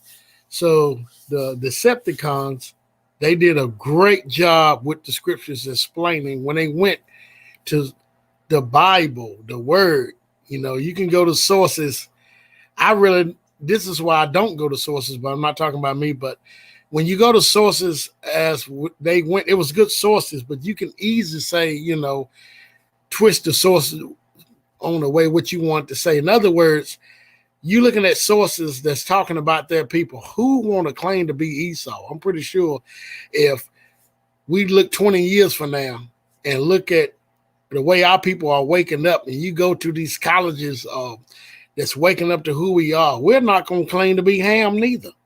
So when you just look straight from the scriptures, I think that the Decepticons did a great job, and Zaydok and what's the other guy, Jack, whatever, didn't, because they never went into the scriptures. They never broke down the scriptures to explain that what they said was true. The Gentiles will rule. But when you look at Psalms 83, who is above the Gentiles? Esau. So all Gentile means is other nation. Actually, in a sense, they both had a good points. But Esau is one of the Gentiles too. To say that Esau would not be the ruler of the world, when you look at the book of Obadiah, verse 21, which I didn't hear nobody went there, it tells you that the saviors would come to destroy the mountain of Esau. I mean, it's plain and simple. So Esau is not destroyed. It's not no metaphor. Esau is still here as long as Jacob is still here. So I give all the winning points to the Decepticons because they step with the scriptures, and you cannot go against the scriptures. Not one time I seen Zaydok them went into the scriptures that proved that Esau would not be ruling at the end of the world. And these guys brought it to the truth. Who is Esau? It's simple, and they went into that too. Genesis 36, verse 19-26 tells you Esau mixed with the Horites. Joshua chapter 90 tells you Esau's grandson Zepho mixed with who? He took over to do half of you. They brought all that out. None of that was, reputed. Nobody say nothing about that. They kept going to the sources. The main thing is going into scriptures and bring out the scriptures. We can read all these sources what we want. What do the scriptures say? Now, I believe that the scriptures override sources. So to me, Decepticons won it easily, really, and clear. Just real quick, it's Precepticons, though. I just want to make sure we give these all right, Precepticons, Megatron. Absolutely. All right. So one for Zay and one for Precepticons. Okay, Shanti, you're next. I yield my turn to Arrow Spike, and I'll go after him, please. Okay, Arrow Spike. Okay. Especially, I would say that my vote is cast for Zaydok and Jack. Basically, what I was hearing, like I said, first of all, they did go straight to the scriptures and explain their point and made very cogent arguments based, again, upon the scriptures. And what was I thought was masterful to me is when they took the sources that the Precepticons gave, and again, the argument saying that they were not reading it correctly. When they brought that out and brought it, and then you can take what was said and actually see it in history, that made it, again, that understanding of how Zaydok and Jack understood those sources of their opponents. That made it for me say they were actually understanding what was being said with those sources that the opponents were actually using. So I would say, given again what was said by them, especially at the end, talking about who was ruling at the end, the scriptures were very clear, and they did bring that out. So again, my point is going for Zaydok and Jack. Thank you. All right. Shanti? Where's Katrina? Hold on, let me see Sister where Katrina. Katrina. Where's Sister Katrina? She's not up here anymore. So one for Zay, one for Trilla. Shanti. Beseder Kelukhem.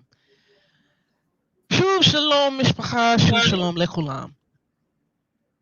Beseder Kelukhem. Okay, so I was looking at content, presentation, captivating the audience, being able to answer the questions, and overall mannerisms, behavior, decorum, right? So as far as the content, the sources better brought to corroborate what the argument is, I would say Zaydok and Trilla Benaiah for the first round and the second round being that the sources that the Precepticons used, it seems like they didn't really comprehend exactly the sources they were using. And as far as presentation, I'd seen that both sides used scriptures, both sides used outside sources, both sides used those things to corroborate or to go along or parallel their argument. So both won with presentation as far as that, as far as the demeanor, the integrity, the behavior, the decorum, I would give that to Zaydok, Benaiah, Trilla. As far as captivating the audience, of course, the messiness always gets our attention, and so definitely the chat was definitely getting entertained, as I was as well, by some of the mannerisms of the Precepticons. But as far as getting the attention, edifying, as far as the information, I would say Zaydok and Trilla. And then being able to answer the questions, I don't think that Zaydok and Benaiah were trying to answer the questions, except for sometimes they did answer yes or no. However, sometimes it could take a long time and look like they were trying to bring out some time in their argument. We all understand they're thorough teachers, especially Zaydok. So overall, I would say that I would give this my vote to Zaydok and Trilla or Benaiah.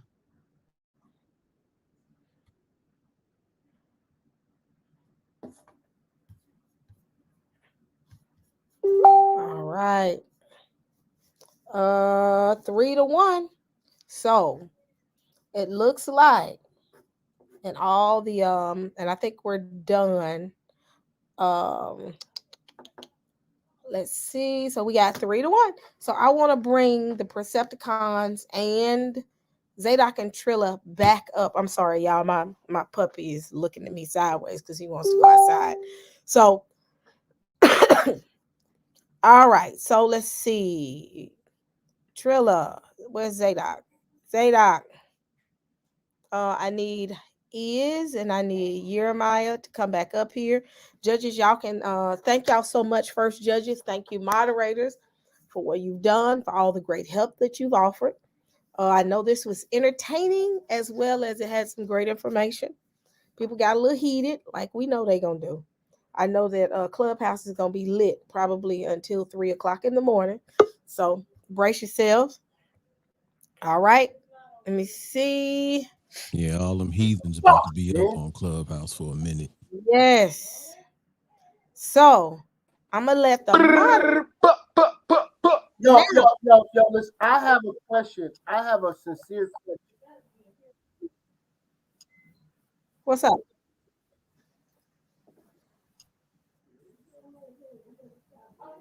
You're mine. This is my question for each one of you judges. Kendra, and sister. This is my question right now for everybody. Listen, everybody that voted for Zaydok. Everybody that listen. Everybody that voted for Zaydok. I got some feedback on you. The question is how you mailing me that weekend Hey, belt? hey, I've hey, been told you I Trilla, was gonna stop, take that bro. belt Stop, from you, nigga. please, stop, bro. This ain't got nothing to do with you, bro. Bro, stop, bro. Stop, bro. Stop, bro. Listen, family, this is my question for the judges. Who did they say, what nation did they say was going to be ruling at the end? That's my question for every single judge that voted for Zaydok. I can answer for myself for that question if I could, Sister E. I think it's only fair. Okay. Yeah. Is it cool? Yep. Come on. Soda. All right. So in the beginning, YirmeYah, they did go on a long diatribe. However, I know with certain things, you really have to pay attention in all of the jarble, so to speak, right? So they did say Rome, and they went to Daniel and they showed that it's a conglomerate, and a conglomerate can be a group of people now as one collective, and they did give cultural context as far as the time frame of when the word Edom became a metaphor in place of Rome. So I understood that premise.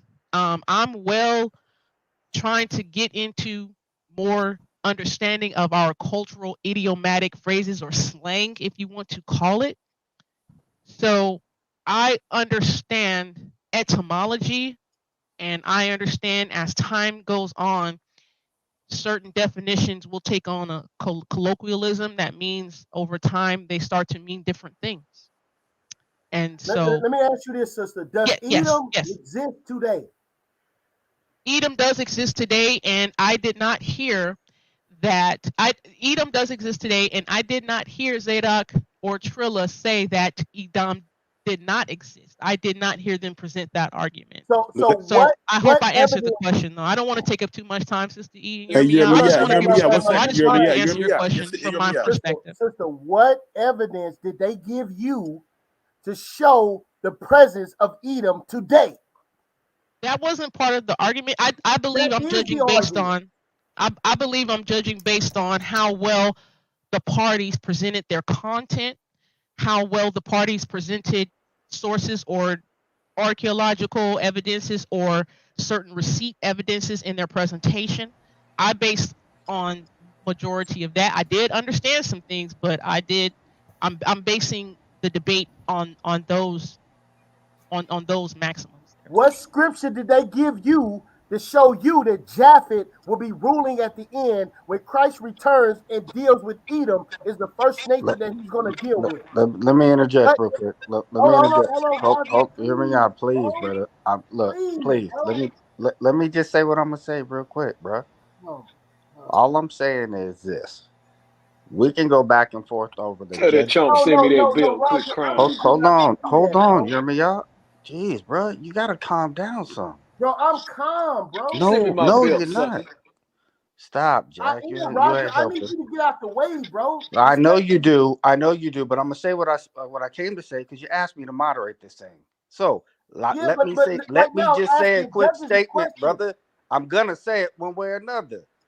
You can argue with every one of these judges and get their contact information and have that debate. You still have people listening to this. And Sister E was in the middle of saying something, and now we're having a debate with the judges. No, bro, this ain't no debate with the judges. I need you to get out the way, bro. You going back and forth with the woman. Bro, I need you to get out the way, bro. Hold on. Everybody calm down. Everybody calm down. So now it's I need Roger to get out the way. I'm asking the sister a basic question. Okay. No disrespect to the sister. Hey, Sister E, I don't mind at all. I think he's just trying to understand. Yeah, I appreciate that, sister. I want to be respectful to Sister E's time and everyone's time. YirmeYah. Yeah, so all I'm asking, sis, right? So the title of the debate is who will be ruling. You said they gave you a definitive answer that it's Rome. We gave you information connecting Rome to Edom, right? Yeah. And okay. So then I asked you. Go ahead. I'm sorry. I'm sorry. Salakli. Go ahead. Yeah, so then we showed you the connection that Edom left Mount Seir and went into Italy. We gave you that information. Then, according to Numbers chapter 1, we showed you that you are the pedigree of your father. Rome was established with 85% male. So in order for them to become one nation, they had to take wives, correct? I agree. So the children of those wives would be what? Edom. The children correct? of those wives would be correct. Okay, so we're showing the presence of Edom in Italy. At what century though? Like, is it 1st century CE, 2nd century CE? Which century? Absolutely not. Well before that. Okay, right? so Zaydok and Trilla, I believe, were trying to show that during the 1st century CE, that which comes later, the word has etymologically changed and became a colloquialism now as an idiomatic phrase, right? So that's why I said the context of the time frame. I'm understanding that you're talking about Edom or Esau way before in the BCEs. So showing the physical evidence, the physical evidence of Edom being there, and that it was males that established that nation. Rome was males from Rome.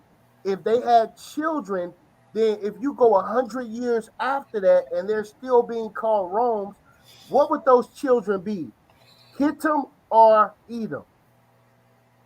During the time of 1st century CE, when they were bringing out the information, now that term is an idiomatic phrase. So Edom. I didn't ask you that respectfully. I know. Sister. I know. I'm just answering the question as I would answer. I understand what you're saying.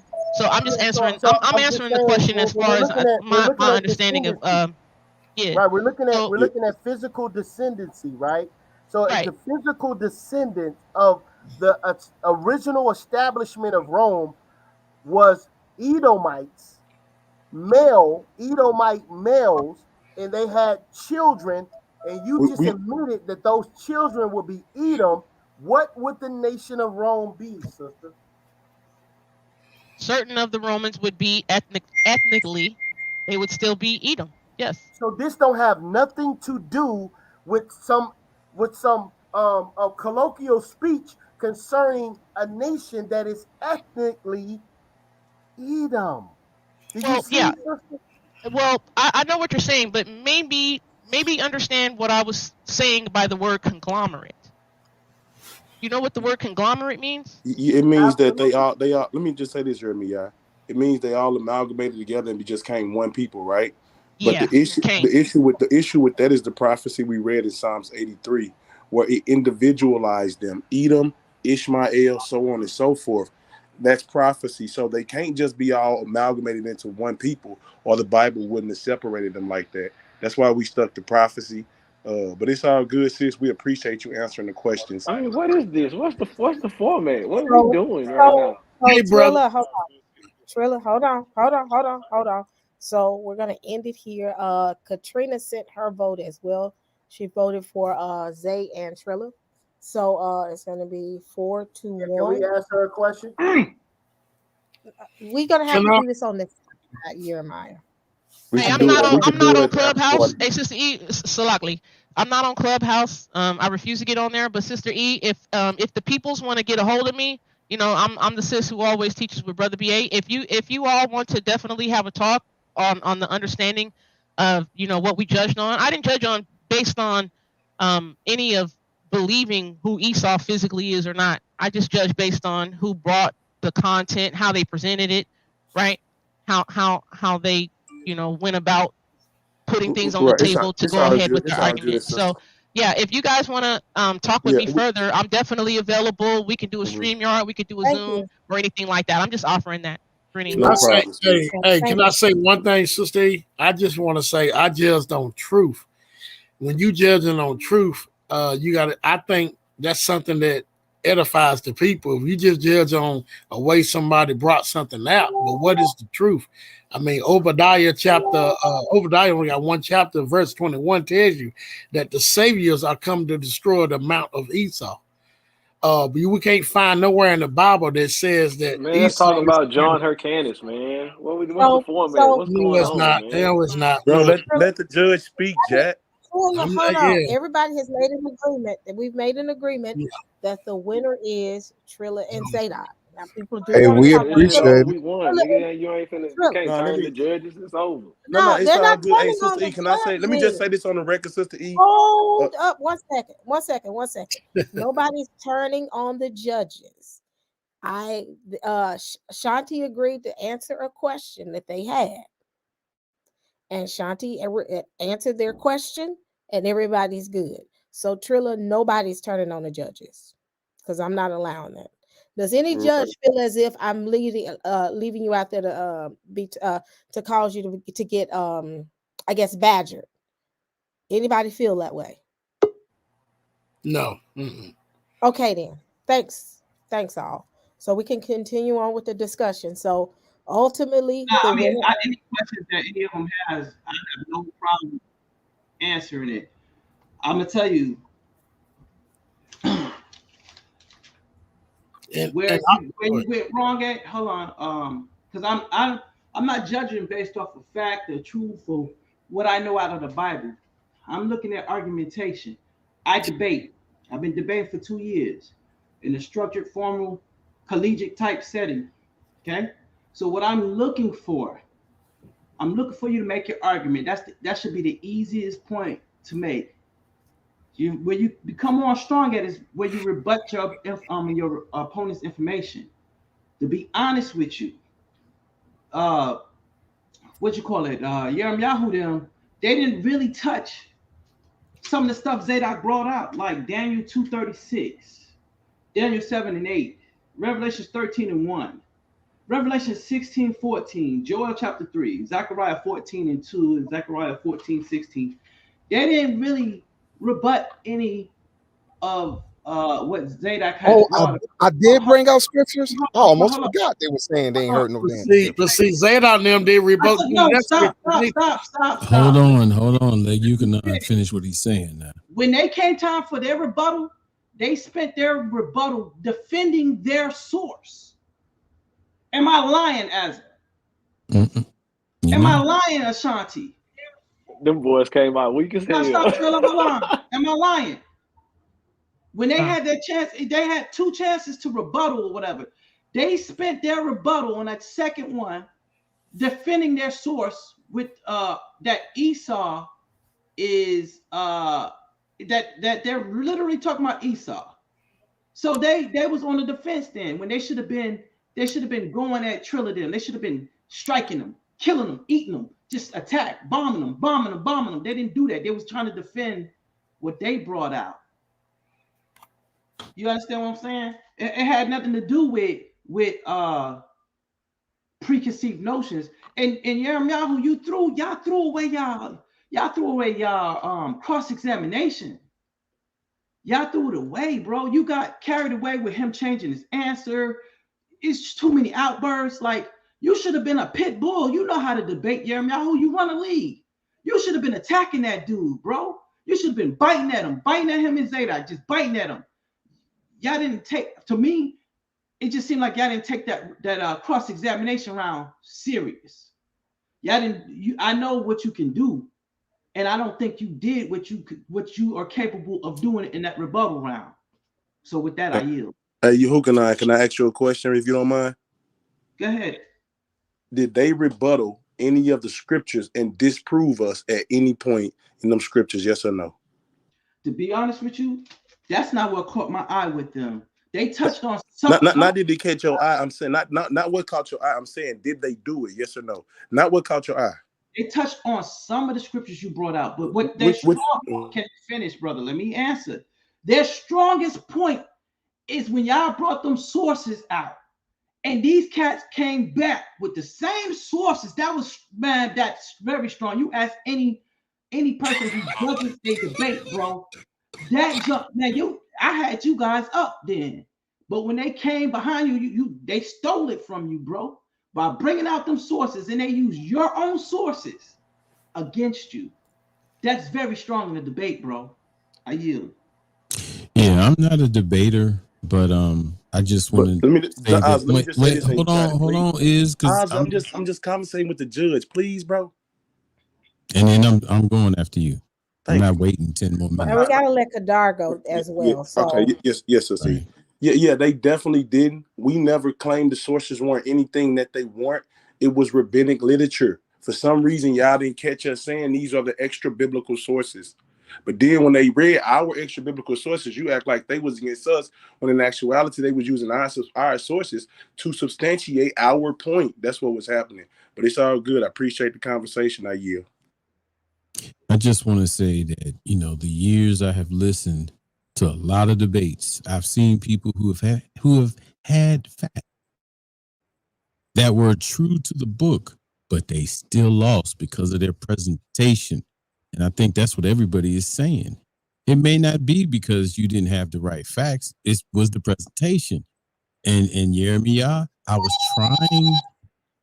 was trying to calm you down, but you started getting hollered at me. And I'm not even judging, but I think you lost focus. That's why I was trying to calm everything down. That presentation is what matters in the debate, really not the facts all the time. That's all I wanted to say. What I just want to say is that I understand what your brothers are saying. Y'all debating about the way they're bringing it out.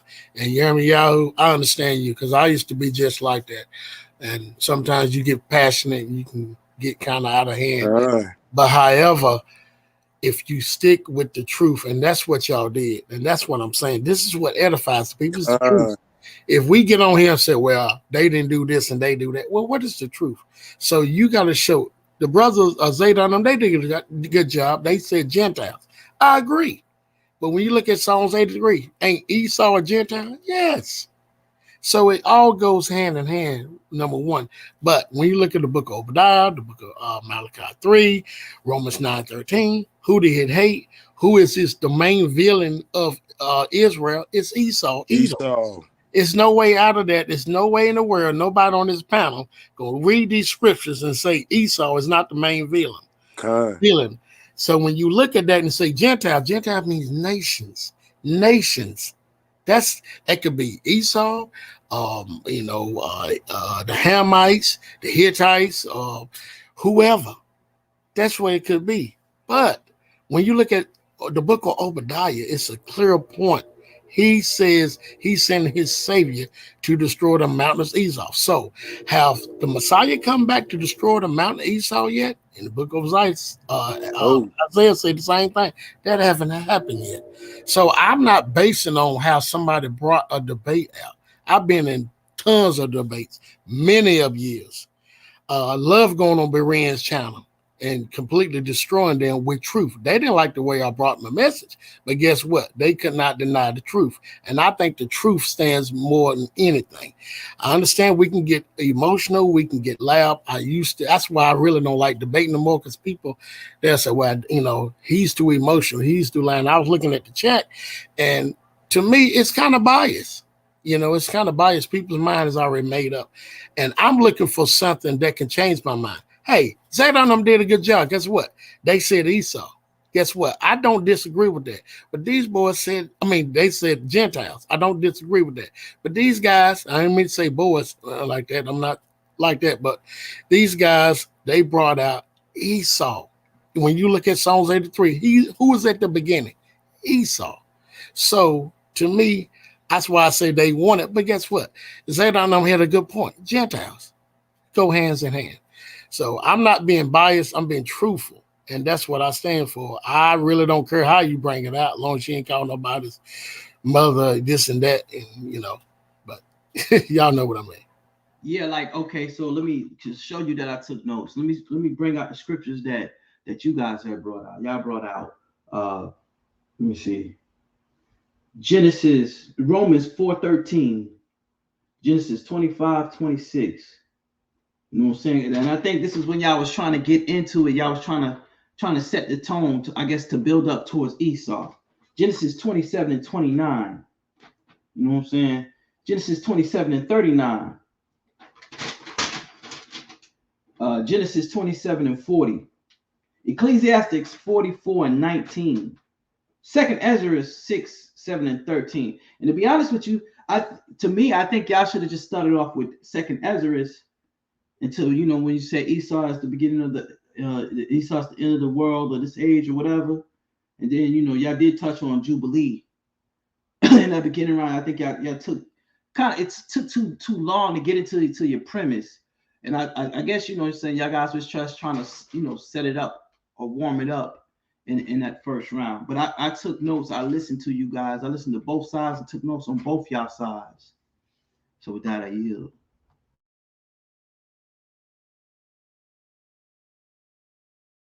Well, I'm gonna go ahead and get up off here, man. It was good listening, All right, checking all of this are out. we I do thank good? you, sis. I do thank you, Sister E.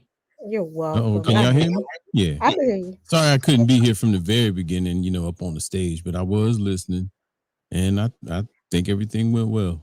Thank you. Thank you. I've enjoyed myself. Y'all, like I said, everybody did a great job. I hopefully we can do more things like this. Thanks Zaydok and Iz and Trilla and YirmeYah and all my judges, mods, Roger, all of y'all. I can't name everybody because I'll be here for the next 10 minutes. I know everybody's trying to run the clubhouse because clubhouse Thank you, is Sister probably E. Hey, I just want to say this as Optimus Couture. I appreciate the Precepticons coming in to get that smoke in tonight. And yeah, I look forward to hopefully more opportunities to come on this platform more, sis, to host some more debates, with other people, whether I'm a part of it or not. I would like to come on as a judge or something. The judges wasn't my idea, but now that I've experienced live judges on a debate for the first time, I don't mind it. I appreciate the judges, their critique, whatever they felt, where we did good or where we did bad. Maybe next time, we'll strengthen our weaknesses. And I appreciate all y'all time because everybody then put in the last 4.5 hours of their time when we all could have been doing something else. So thank you, judges. Thank you, Brother Roger, for moderating as well. All right. Thanks all. Y'all have a good one. I'll see y'all on Clubhouse. Thanks again for supporting me. If you have not subscribed to my channel, please do. And y'all have a great evening. Good night.